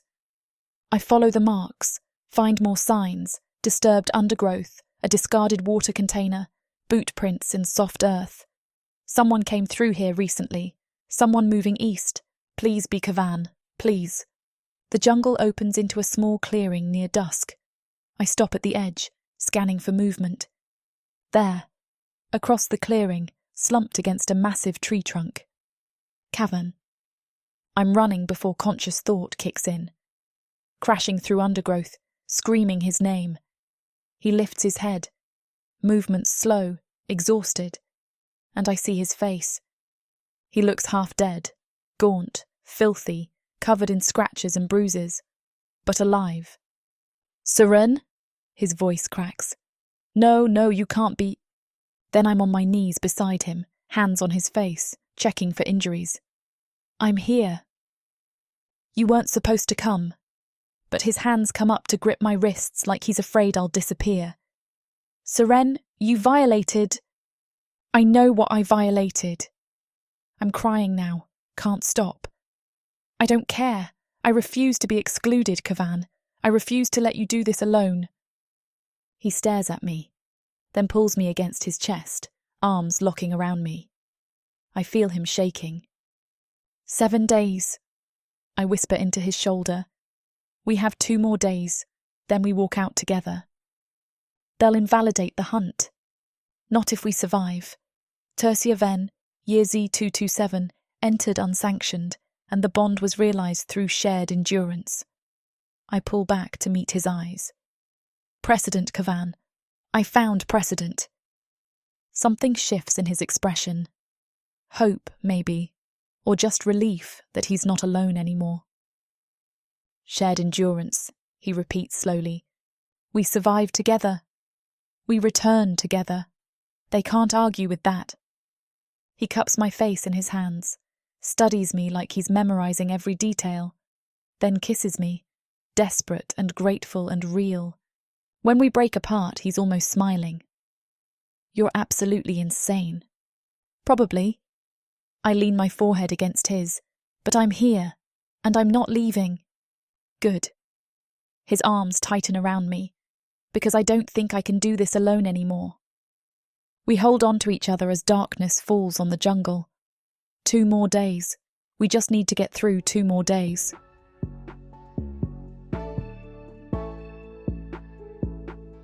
Chapter 18. Cavan. By the 4th day, I stopped tracking time properly. Everything blurs into heat and pain and forward motion. Find water, drink, move, find shelter, sleep fitfully, wake, repeat. My thoughts fragment somewhere between the 2nd and 3rd day, and haven't reassembled since. I catch myself talking to Seren like she's here. Look at this stream. Remember the black sand beach? I miss you. I'm sorry. I'm so sorry. The cut on my arm looks worse this morning. I bound it 2 days ago with cloth torn from my shirt, but the skin around it is raised and hot. Not infected yet, I tell myself. Close, though. Everything is close to failing. My water supply, my rations, my ability to think clearly about anything beyond the next step. The hunt is designed to push participants to their limits. I'm approaching mine. That night, I don't bother climbing a tree. I just curl against a massive trunk and close my eyes. If something kills me in the dark, fine. At least it'll be over. I wake to dawn light and bitter disappointment that I'm still alive. I force myself upright, check my supplies. 2 ration bars. Water container half full. I start moving east because movement is the only thing keeping me rational. If I stop, I'll think about what's waiting back in Bizar. Whether the Keeper has expedited judgment in my absence, whether Octavia has filed early, whether Saren is facing institutional pressure alone, and there's nothing I can do from inside this jungle. Whether the hunt even accomplishes what I need it to. A sound stops me. Not jungle sounds. Something else. Footsteps. Crashing through undergrowth, coming fast. I reach for my blade. Predator? Another participant? Then I hear my name, and everything after that happens in pieces I can barely reconstruct. Her voice, my disbelief, the moment she crashed into the clearing and I understood she was real. I don't remember moving. I just remember her weight against my chest, solid and warm, and my own hands shaking in a way I couldn't control. Now she's cleaning the cut on my arm with efficient, careful movements, and I'm watching her like she might still disappear if I look away too long. You've been in here 2 days, I say. Not a question. She already told me. I'm just trying to make it real. 2 days. She doesn't look up from the wound. Eastern boundary. I followed your markers from the ridge. The signal fire. The cairn. You made it easy. The markers. I'd carved them without fully understanding why. Some stubborn refusal to disappear completely into this jungle, to become just another body the hunt swallowed without record. I told myself it was protocol, standard navigation practice. But I know better now. Every notch I cut into bark was a message. I'm here. I'm still here. Find me. She found me. 2 days alone in this jungle with no hunter training. The thought makes me cold in a way the humidity can't touch. You could have died. So could you. She meets my eyes briefly. And you nearly did. Her fingers are gentle around the inflamed skin, antiseptic-soaked cloth moving in slow circles. This would have turned systemic in another day. I let her work. Try to process the architecture of what she did. Found the precedent, identified the loophole, prepared her supplies, walked through that gate alone. Not impulsively, methodically, as if refusing erasure was simply the next logical step in her research. The keeper will be furious, I say. Let them. She reaches for the bandage. I'm done being compliant, done accepting rules designed to erase me. Clean linen wraps around my forearm, steady and sure. You survived 4 days alone. I survived 2 days finding you. Now we have one more day and we walk out together. Using Tertia Ven as cover. Using Tertia Ven as precedent. She secures the bandage and sits back on her heels, studying me. Then quieter. Are you all right? And I mean actually, not just alive. I consider the honest answer. 4 days of isolation, of doubt compounding in the silence until it stopped sounding like doubt and started sounding like truth. The night I stopped climbing trees. The morning I woke disappointed. I came close to not caring, I say. Whether I made it. There was a point, night 4, where I stopped climbing the trees to sleep. Just lay on the ground. Thought if something found me in the dark, that was fine. She goes very still. I didn't give up, I add. I kept moving every dawn, but I stopped believing the moving mattered. I look at her. Filthy, scratched, exhausted, sitting in a jungle she had no business entering. And then I heard your voice and I thought I'd finally broken. Conjured you from 4 days of wanting. You didn't conjure me. No, I reach out, tuck a piece of matted hair behind her ear. I left markers for someone I wasn't sure was coming, and you followed everyone. She turns her face briefly into my palm. Doesn't say anything because she doesn't need to. I am now, I tell her. All right, I am now. She tucks herself against my chest without another word, and I wrap both arms around her, and the jungle keeps moving around us. Indifferent, alive, unchanged. One more day, she says quietly. One more day. I press my mouth to her hair. Then we face whatever comes. We stay like that as darkness falls completely. Tomorrow we'll need to assess supplies, plan our route to the boundary, prepare for whatever the keeper has waiting. But tonight I'm not alone, and I can think clearly for the first time in days.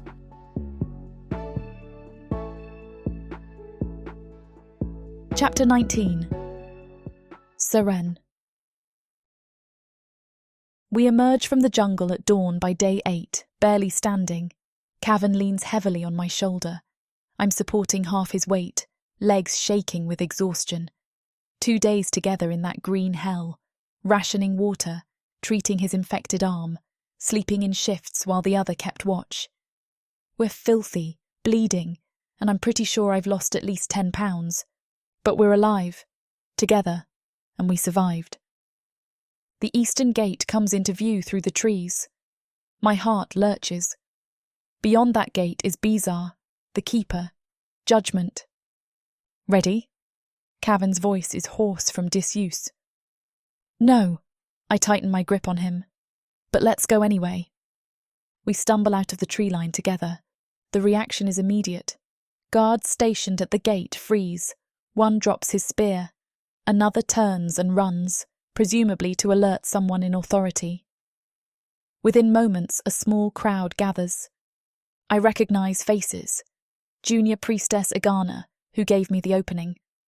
Attendant Prior, stylus already in hand. Several I don't know, keeper officials, witnesses, the curious.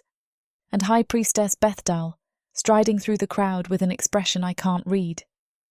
She stops 3 paces away. Studies us both. Cavan barely upright, me holding him steady, both of us looking half dead. Archivist Valeris, she says quietly. You were given an exclusion directive. I was given guidance, I correct, keeping my voice level. Not law. I researched the protocols, High Priestess. Nowhere does keeper law forbid unsanctioned entry. It discourages, warns of consequence, but it doesn't prohibit. Bethdal's eyes narrow. Semantics. Precedent. I meet her gaze steadily. Tertia Ven, year Z227. She entered the hunt unsanctioned on day 5.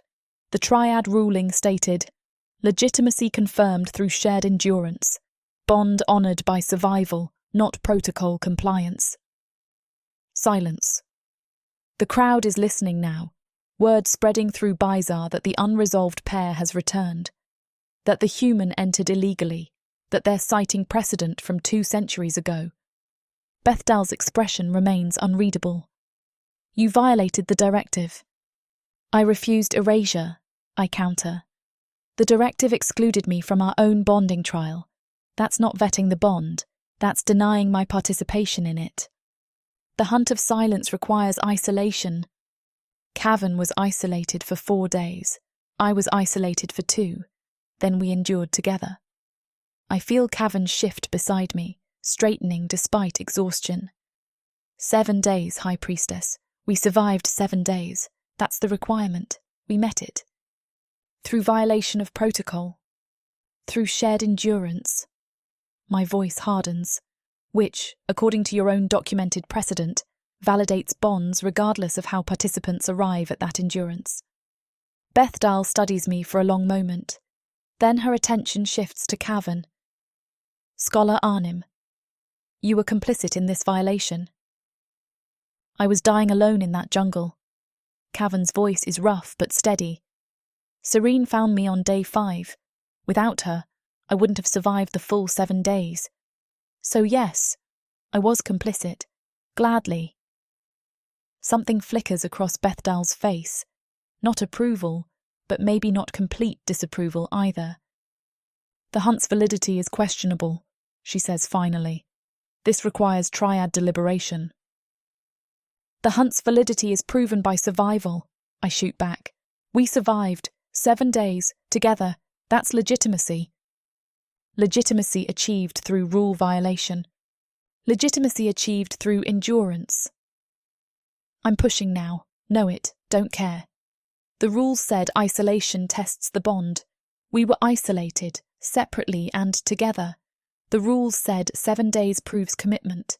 We gave you 7 days. The rules never said I couldn't enter. You wanted me to stay out.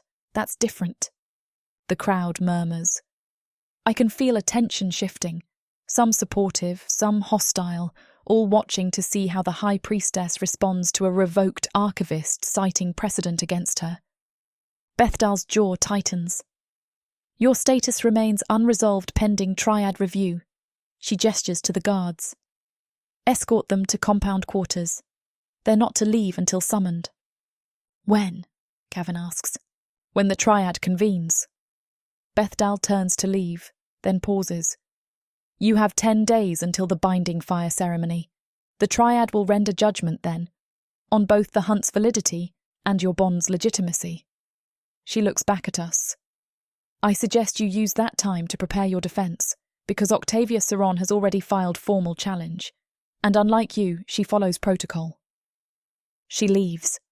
The crowd begins to disperse, whispers spreading like wildfire through Bizarre. The guards move toward us, not threatening, just present. One reaches to support Cavan from the other side. We can walk, I say. Barely, the guard mutters, but he backs off. Cavan and I make our way through the gates together.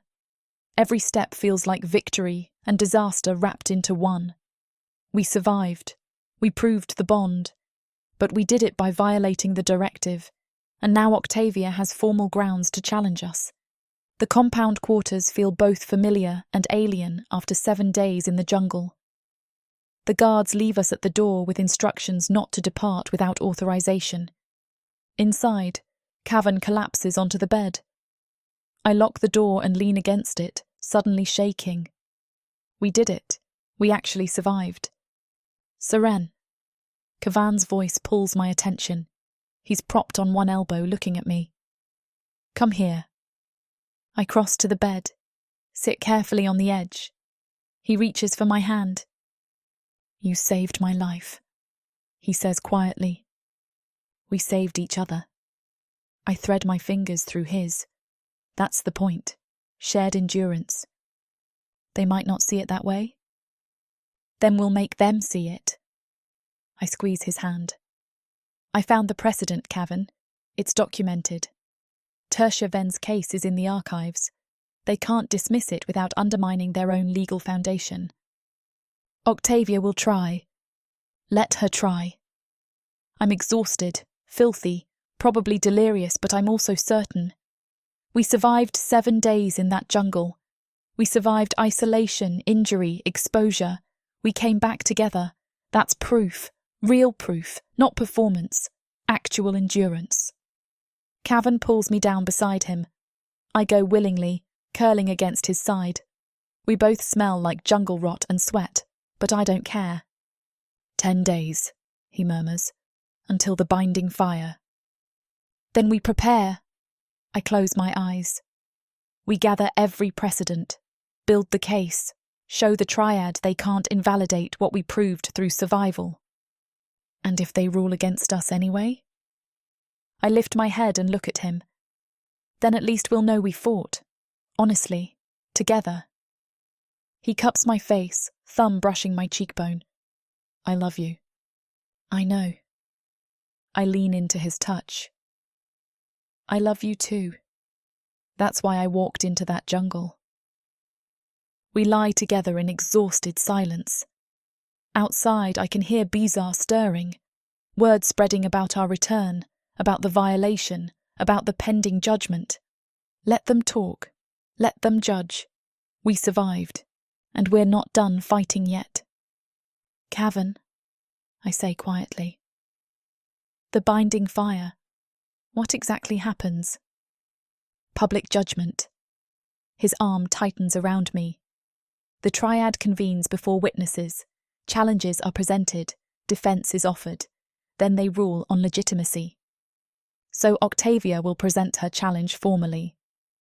Yes, cross-species incompatibility, lineage termination, all of it. He pauses.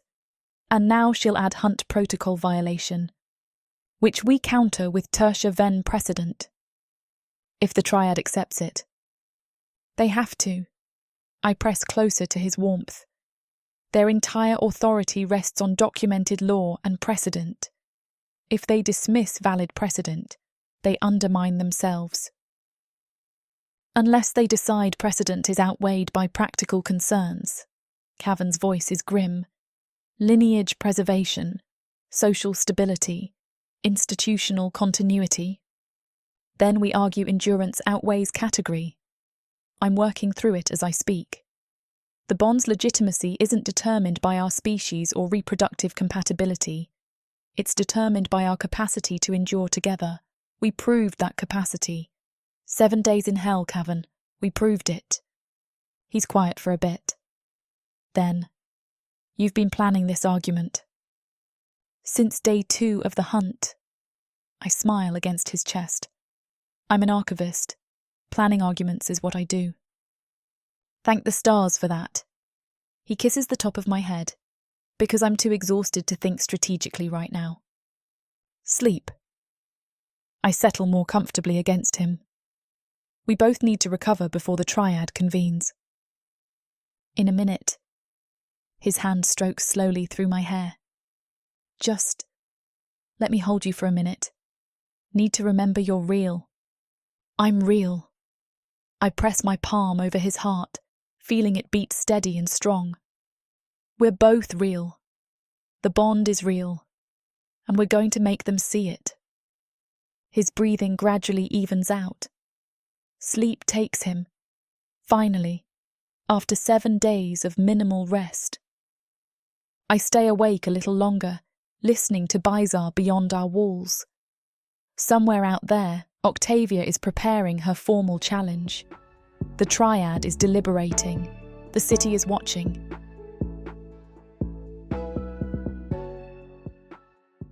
This huge orc brings out the animal in me.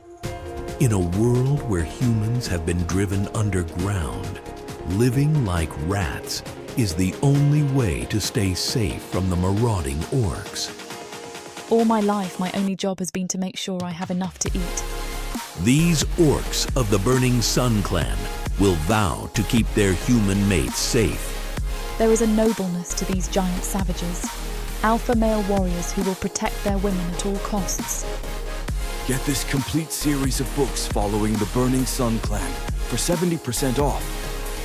Each book is a full-length monster romance that features a giant orc with eyes for his beloved, curvy human. Happily ever after guaranteed. Protheka's magic is eternal.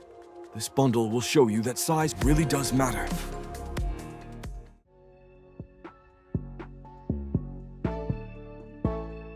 Chapter 20. Cavan. We sleep for 16 hours straight. When I finally wake, the sun is setting again. A full day and night lost to exhaustion. Saren is still curled against my side, breathing deeply. I don't move, just watch her sleep and marvel that we're both alive. Eventually, her eyes open. She blinks up at me, momentarily disoriented. Cavan? Here. I brush hair from her face. We slept all day. She sits up slowly, wincing. Good. We needed it.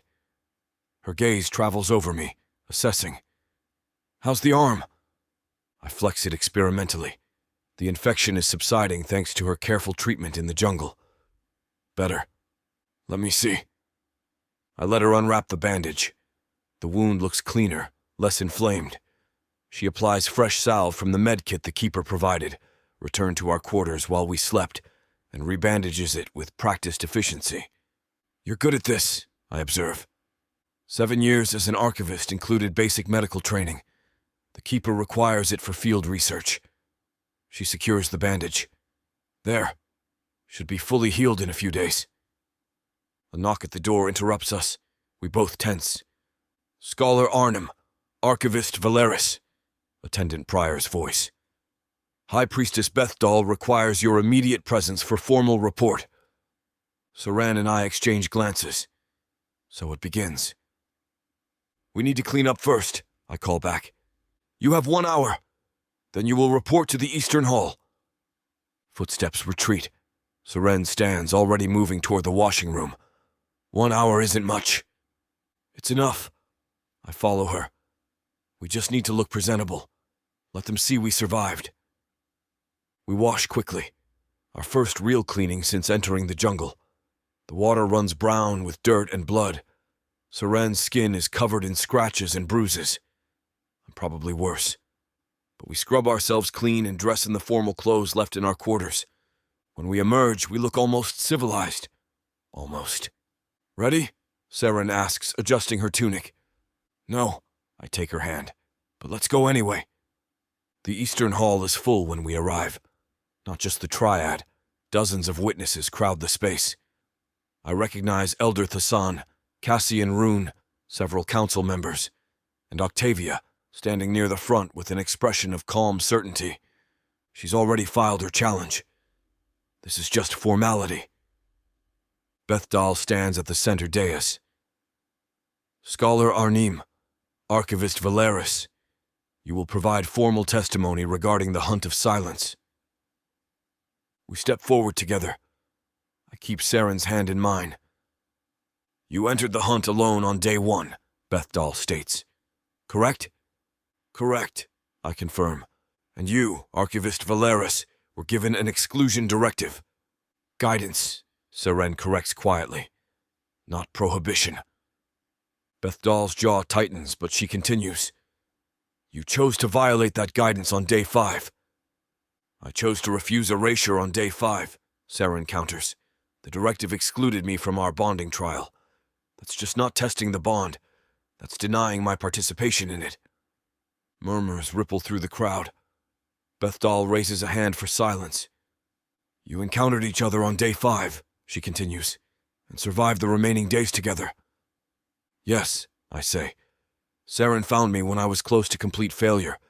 Without her, I would not have survived the full 7 days. So the hunt's isolation requirement was compromised.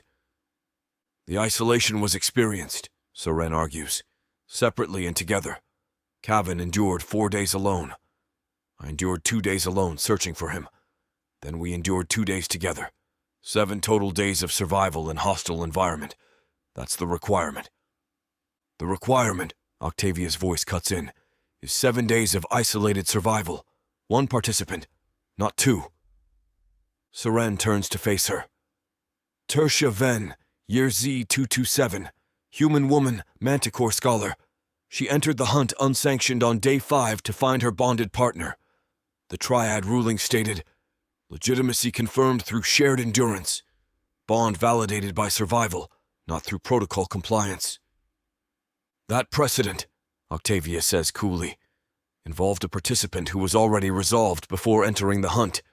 Your situation is different. The principle is identical, Seren shoots back. Shared endurance validates bonds. We endured, together, for 7 days. Through protocol violation, through survival. Seren's voice hardens. Which is what the hunt tests, not compliance. Survival. We survived. The hall erupts in whispers. Bethdal calls for order again. Elder Thassan leans forward from his seat. The human raises valid precedent. His ancient voice carries weight. Tertia Ven's case is documented. The ruling was clear. The ruling addressed a different circumstance, Octavia argues. Resolved bonds facing external challenge, not unresolved bonds seeking initial validation. Shared endurance was the determining factor, Seren counters. The status beforehand was irrelevant to the final judgment. The triad ruled survival validated the bond. We survived. Therefore nothing. Octavia's calm never breaks. You violated protocol. That violation compromises the hunt's integrity. What compromises integrity, I say quietly, is excluding 1 participant from a 2-person bond trial. You tested me alone. That's not testing our bond. It's testing my individual endurance. Seren's entry corrected that imbalance. Cassian Roan speaks for the first time. An interesting argument, Scholar Arnim. You're suggesting the exclusion itself was the violation? I'm suggesting, I say carefully, that testing a bond by removing 1 participant fundamentally contradicts the purpose of the test. More murmurs. I can feel the crowd dividing, some nodding agreement, others shaking heads. Bethdal raises both hands. Enough. This debate will be formally addressed at the binding fire. She looks at us. You have 10 days to prepare your defense. Guardian Octavia has filed formal challenge on 4 grounds. Cross-species incompatibility, lineage termination, precedent destabilization, and hunt protocol violation. You will answer all 4 charges before the triad. We'll answer them, Seren says steadily. Then you are dismissed. Return to your quarters. You remain under restriction until the binding fire ceremony. We're being held prisoner. Politely but definitely. I nod acceptance. Seren and I turn to leave together. The walk back is silent. Guards fall in behind us. Not threatening, just present. Making sure we don't flee, probably. Inside our quarters, Seren locks the door and leans against it, exhaling slowly. That was preliminary, she says. The real fight comes at the binding fire. 10 days. I cross to her. 10 days to prepare. She looks up at me, studies my face. Then her hand comes up to cup my cheek. We're still here, she whispers. Still alive. Still together. We are. I cover her hand with mine. The enormity of it hits me suddenly. We survived 7 days in that jungle. Faced Bethdal and Octavia. Refused the easy out. We're still standing.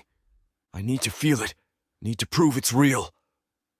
I pull Seren against me and kiss her. Desperately. Hungrily. She makes a surprised sound but kisses back immediately, hands fisting in my tunic. This scene is about to get too steamy for this platform's comfort. And as much as we'd love to keep going, their guidelines say we need to stop here. To continue releasing these free audiobooks on this platform, we've got to play by the rules. But the passion doesn't end here. Visit worldsofprotheka.com to hear the full, uncut version of this fantasy romance, and every daring moment that YouTube can't handle. Use code YouTube30 for 30% off unabridged audiobooks in the worlds of Protheka. Don't let YouTube hold you back. Immerse yourself in a world of magic, danger, and unfiltered passion. Protheka's magic is eternal. Listen unabridged and you'll never want to go back. Finally, Seren's hand comes up to stroke through my mane. "We're alive," she whispers. "We are." I lift my head, looking at her. Tears track down her temples. "We survived, Seren. We actually survived. And now we fight." She manages a shaky smile. 10 days until the binding fire. 10 days to build our case. I kiss her softly, then roll to my side and pull her against my chest. "You said you found precedents. How many?" 4 major cases. She settles into me, tracing idle patterns on my chest. Tertia Ven is strongest, almost identical circumstances. But there's also the Kale ruling from Year Z 175, the Year Z 203 case, and your own reform proposal from Year Z 244. I blink. My reform proposal? You argued for expanded bonding rights 21 years ago. It's documented. Shows your position has been consistent. This isn't opportunistic. It's principled. She tilts her head back to meet my eyes. You've been fighting this fight your whole life, Cavan. This is just the first time you're not fighting alone. Something tightens in my chest. Thank you for entering that jungle, for refusing to be excluded. Thank you for surviving long enough for me to find you. She presses her palm over my heart. We're in this together now. Whatever comes.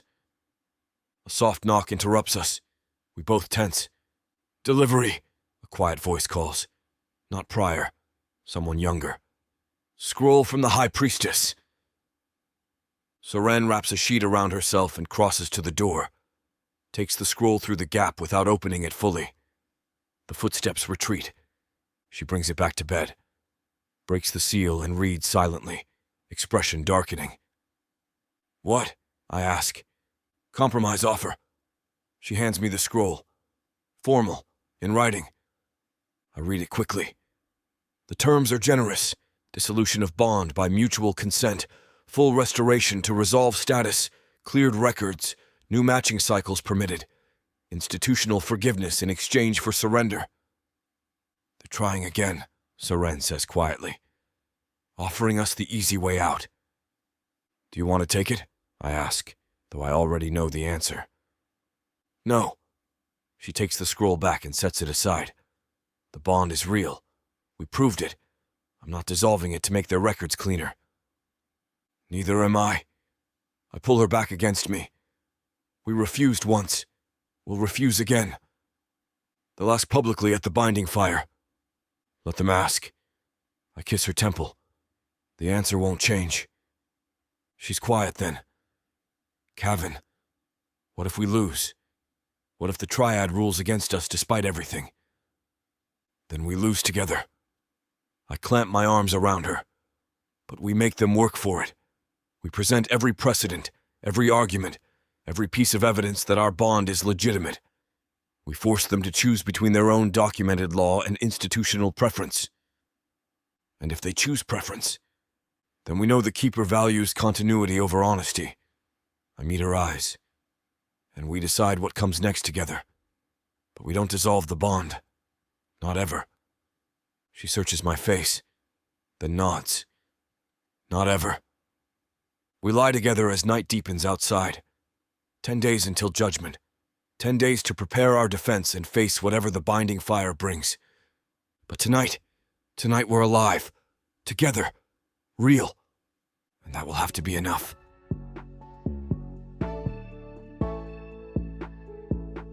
Chapter 21.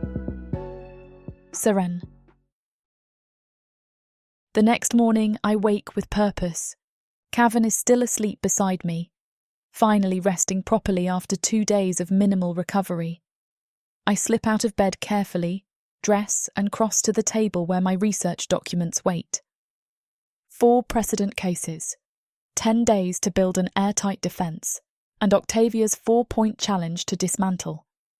I start organising, separate the documents by relevance, cross-species compatibility arguments in one stack, lineage preservation challenges in another, hunt protocol precedents in a third. By the time Cavan wakes, I have the foundation of our case mapped out. You've been busy, he observes, joining me at the table. We have work to do. I hand him the Tertia Ven documentation. Read this. Tell me if I'm missing anything in the argument structure. He settles beside me, scanning the pages. I watch his expression shift as he processes the details, the exact parallels to our situation, the triad's clear ruling, the precedent we need. This is strong, he says finally. But Octavia will argue the circumstances differ because Tertia and Theron were already resolved. Which is why we counter with the year Z 203 case. I pull that file forward. Unresolved cross-species bond challenged on incompatibility grounds. The triad ruled, compatibility is demonstrated through endurance, not predicted through category alignment. They were unresolved going in. The hunt validated them. Kavan nods slowly. So we establish the precedent applies regardless of pre-hunt status. Exactly. I'm already pulling the next document. Then we address lineage termination with your reform proposal from year Z 244. You argued then that lineage preservation shouldn't override individual bonding rights. The council rejected it, but the argument is documented. Shows consistency.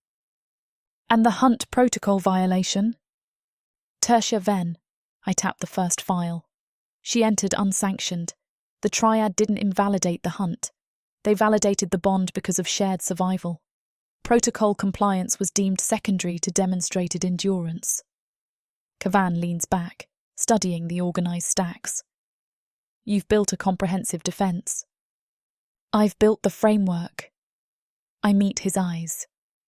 But we need to anticipate Octavia's counter-arguments.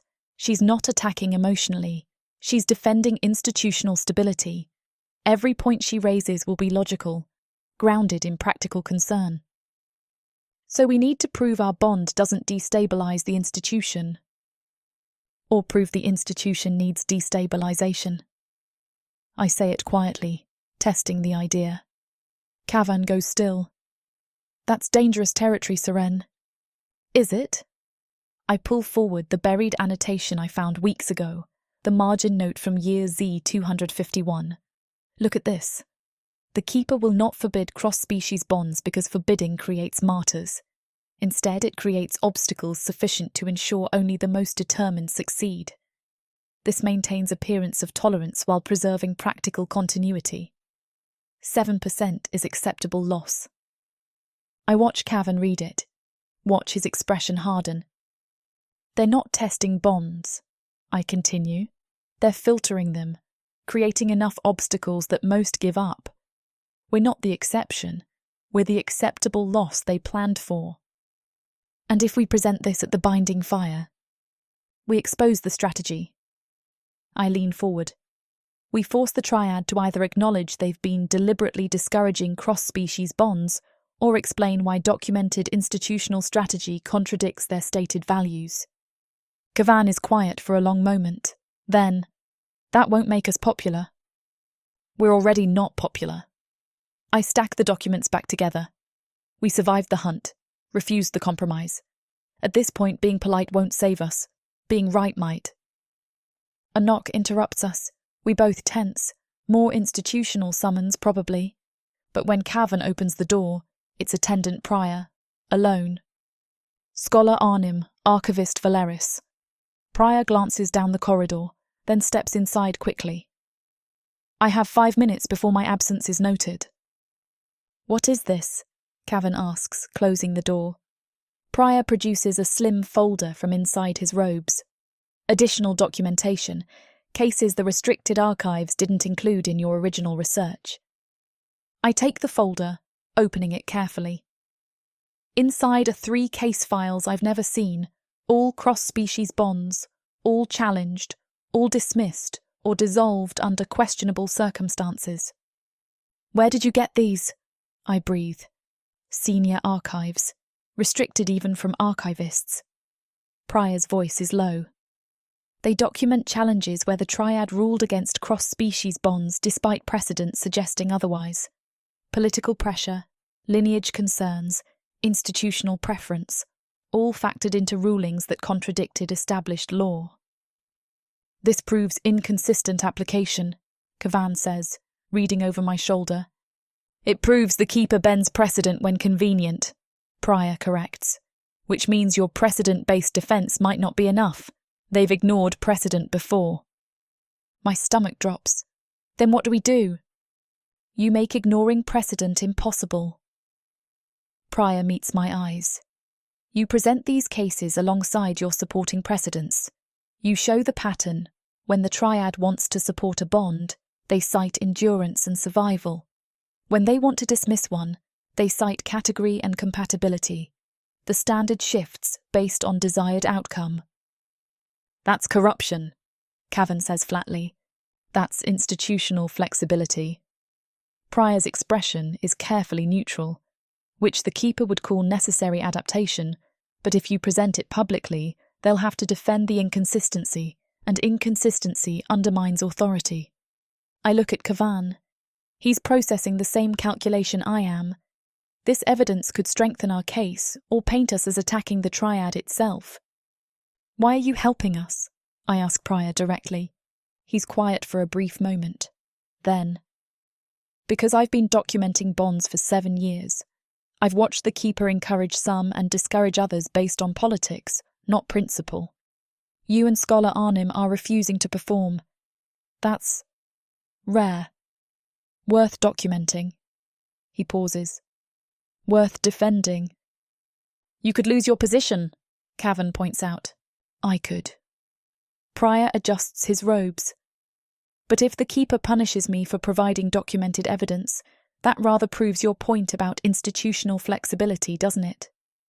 Despite everything, I almost smile. Thank you, Prior. Don't thank me yet. He moves toward the door. The binding fire is in 9 days. Guardian Octavia is preparing her formal presentation. She has council support, lineage backing, and institutional momentum. You have precedent and principle. It might not be enough. Then we'll make it enough, I say firmly. Prior nods once and slips out. The door closes behind him, leaving Kavan and me with 3 new case files that might change everything. I spread them across the table. Start reading. The pattern is damning. Year Z 312. Cross-species bond challenged. Precedent cited. Triad ruled against bond anyway. Citing practical lineage concerns override theoretical compatibility. Year Z 267. Similar circumstances. Similar precedent. Similar dismissal. Year Z 198. Bond dissolved despite Hunt's survival because institutional stability requires consistent category maintenance. They've been doing this for centuries, Kavan says quietly. Citing precedent when it suits them, dismissing it when it doesn't. Which means precedent alone won't save us. I lean back, thinking. We need to make dismissing precedent more costly than accepting our bond. How? Public pressure. I look at him. The binding fire is witnessed. Hundreds attend. If we present this evidence publicly, show the inconsistency, expose the pattern, the triad has to respond. And any response either validates our bond or admits they've been selectively applying law for political purposes. They could simply rule against us anyway. They could. I gather the new files carefully. But it'll be harder, more visible. And if younger generation is watching, people like Agana, Prior, Merrin, they'll see the keeper choosing institutional preference above documented law. Kavan cups my face, studying me. You're willing to burn bridges with the entire keeper establishment. I already did that when I entered the hunt unsanctioned. I cover his hands with mine. We're past the point of institutional approval, Kavan. Now we're fighting for the right to exist honestly. If that requires exposing how the keeper manipulates law, so be it. He kisses me, soft and lingering. When he pulls back, his expression is determined. Then we expose it. Together. We spend the rest of the day organising evidence, the precedents that support us, The cases that show inconsistent application, the margin note revealing deliberate strategy. By evening, we have a comprehensive presentation mapped out. Every argument, every counterpoint, every piece of documentation we'll need. 9 days, Cavan says, reviewing our work. Think it's enough time? It has to be. I stack the final documents. Octavia's had weeks to prepare her challenge. We have 9 days to dismantle it. He pulls me against his side. We stand together looking at the evidence spread across our table, the foundation of our defence, the weapon we'll use at the binding fire. Seren, he says quietly, if we do this, if we expose the Keeper's inconsistency publicly, there's no going back.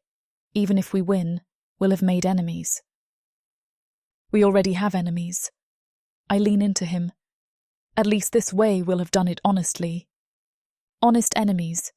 He almost smiles. That's very us. It is. I turn to face him properly. Cavan, I need you to understand something. I'm not fighting this battle because I think we'll definitely win. I'm fighting it because refusing to fight means accepting erasure. And I'd rather lose honestly than win through surrender. I know. He frames my face with both hands. That's why I love you. You refuse to disappear quietly. So do you. So do I. He kisses me again, deeper this time. 9 days, then we walk into the fire together. Together, I confirm. Outside, Bizar settles into night. Somewhere in the city, Octavia prepares her challenge. The Triad deliberates. The Keeper watches. Let them watch. Let them deliberate. We have 9 days to build an unshakable defence, and we'll use every single one.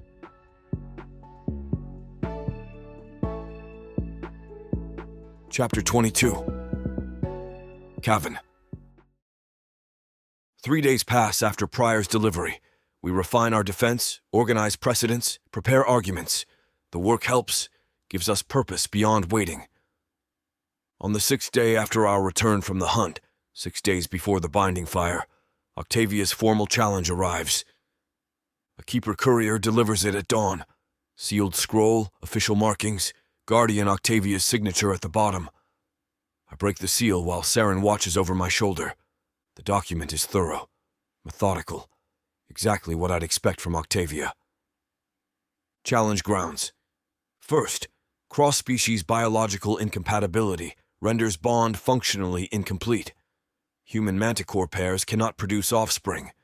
Bond cannot fulfill traditional lineage continuation requirements.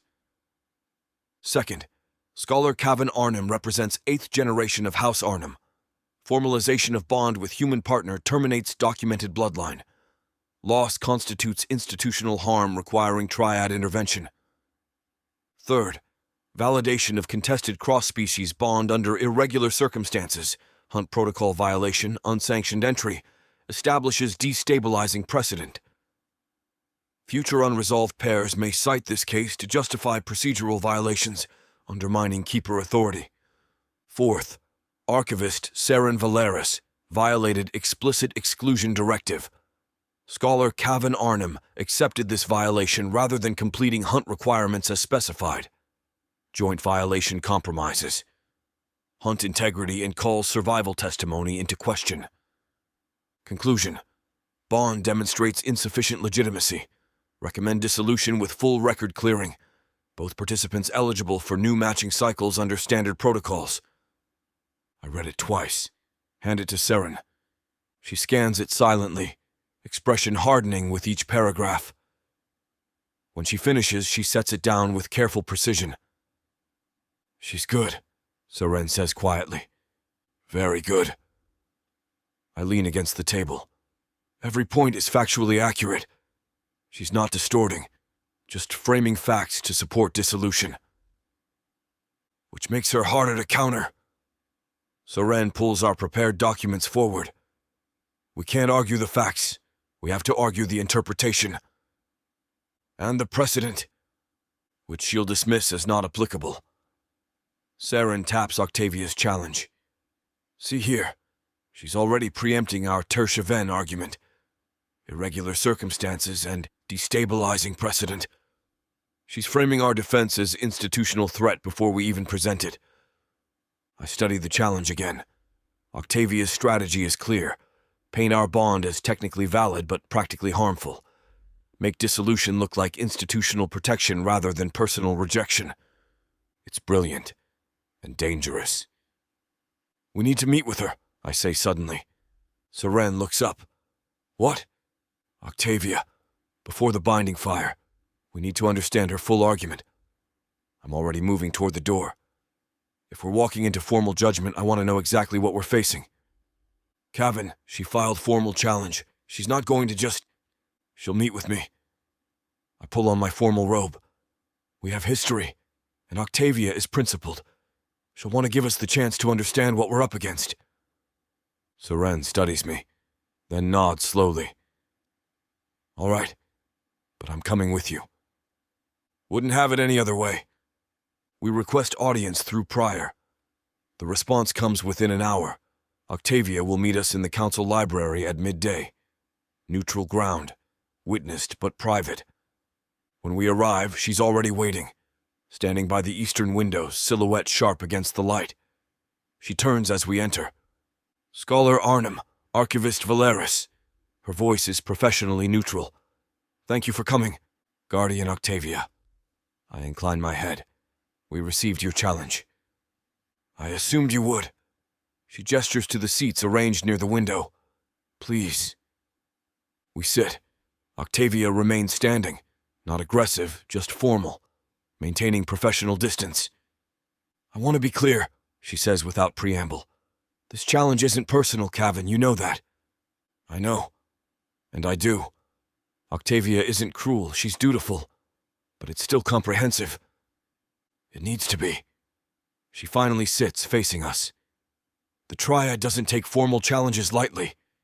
If I'm going to argue for dissolution, the grounds must be unassailable. They are, Seren says, factually, but not interpretively. Octavia's gaze shifts to her. Which is where you'll make your stand. Precedent, correct? Tertiaven's case. The year Z203 ruling. Possibly others. Seren doesn't confirm or deny, just watches Octavia carefully. It won't be enough, Octavia continues. Precedent is flexible. The Triad interprets it based on circumstances. Your circumstances involve protocol violation, institutional challenge, and lineage termination. Those factors outweigh historical rulings from different contexts. Even when the principle is identical, I ask. Especially then. Octavia leans forward slightly. Cavan, you're a scholar. You understand how institutions function. Precedent serves stability, but when precedent threatens stability, the institution adapts. Your bond threatens lineage preservation, procedural integrity, and social order. No amount of precedent outweighs that. So you're arguing the Keeper should dismiss its own documented law when convenient? Seren's voice is sharp. I'm arguing the Keeper should prioritize institutional continuity over individual exceptions. Octavia doesn't rise to the bait, which is exactly what the Triad will do. They'll acknowledge your precedents, then explain why the situation requires different judgment. Silence settles between us. She's right, and she knows we know it. Why are you telling us this? I ask finally. Octavia meets my eyes. Because I respect you both enough to be honest. You're walking into the binding fire believing precedent will save you. It won't. The Triad will rule based on institutional need, not historical consistency. And institutional need requires your bond be dissolved. You're certain of that? Seren asks. I am. Octavia stands, crossing to the window. The Council supports dissolution. Lineage families support dissolution. The Keeper's senior leadership supports dissolution. The Triad will rule accordingly. Then why offer this meeting? I press. Why not just let us walk into judgment unprepared? She hesitates, then turns back to face us. Because, despite everything, I believe you're both sincere. Her expression softens fractionally. This isn't performance for you. The bond is real. You genuinely love each other. I acknowledge that. But you'll argue for dissolution anyway, Seren says. Yes. Octavia's voice is firm, because my duty isn't to validate sincere feelings. It's to protect institutional stability. Your bond, however real, threatens that stability. So I'll argue for dissolution. The Triad will rule accordingly, and you'll both be released to form appropriate bonds with suitable partners. Suitable, I repeat, meaning manticore partners for me, human partners for Seren, meaning category-appropriate partners who can fulfill lineage requirements. Octavia returns to her seat. Cavan, you're the last of House Arnim. Your bloodline ends if you formalize with Seren. That's not theoretical harm. That's documented loss the Keeper can't ignore. And if I don't care about House Arnim's continuation, I ask quietly, then you're placing personal preference above institutional duty. Octavia's gaze is steady, which is your right, but it's also grounds for dissolution. Seren leans forward. What if we prove the Keeper has been inconsistently applying precedent, that they cite endurance when convenient and dismiss it when not? Octavia's expression doesn't change. Then you'll be arguing the Triad is corrupt, which won't endear you to them. But it might force honest judgment, or it might make them defensive. Octavia stands again. Archivist Valeris, I understand your strategy. Expose inconsistency. Force the Triad to choose between validating your bond or admitting selective law application. It's clever. It might even work in creating spectacle, but it won't change the outcome. You're very confident, I observe. I'm realistic. She moves toward the door. The binding fire is in 4 days. I'll present my challenge. You'll present your defense. The Triad will deliberate, and they'll rule for dissolution because that's what institutional stability requires. She pauses at the door, looking back. I'm sorry, Cavan. Truly. You deserved better than this. Her voice gentles. But sometimes what we deserve and what we get are different things. The Keeper serves continuity, not justice. The sooner you accept that, the easier this will be. Then she's gone. Seren and I sit in silence. Around us, the library's ancient texts line the walls. Centuries of documented law, precedent, institutional memory. She's right about one thing, Seren says finally. Precedent alone won't be enough. No, I stand, offering her my hand. But exposing inconsistency might force the Triad to defend their ruling more carefully. Make them work for dissolution instead of just granting it. And if they grant it anyway, then we know the Keeper chooses institutional preference above documented law. I help her stand, and we decide what that means for us.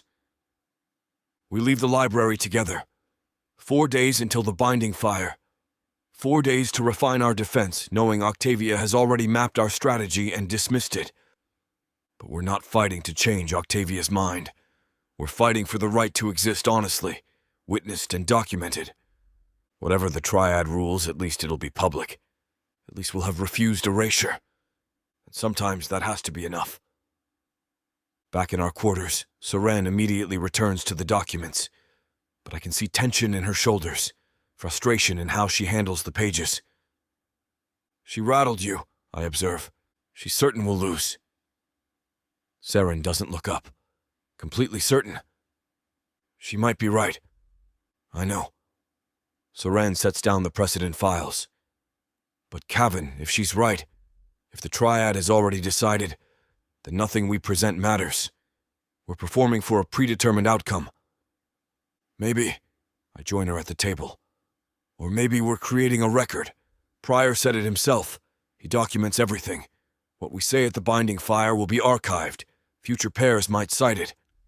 As a failure case. Or as proof someone tried. I turn her to face me. Seren, Octavia thinks we're fighting to win Triad approval. We're not. We're fighting to refuse erasure. Those are different battles. She searches my face. You really think documentation matters more than the ruling? I think honesty matters more than the ruling. I pull her close. If the triad dissolves us, we'll know we told the truth. Publicly. Witnessed. That's not nothing. She rests her forehead against my chest. I wanted to win. I know. I stroke her hair. So did I.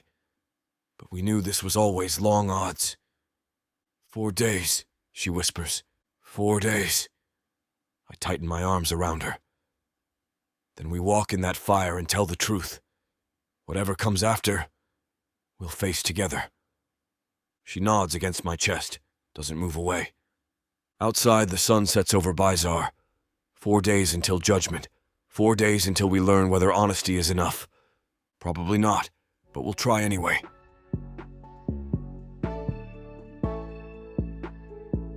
Chapter 23.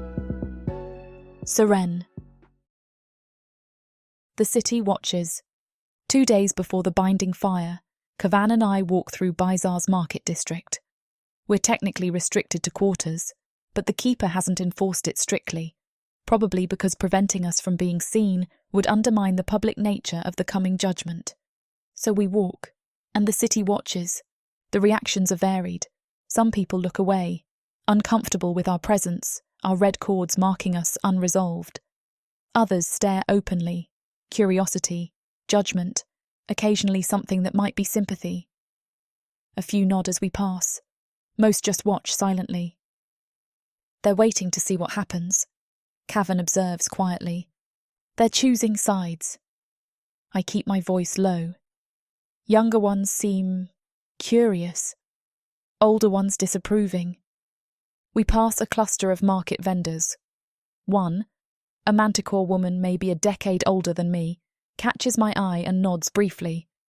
Not approval, exactly. Acknowledgement. I nod back. 3 stalls down, an elderly manticore male turns his back deliberately when we approach. His message is clear. The city is fracturing quietly along generational lines. Not openly. Bizarre doesn't do open conflict. But in small gestures, careful distances, measured responses. We continue walking. Neither of us speaks about where we're going, but I know. The black sand beach where Kavan first told me he loved me. Where we had 10 days of freedom before the hunt consumed everything. When we arrive, the beach is empty. Just black sand, grey waves, the sound of water against shore. We sit together near the waterline. Kavan's hand finds mine.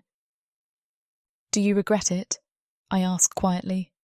Any of it? He's quiet for a while. Then, no. Even if we lose, no. House Arnhem ends if the triad validates us. I know. He squeezes my hand. I've known since the beginning. My line ends, or the bond ends. There's no middle path. And you chose the bond. I chose honesty. He looks at me. The bond is real, Seren. Pretending otherwise to preserve my bloodline would be performance. I'm done performing. I lean against his shoulder. What do you think they'll rule? Dissolution. His voice is matter of fact. Octavia made the case too well.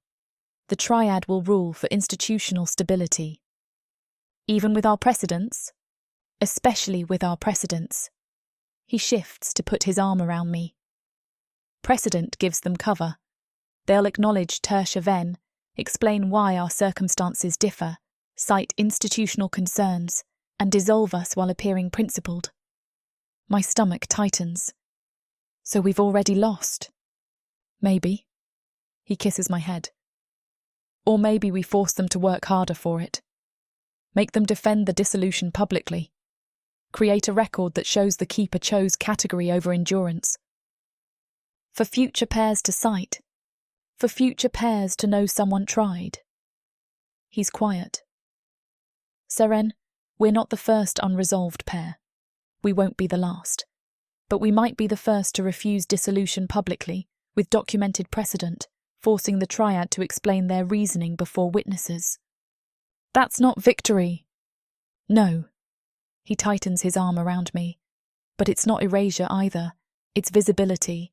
And sometimes visibility is what changes systems. Slowly, over generations, when enough people refuse to disappear quietly. We sit in silence, watching waves. The sun angles toward afternoon, casting long shadows across black sand. Kavan, I say eventually, if they dissolve us, what happens after? We're released to new matching cycles, resolved status restored. And if we refuse new matching? He's quiet. Then we remain resolved but unbonded. It's uncommon but permitted. Could we stay together? Not formally bonded, just together? Technically, yes. The Keeper doesn't regulate resolved individuals' personal relationships. He pauses. But we'd have no legal standing, no shared housing rights, no institutional recognition, no... But we'd be together. He turns to look at me. You'd accept that? No formal bond, no recognition, living in legal ambiguity. I'd accept truth over performance. I meet his eyes. If the Keeper won't validate what's real, that doesn't make it less real. It just makes them wrong. Something shifts in his expression. You've thought about this. I've thought about everything. I turn to face him properly. Cavan, I'm not fighting this battle because I need institutional approval. I'm fighting it because they tried to erase me from our own bonding trial. But if we lose, if the triad dissolves us, that doesn't change what I know. The bond is real. You're real. We survived 7 days in hell together. No ruling erases that. He frames my face with both of his hands.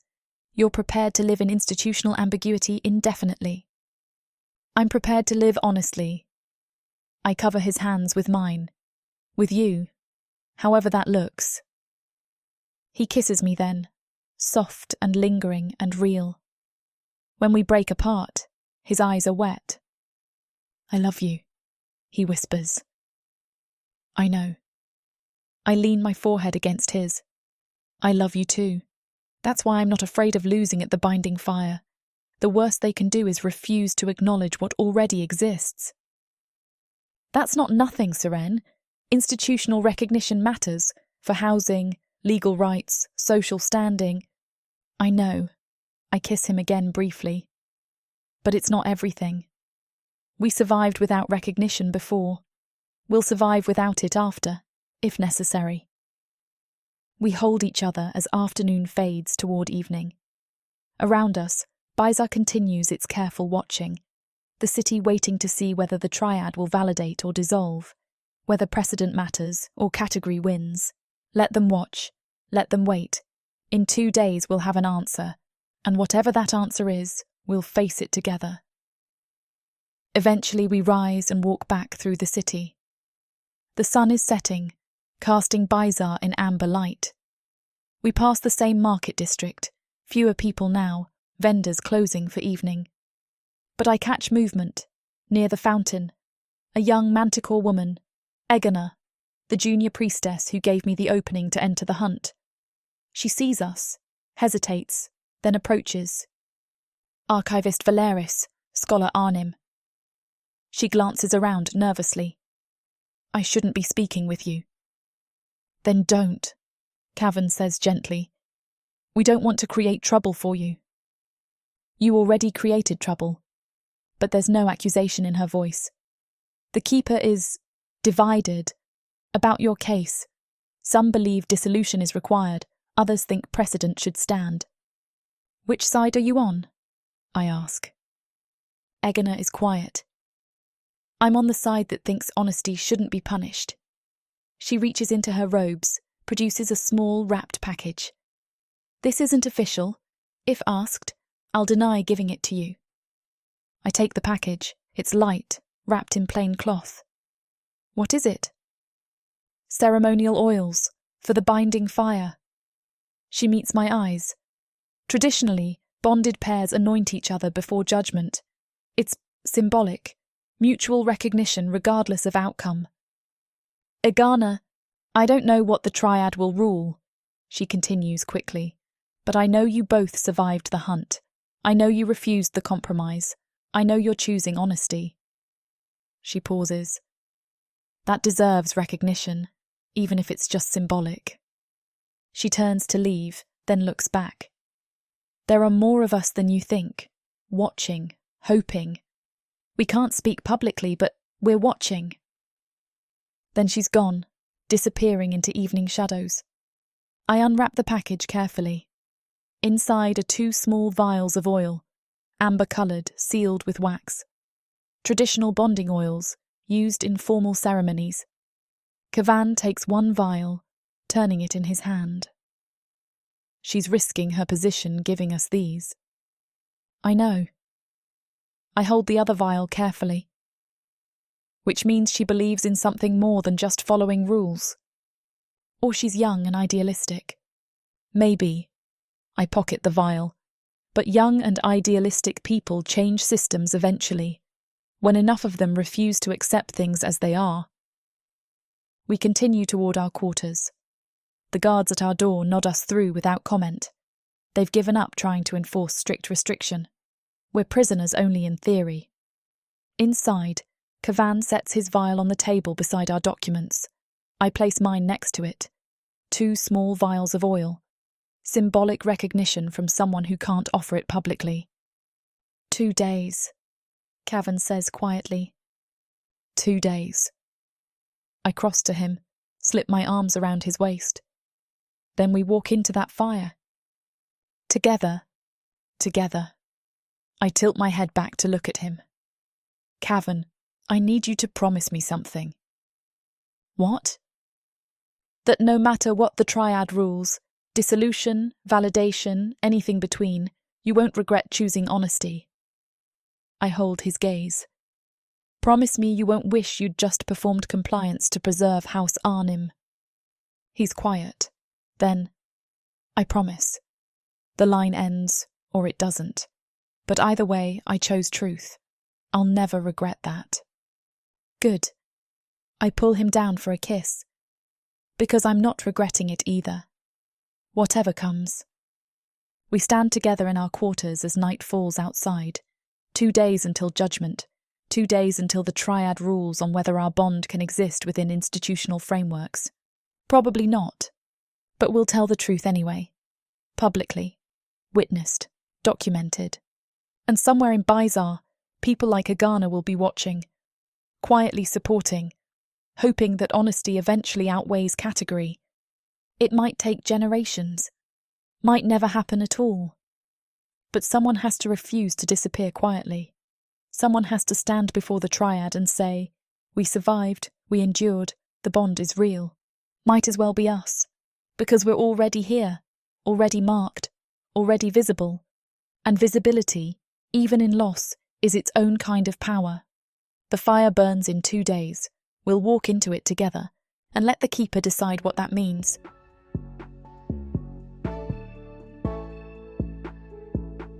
Chapter 24. Kavan. The binding fire convenes at midday. We're summoned at dawn. Guards escort us from quarters to the preparation chambers. Separate rooms, traditional protocol. I don't see Seren again until we enter the ceremonial hall.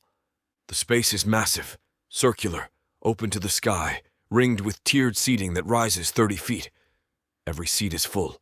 Thousands of witnesses, Keeper officials, council members, lineage families, citizens. All of Bizarre, it seems, has come to watch. At the center, the triad sits elevated. High Priestess Bethdal representing the Keeper aspect. Elder Thassin representing the Hunter. Cassian Rune representing the Hedonist.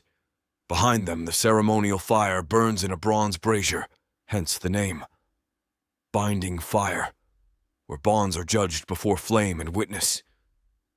I enter from the eastern gate wearing formal robes. Red cords mark my wrists, unresolved status visible to all. Seren enters from the west. She's dressed in traditional bonding white, but her cords are also red. We meet at the center circle, facing the triad together. The crowd quiets. Bethdal stands. We convene the binding fire to render judgment on the contested bond between Scholar Kavan Arnim, Manticore of House Arnim, and Archivist Seren Valeris, human of no house. Her voice carries across the vast space. Guardian Octavia Seren has filed formal challenge on 4 grounds. The challenged will answer before witnesses. Octavia rises from her seat in the first tier, descends to the floor. She's dressed in guardian formal wear, black robes, silver cords marking her authority. She doesn't look at us, just faces the triad. High Priestess, honored triad. Her voice is clear, professional. I present formal challenge on behalf of the Lineage Preservation Council. She produces a scroll, begins reading. First ground, cross-species biological incompatibility. Scholar Arnhem and Archivist Valeris cannot produce offspring. Their bond cannot fulfill traditional lineage continuation requirements. This constitutes functional incompleteness requiring triad intervention. She pauses. The crowd is silent. Second ground, Scholar Calvin Arnhem represents the 8th generation of House Arnhem. Formalization of bond with human partner terminates documented bloodline. This loss constitutes measurable institutional harm. Her voice remains steady, factual, not cruel, just dutiful. Third ground, validation of this contested bond under irregular circumstances establishes destabilizing precedent. Future unresolved pairs may cite this case to justify protocol violations, undermining keeper authority and institutional order. She turns slightly, acknowledging us for the first time. Fourth ground, Archivist Valeris violated explicit exclusion directive by entering the Hunt of Silence unsanctioned. Scholar Arnhem accepted this violation rather than completing requirements as specified. Joint protocol violation compromises hunt integrity and calls survival testimony into question. She lowers the scroll. The evidence is documented. The facts are undisputed. I recommend bond dissolution with full record clearing. Both participants should be released to form appropriate bonds under standard protocols. She returns to her seat. The crowd murmurs, not shocked exactly. Expected. But hearing it stated so methodically before thousands makes it real.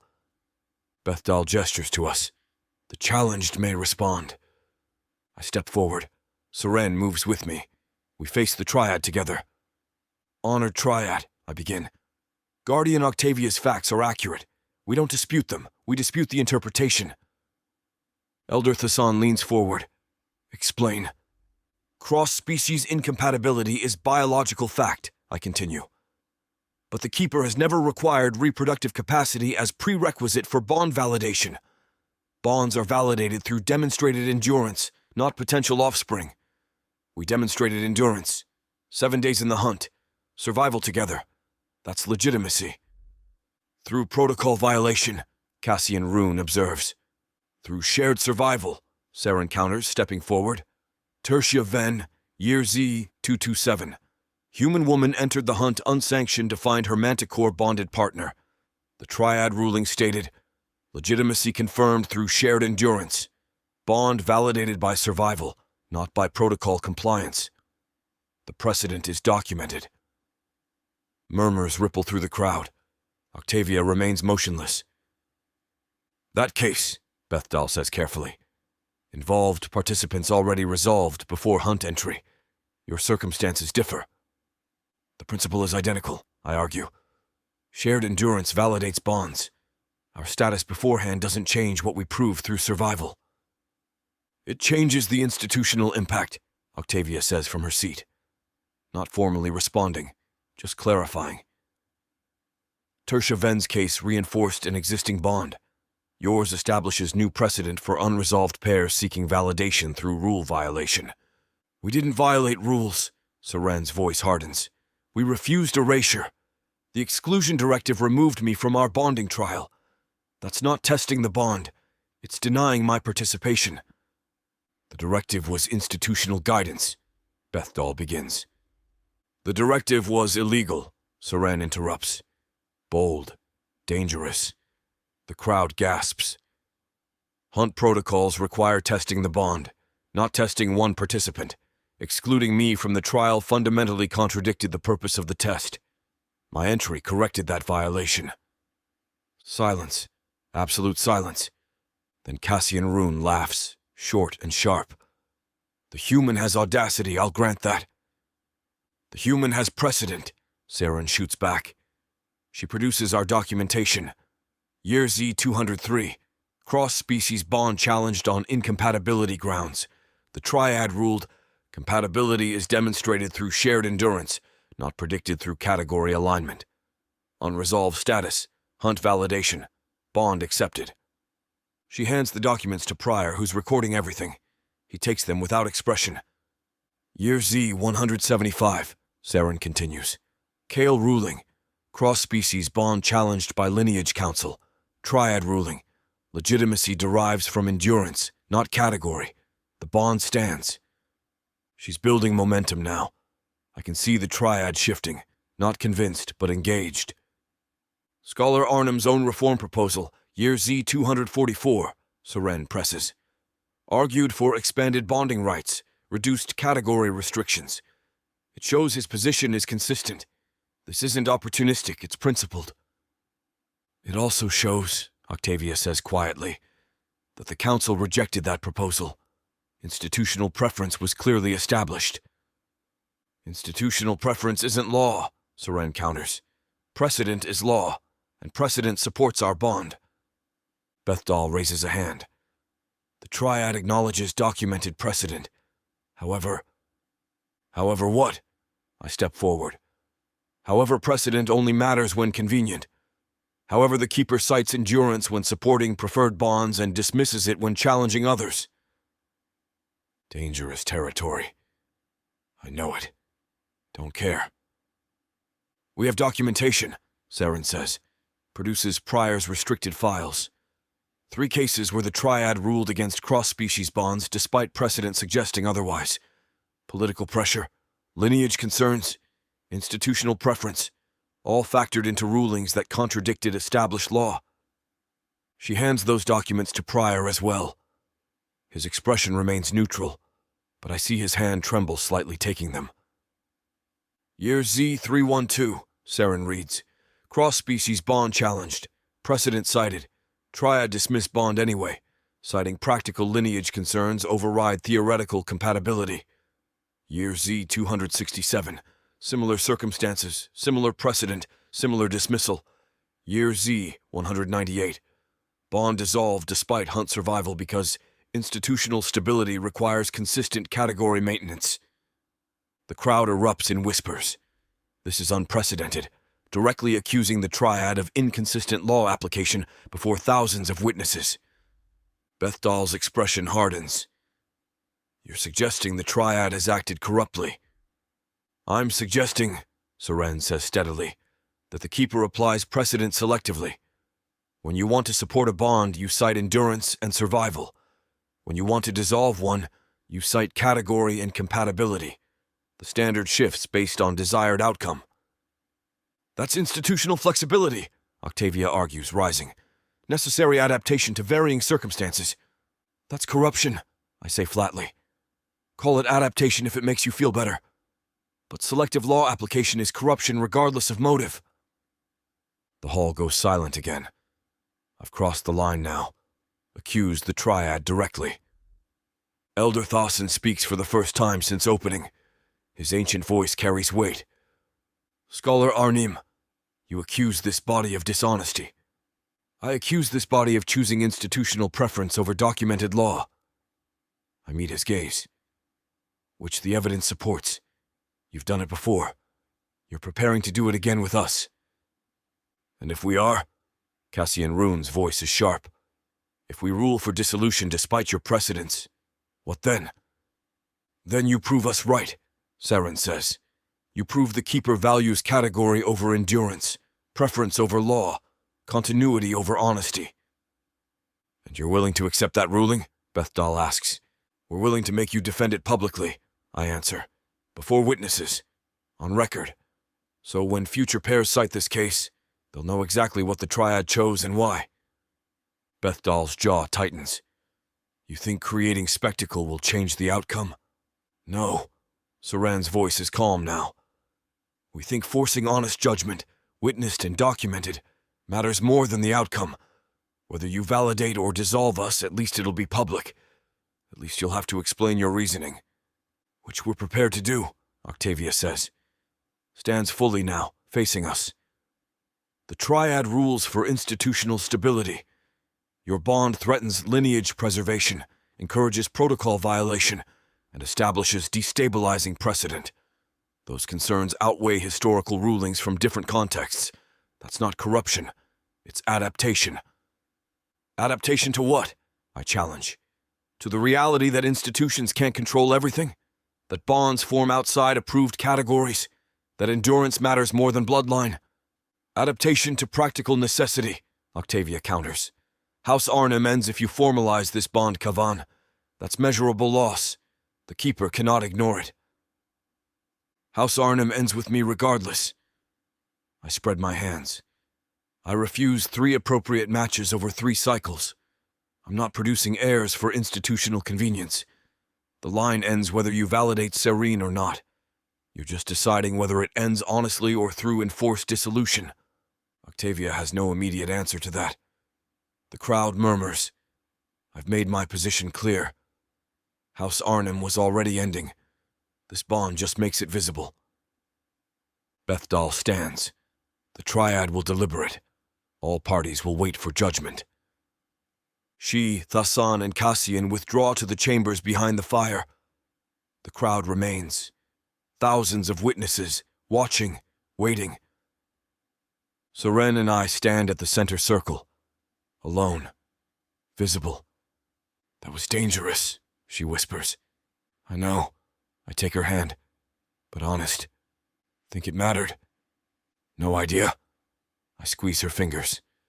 But at least they'll have to work for dissolution now. Can't just grant it quietly. We wait. The sun climbs higher. The fire burns. The crowd watches in near silence. After what feels like hours, the Triad returns. They resume their seats. Bethdal stands. The hall goes completely silent. The Triad has deliberated, she announces. We render judgment on the contested bond between Scholar Cavan Arnhem and Archivist Seren Valeris. My heart pounds. Seren's hand tightens in mine. Bethdal looks at us directly. The evidence presented is acknowledged. Precedent is documented. The challenged pair has demonstrated endurance through hunt survival.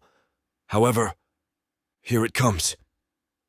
Institutional concerns require careful consideration. This judgment will address all grounds of challenge.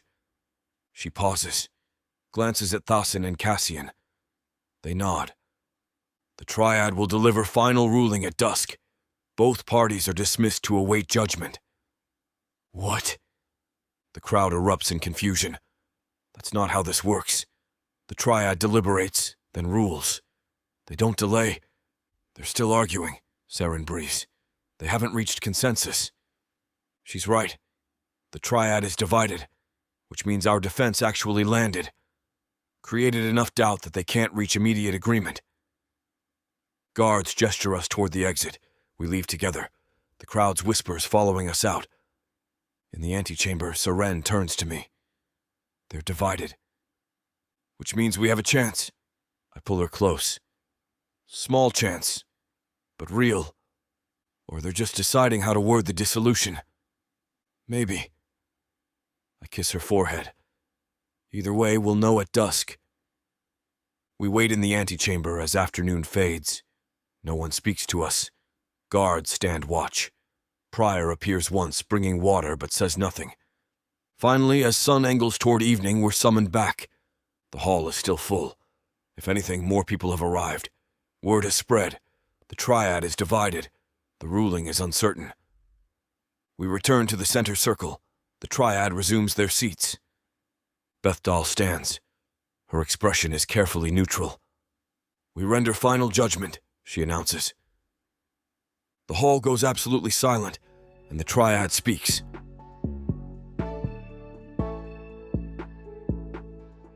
Chapter 25. Seren. After extensive deliberation, Bethdal begins. The Triad has reached judgment on all 4 grounds of challenge. My heart hammers against my ribs. Kavan's hand is steady in mine, but I feel the tension in his grip. Bethdal looks directly at us.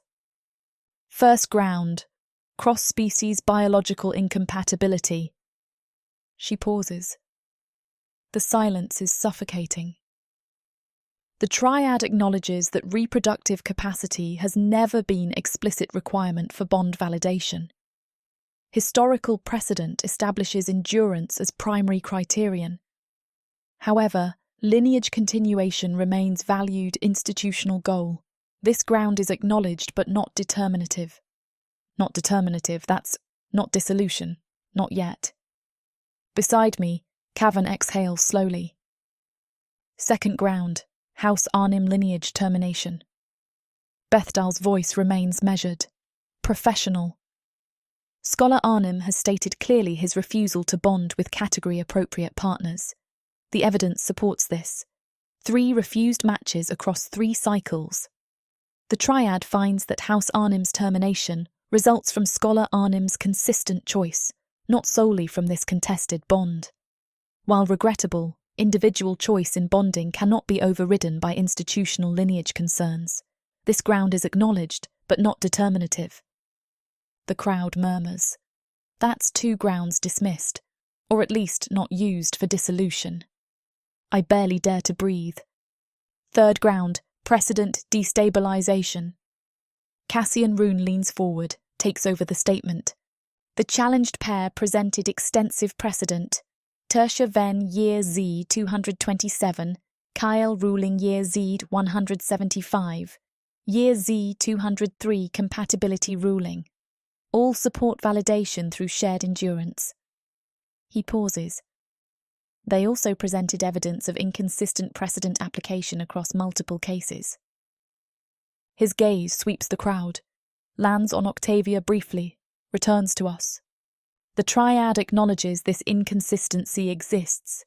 When we wish to support bonds, we cite endurance. When we wish to dissolve them, we cite category. This selective application undermines institutional authority more than validating one contested bond ever could. Shock ripples through the hall. Cassian just admitted, publicly, that the keeper has been inconsistent. Therefore, Cassian continues, this ground is rejected. Validating this bond does not destabilize precedent. Dismissing documented precedent would. My knees nearly give out. Cavan's arm comes around my waist, steadying me. 3 grounds down, 1 remaining. Elder Tharsan rises. His ancient voice carries across the silent hall. 4th ground, Hunt protocol violation. This is it. The one that could still break us. Archivist Valeris entered the Hunt of Silence unsanctioned, violating exclusion directive. Scholar Arnim accepted her presence rather than completing isolation requirements as specified. Thasan's gaze is unreadable. This violation is documented, undisputed. I force myself to breathe, to stay standing. However, that single word hangs in the air. The exclusion directive itself contradicted Hunt purpose. The Hunt tests bonds through shared survival. Excluding one participant from 2-person bond trial fundamentally violated that principle. Thasan's voice strengthens. Archivist Valeris's unsanctioned entry corrected institutional error. Her action was irregular but not illegitimate. He sits. Bethdal stands again. Furthermore, she continues, Tertia Ven precedent is directly applicable. Year Z 227 ruling stated, legitimacy confirmed through shared endurance, bond validated by survival, not protocol compliance. Scholar Arnim and archivist Valeris survived 7 days together. That survival constitutes legitimate endurance regardless of entry circumstances. She pauses, looks at each of us in turn. Therefore, 4th ground is rejected. The hall erupts, voices rising, shock, protest, approval, confusion. Bethdal raises both hands for silence. All 4 challenge grounds have been addressed. 3 acknowledged but not determinative. 1 rejected entirely. Her voice cuts through the noise. The triad renders final judgment. Everything stops. The world narrows to Bethdal's voice. The bond between Scholar Cavan Arnim and archivist Seren Valeris is validated. I can't breathe, can't process. Cavan's arm tightens around me, However, of course there's a however. This bond exists outside traditional institutional frameworks. It cannot be classified as standard marital bond due to cross-species status and reproductive limitations. Therefore, the triad creates new classification. Bethdal gestures. An attendant brings forward 2 cords, not red, not blue, silver. Recognized anomaly, Bethdal announces. Legitimate bond existing outside standard categories. Validated through demonstrated endurance. Recognized by institutional authority, but not subject to traditional lineage requirements or expectations. She descends from the dais, approaches us directly. This classification acknowledges your bond's legitimacy while preserving institutional framework integrity. You are no longer unresolved. You are resolved as recognized anomaly. She removes our red cords, replaces them with silver. Consequences. Her voice is formal now, clinical. Scholar Arnim, your advisory council suspension becomes permanent. However, House Arnim title is retained until your death, at which point the house dissolves. Archivist Valeris, your keeper oath is permanently dissolved. You are offered new role as precedent advisor, consulting position, no oath required. She steps back. This ruling establishes precedent, but does not automatically extend to future cases. Each unresolved cross-species pair will be evaluated individually based on demonstrated endurance. The keeper does not forbid such bonds, but neither does it encourage them. 7% remains acceptable variance. She returns to the dais. The binding fire is concluded. The bond stands. Recognized anomaly status is official. The crowd explodes, some applauding, some shouting protest, some simply stunned into silence. Kavan and I stand at the centre, silver cords on our wrists, barely comprehending. We won. Not the way we expected, not unconditional validation, but we won. The bond stands. Octavia rises from her seat, descends to the floor, approaches us.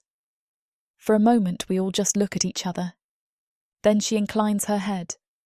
The triad has ruled. I accept the judgment. Her voice is professional. Congratulations on your validation, Scholar Arnim. Archivist Valeris. Thank you for the challenge, Cavan says quietly. You forced us to build stronger defence. That was the point. Octavia almost smiles. Institutional challenge strengthens institutional outcomes, whether validation or dissolution. She glances at our silver cords. Recognized anomaly, novel solution. Will you challenge it? I ask. No, she meets my eyes. The triad ruled. The precedent stands, narrow as it is. Future challenges will need to exceed your defence to succeed. She pauses. Which means you've made my job harder. Good, I say. She actually smiles at that. Good, she agrees. Then turns and leaves. The crowd is dispersing now. Some approach to offer congratulations. Quiet, brief. Others leave without acknowledging us. The city dividing along the same lines as before, just more visible now. Agana appears in the crowd, catches my eye. Nods once, genuine approval, then disappears again. Prior approaches with documentation. Recognized anomaly status requires formal registration. You'll need to sign these. We sign. He stamps them with official seal. Congratulations, he says quietly. Not as attendant prior, as someone who watched and documented and quietly hoped. You created precedent. That matters. Thank you, Cavan says, for everything. The documents you provided.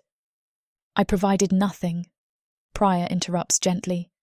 I simply documented what was already available in the archives. He almost smiles. Everything is documented, Scholar Arnim. Everything. He leaves. We're alone at the centre. The hall has emptied. Just us, the dying fire, and silver cords marking us, resolved. We won, I whisper. We did. Kavan turns to face me fully, frames my chin with his hands. Stars, Seren. We actually won. Not completely. Recognized anomaly isn't. It's legitimate recognition. He cuts me off. We're resolved. The bond stands. House Arnim ends. Yes. I lost my council position permanently, yes. But we're together. Officially. Institutionally recognized. As an anomaly. As us. He kisses me. Exactly as we are. Not performing. Not pretending. Just us. I kiss him back. Deeper. Relief and joy and exhaustion pouring through. When we break apart, he's smiling.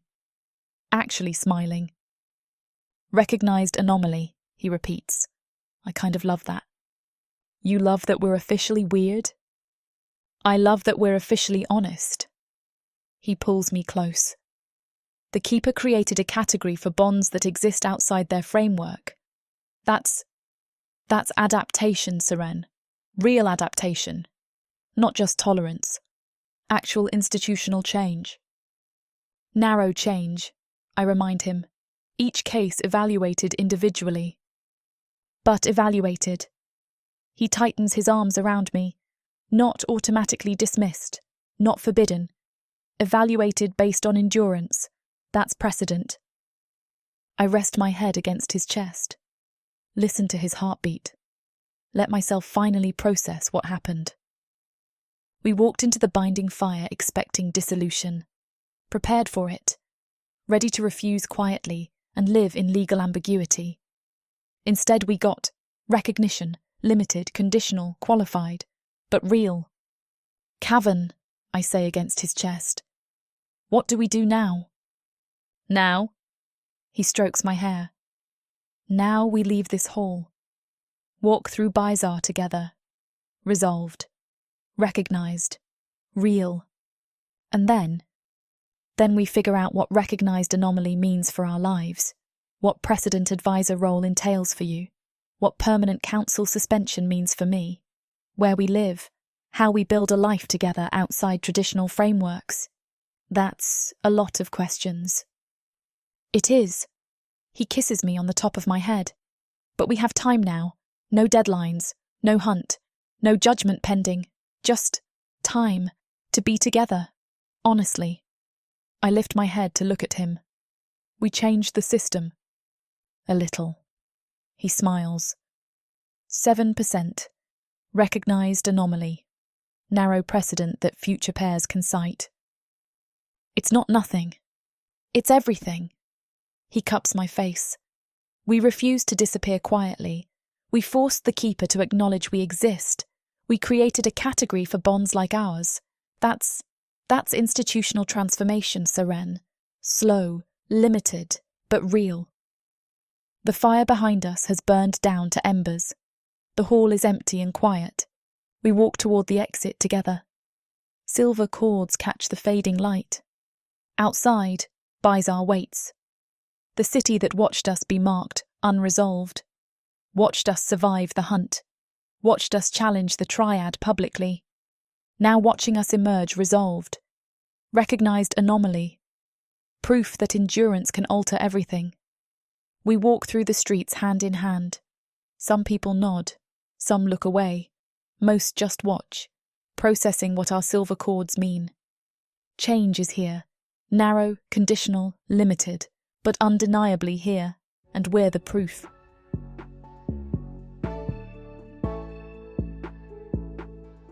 Chapter 26. Cavan. We leave the binding fire hall at dusk, silver cords catching the last light. The walk back to our quarters is surreal. People watch from doorways, windows, street corners. Word has already spread. Recognized anomaly. Validated but outside traditional frameworks. The city doesn't know what to make of us. Neither do I, entirely. Inside, Seren locks the door and leans against it. For a long moment we just stand there, processing. We won, she says finally. We did. I cross to her. Not the way anyone expected. But we won. Recognized anomaly. She looks at her silver cords. What does that even mean, Cavan? For our lives? I don't know yet. I take her hands, studying the silver against her wrists. But we'll figure it out. She pulls me to the table where our defense documents still lie scattered. Sits. I join her. Bethdal said permanent council suspension, she says. What does that mean practically? No advisory role, no institutional authority. House Arnhem title retained but functionally meaningless. I can't represent the house in council, can't make lineage decisions, can't influence policy. I lean back. Basically, I'm a scholar without institutional position. Can you still work? Research? Probably. Nothing forbids it. I just can't do it under Keeper authority. I consider. Independent scholarship, maybe. Private research. Writing. And me. Seren taps the table. Precedent advisor, consulting position. No oath required. What does that actually entail? You'd advise the Keeper on historical precedent when new cases arise. Draw on your archival knowledge without being bound by institutional loyalty. I almost smile. They're basically hiring you to do what you've been doing, finding inconvenient precedents. But officially this time. Will they actually use my advice? Sometimes. I shrug. When it suits them. But it gives you access to archives, institutional records, documentation, and it pays. She's silent for a moment. So we're both outside the system, but still connected to it. Exactly. I take her hand.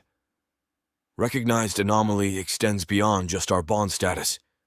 We exist in institutional limbo, acknowledged but not fully integrated. Legitimate, but separate. I'm not sure I hate that. Neither am I. I squeeze her fingers. We spent weeks fighting to exist within their frameworks. Now they've created a framework specifically for existing outside normal categories. It's honest, she finishes. It's honest, we don't fit. They acknowledged we don't fit, but they validated us anyway. Through adaptation. I pull our challenge documentation forward. Octavia said the Keeper serves continuity, but they just created new precedent to accommodate bonds that threaten traditional continuity. That's actual institutional evolution, Seren. She studies me. You sound almost optimistic. I am. I spread my hands. Look at what happened. We presented evidence of inconsistent precedent application. The Triad acknowledged it publicly. Cassian literally admitted they've been selective. Then they chose documented law over institutional preference. They could have dissolved us anyway and maintained the inconsistency. Instead, they created recognized anomaly status to honor both precedent and practical reality. They also said future cases will be evaluated individually, not automatic validation. Which is fair. I lean forward. We're not arguing all cross-species bonds should be automatically validated. We're arguing they should be evaluated based on demonstrated endurance, not dismissed based on category. That's what recognized anomaly allows. Case-by-case assessment using consistent criteria. Seren considers this. So we created framework for honest evaluation instead of automatic dismissal. Exactly. I'm getting animated now, scholar instincts kicking in. Before today, cross-species unresolved pairs faced impossible odds. The system was designed to discourage them through obstacles. Now there's actual pathway, difficult, requiring genuine endurance, but real. We proved it's possible. 7%, Seren murmurs, referencing the buried annotation we found. Acceptable variance. Which the Keeper just made actually acceptable instead of just tolerated. I pull her closer. They could have maintained the fiction that cross-species bonds don't work. Instead, they acknowledged we exist, created legitimate category for us, and established precedent for future pairs. That's institutional honesty, Seren. Rare as hell, but real. She contemplates for a long moment. Then, what about House Arnhem? The question sobers me. It ends. When I die, the house dissolves. No heirs, no continuation. Does that bother you? Yes. I'm honest. 8 generations. Documented lineage back to the early settlements. It ends with me. I pause. But it was ending anyway. I refused 3 appropriate matches. Even if we'd been dissolved, I wasn't producing heirs for institutional convenience. This way at least the line ends honestly, because I chose love over legacy. That means something. What will your house think? There is no house. I almost laugh. I'm the last Arnhem. There's no one left to disapprove. I pause. Though lineage families in general will probably consider me cautionary tale. The scholar who threw away 8 generations for a human archivist. Are you okay with being cautionary tale? I pull her onto my lap. She comes willingly, settling against my chest. I'm okay with being honest, I say into her hair. Let them tell whatever story they want about House Arnhem's end. I know the truth. I chose you. Chose us. Chose endurance over category. If that's cautionary, fine. But it's also real. She turns to face me. I love you. I know. I kiss her softly. I love you too. That's why we're sitting here with silver cords instead of planning separate new matching cycles. We sit together as full darkness falls outside. The ceremonial oils Igana gave us still sit on the table, unused during the binding fire, but present. Seren notices them, picks up 1 vial. We never used these. The triad didn't require ceremonial anointing, just judgment. But traditionally, she breaks off. Traditionally bonded pairs anoint each other before witnesses. Mutual recognition. We were recognized, I point out. Just differently. Still. She opens the vial. The scent of amber and sage fills the air. I want to do this. Properly. Just us. I understand immediately. The binding fire gave us institutional recognition. This is personal recognition. Private. Honest. I take the other vial. Open it. We stand facing each other. Seren dips her fingers in the oil, reaches up to anoint my forehead. The traditional blessing. Warmth. Continuity. Shared future. I do the same for her. My fingers trace the blessing mark on her skin, claiming her, being claimed, mutual recognition that needs no witnesses beyond us. I recognize you, she whispers. The traditional words. I recognize you, I reply. We stand there, oil marking our skin, silver cords on our wrists, absolutely certain of what we are to each other. Then she's kissing me, deep and sure and real. I pull her close, tasting amber and sage and Seren. When we break apart, she's smiling. Recognized anomaly suits us. It does. I frame her face with my hands.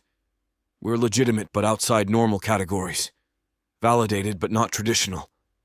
Exactly what we've always been. Honest, she says. Honest, I confirm. We clean the oil from our skin with soft cloth. Ritual complete, private, and real. Then return to the table to address practical questions. We need housing, Seren says. Can we stay here? These are temporary quarters. We'll need to find something permanent.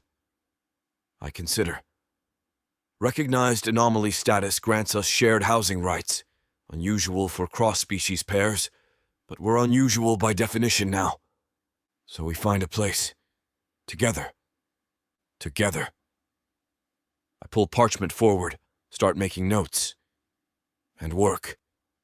You have the precedent advisor role if you want it. I'll need to determine what independent scholarship looks like.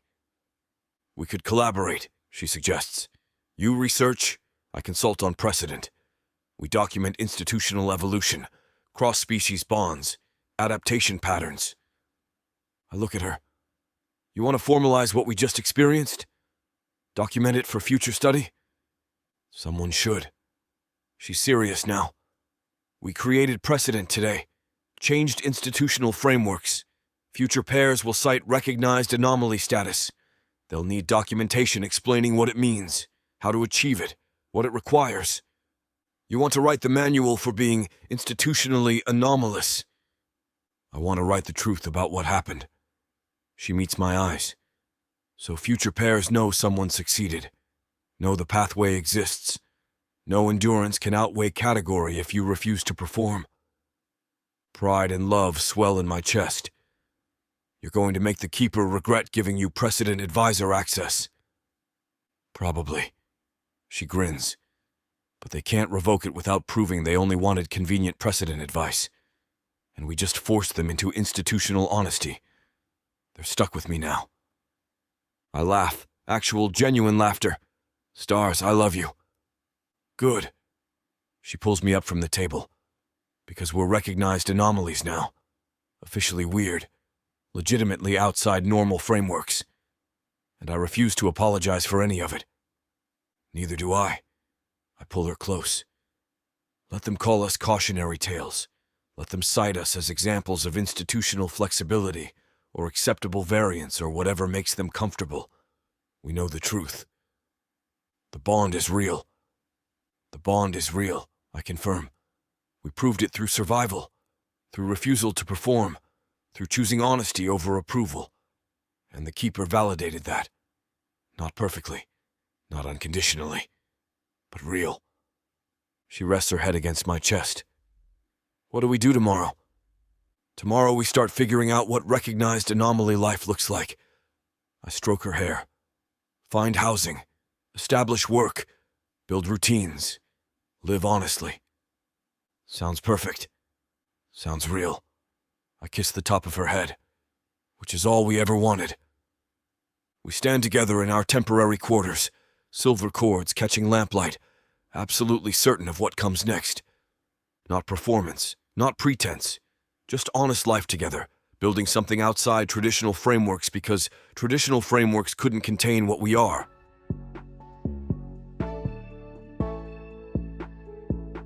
Chapter 27. Seren.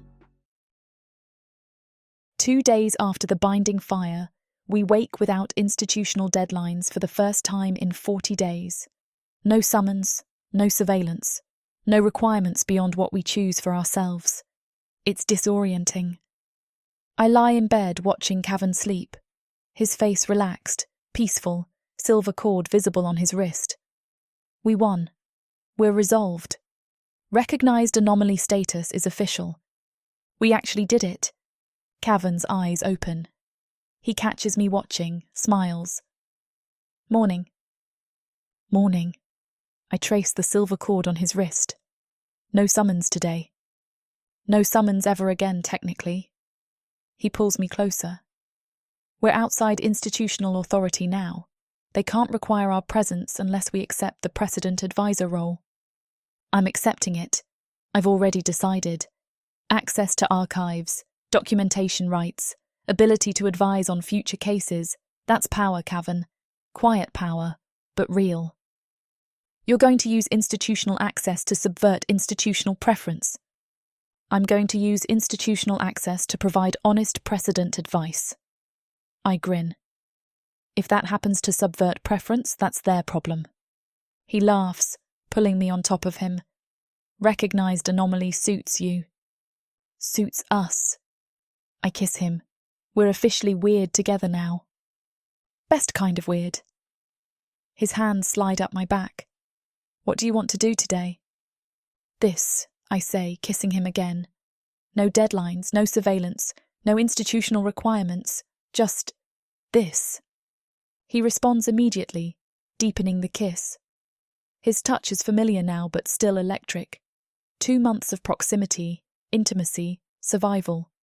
We know each other's bodies, responses, preferences. But this feels different, lighter. We're not clinging to each other before separation or proving survival after trauma. This is celebration, joy, freedom. I pull back slightly. We actually won, Cavan. We did. He frames my face with both hands. Recognized anomaly, validated bond, institutional acknowledgement. We won. Not perfectly, perfectly enough. He cuts me off. We exist. Officially. Legitimately. That's everything. I kiss him again, slower this time, savouring. His hands move to my waist, pulling me flush against him. The familiar heat builds, but there's no desperation now. Just want. Simple, honest want. I sit up, straddling him. His hands settle on my hips, thumbs stroking gentle circles. We just look at each other for a moment, really look. Silver cords, messy hair, morning light, completely certain. I love you, I say. I know. He pulls me down for another kiss. I love you too. That's why we're here instead of in separate quarters being matched with category-appropriate partners. I laugh against his mouth. Category-appropriate sounds boring. Extremely boring. His hands slide under my sleep shirt. I prefer anomalous. Recognized anomalous, I correct, arching into his touch. Even better. He sits up, bringing us chest to chest. Want to celebrate being officially weird? Absolutely. I pull my shirt over my head, toss it aside. How should recognized anomalies celebrate? However they want. He kisses my throat. That's kind of the point. We're outside normal frameworks now. Then I want you. I tug at his shirt. No performance, no proving anything. Just us. He helps me remove his shirt, then his hands return to my waist. Just us, he agrees. Sorry for the interruption. I know you were gearing up for a steamy scene, but it's way too hot for this platform. If we want to keep sharing our stories for free, we have to abide by this platform's guidelines. To get the full unabridged audiobook, go to worldsofprotheka.com. Browse through unabridged audiobooks, countless ebooks and bundles offered at a discount. If the thought of me whispering all the dirty details into your ear isn't enticing enough, use discount code YouTube30 to get 30% off of all digital products. Story after story, audiobook after audiobook, the worlds of Protheka are waiting for you. Protheka's magic is eternal. But unabridged, it's unforgettable. I collapse onto his chest, both of us still joined, trembling. His arms wrap around me, holding me close while our heartbeats slow. Recognized anomaly, I murmur against his skin, voice hoarse. He chuckles, low and wrecked. Best way to celebrate. I kiss his throat. We're just getting started. He tightens his hold. Good, he says, because I want every filthy, honest inch of you. All day. I smile against his skin. Deal.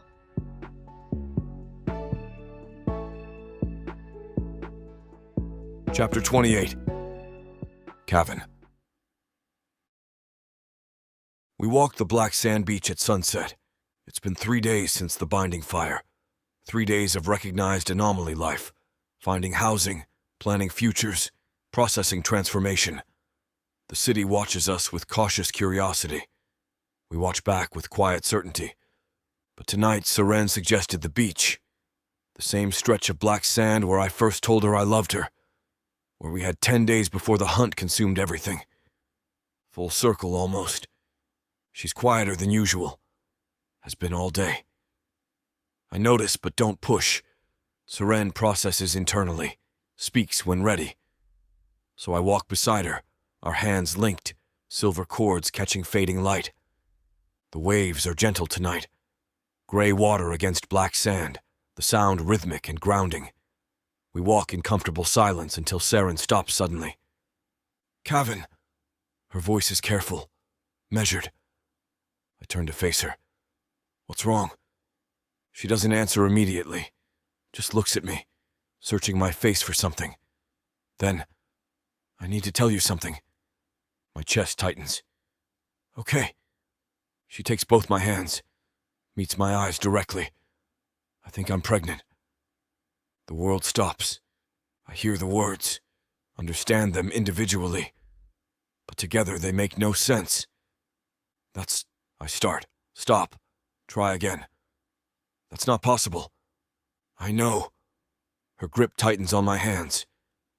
Cross-species reproduction doesn't happen. The Triad said so. Octavia cited it as challenge ground, biological incompatibility. But you think... I know the signs, Cavan. Her voice is steady despite the tremor I see in her shoulders. Nausea, fatigue, missed cycle. I've been tracking for 2 weeks.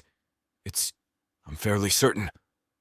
I stare at her, try to process impossible information. Cross-species pairs don't reproduce. It's biological fact, documented across centuries. The reason our bond was classified recognized anomaly instead of traditional marriage. We can't fulfill lineage requirements because we can't produce offspring. Except apparently we can. How? I manage. I don't know. Saren's laugh is shaky. Maybe it's rare, but possible? Maybe the Keeper's documentation is incomplete? Maybe we're anomalous in more ways than bond status? She pauses. Or maybe I'm wrong. Maybe it's stress, or trauma recovery, or something else entirely. But you don't think you're wrong? No. She meets my eyes. I don't think I'm wrong. I pull her close. She comes willingly, burying her face against my chest. We stand there on black sand as sunset fades to dusk, holding each other while impossible reality settles around us. If you're right, I say into her hair, this changes everything. Does it? She pulls back to look at me. The bond is still real. We're still resolved. We're still choosing each other. But House Arnhem might not end after all, she finishes. I know. I've been thinking about that. I cup her face. How do you feel about it? Terrified. She's honest. We just figured out what recognized anomaly life looks like. Now there's this. A child who'll be part manticore, part human. Another anomaly. I don't know what that means, Cavan. For them, for us, for the Keeper's carefully constructed categories. We don't tell them, I say immediately. Not yet. Not until we understand what this means ourselves. Agreed. Relief flashes across her face. I don't want institutional oversight. Don't want the Keeper deciding how to classify our child before they're even born. This is ours. Private. Between us. Completely private, I confirm. We figure this out together. No triad judgment. No institutional requirements. Just us. She searches my face. You're not upset? Upset? I almost laugh. Seren, I don't even know what I am. Shocked. Terrified. Wondering if this is real or if you're about to tell me you're mistaken. I pause. But upset? No. Never upset. Even though it's impossible? We've spent 40 days proving impossible things are real. I stroke her cheek with my thumb. We survived 7 days in hell together. We challenged the Triad publicly. We forced institutional adaptation. Why shouldn't we also create impossible life? Tears track down her face. I was afraid you'd think, I don't know, that it complicated things. That we'd just achieved stability and now there's uncertainty again. There's always uncertainty. I pull her close again. We thought we understood what recognized anomaly meant. Turns out we're even more anomalous than the Keeper realized. That's actually perfect, Seren. We exist outside their frameworks in every possible way. She laughs against my chest, shaky but real. Leave it to us to be impossible in multiple categories simultaneously. Overachievers, I agree. We stand together as darkness falls completely.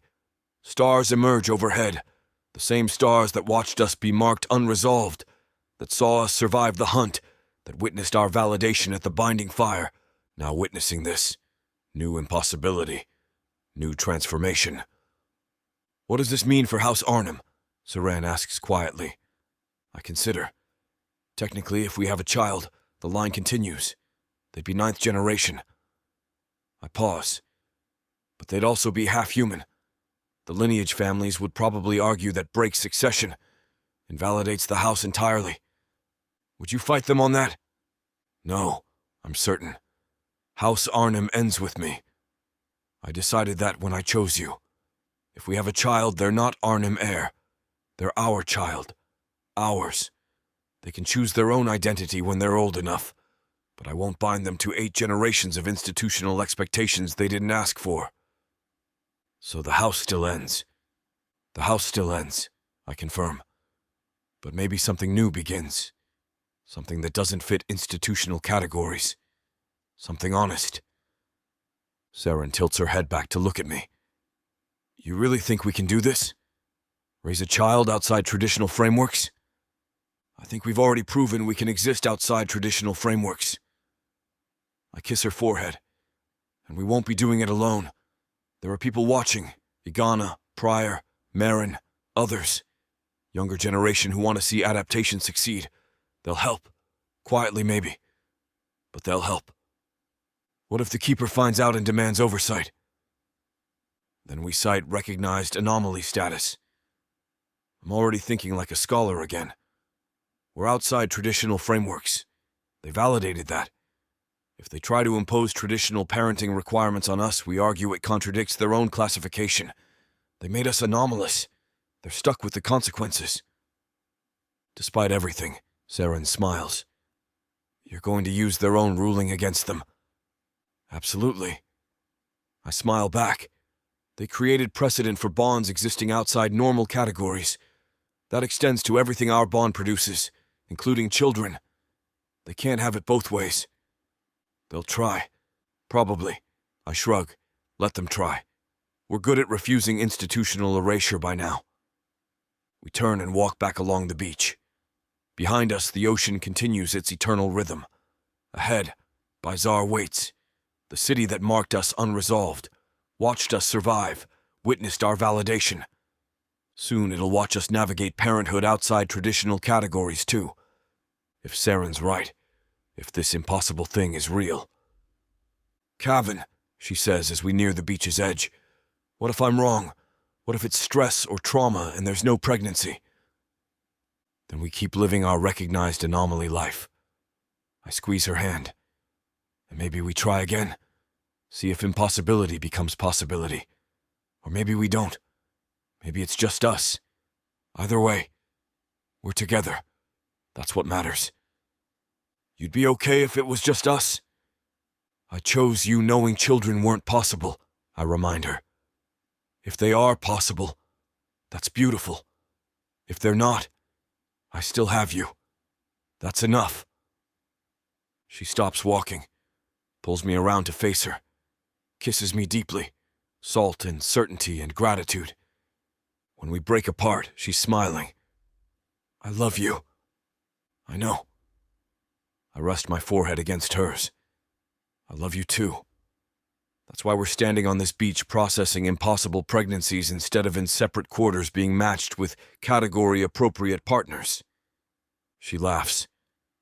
Category-appropriate would be so boring. Extremely boring. I take her hand again.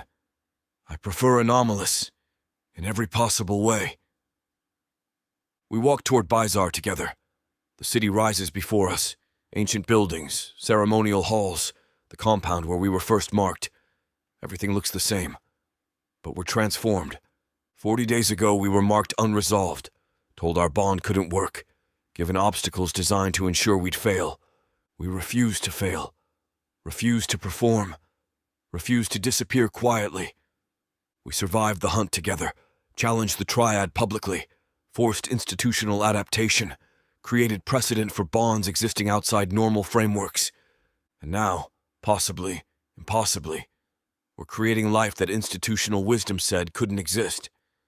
The fire didn't burn us.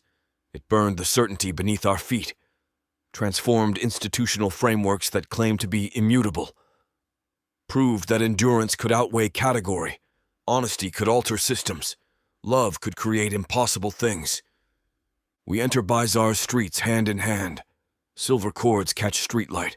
People watch, some with approval, some with disapproval, most with simple curiosity. Let them watch. Let them wonder. We're recognized anomalies. We exist outside their categories. We always will. And if Saren's right, if impossibility is becoming real inside her, then we're about to become even more anomalous. The thought should terrify me. Maybe it does, a little. but mostly I feel certain. We figured out how to exist honestly despite institutional opposition.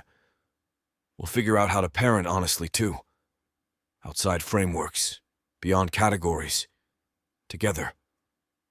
We reach our new home, the small house near the beach, windows facing ocean, space for research and documentation, and now possibly a nursery.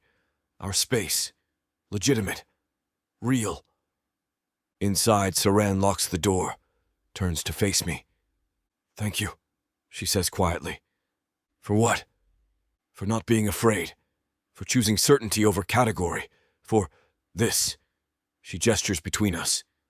"All of it. Thank you for refusing to be excluded." I pull her close. "For entering the hunt. For challenging the triad. For being impossible with me. Always." She kisses me softly. We're recognized anomalies. Officially weird. Possibly creating impossible life. And I wouldn't change anything. Neither would I. I hold her close, one hand settling gently on her still flat stomach. Whatever happens, we face it together. Together, she confirms. Outside, Bizarre continues its eternal rhythms. The Keeper documents, the Triad judges, the Council deliberates. Institutions that believe themselves immutable continue believing. But we know better. We proved systems can adapt. Categories can expand. Impossible things can become real when people refuse to perform and choose honesty instead. The fire burned behind us, not destroying but transforming. And we walk forward into uncertain futures carrying that transformation with us. Recognized, anomalous, real, exactly what we fought for. Exactly what we are, together.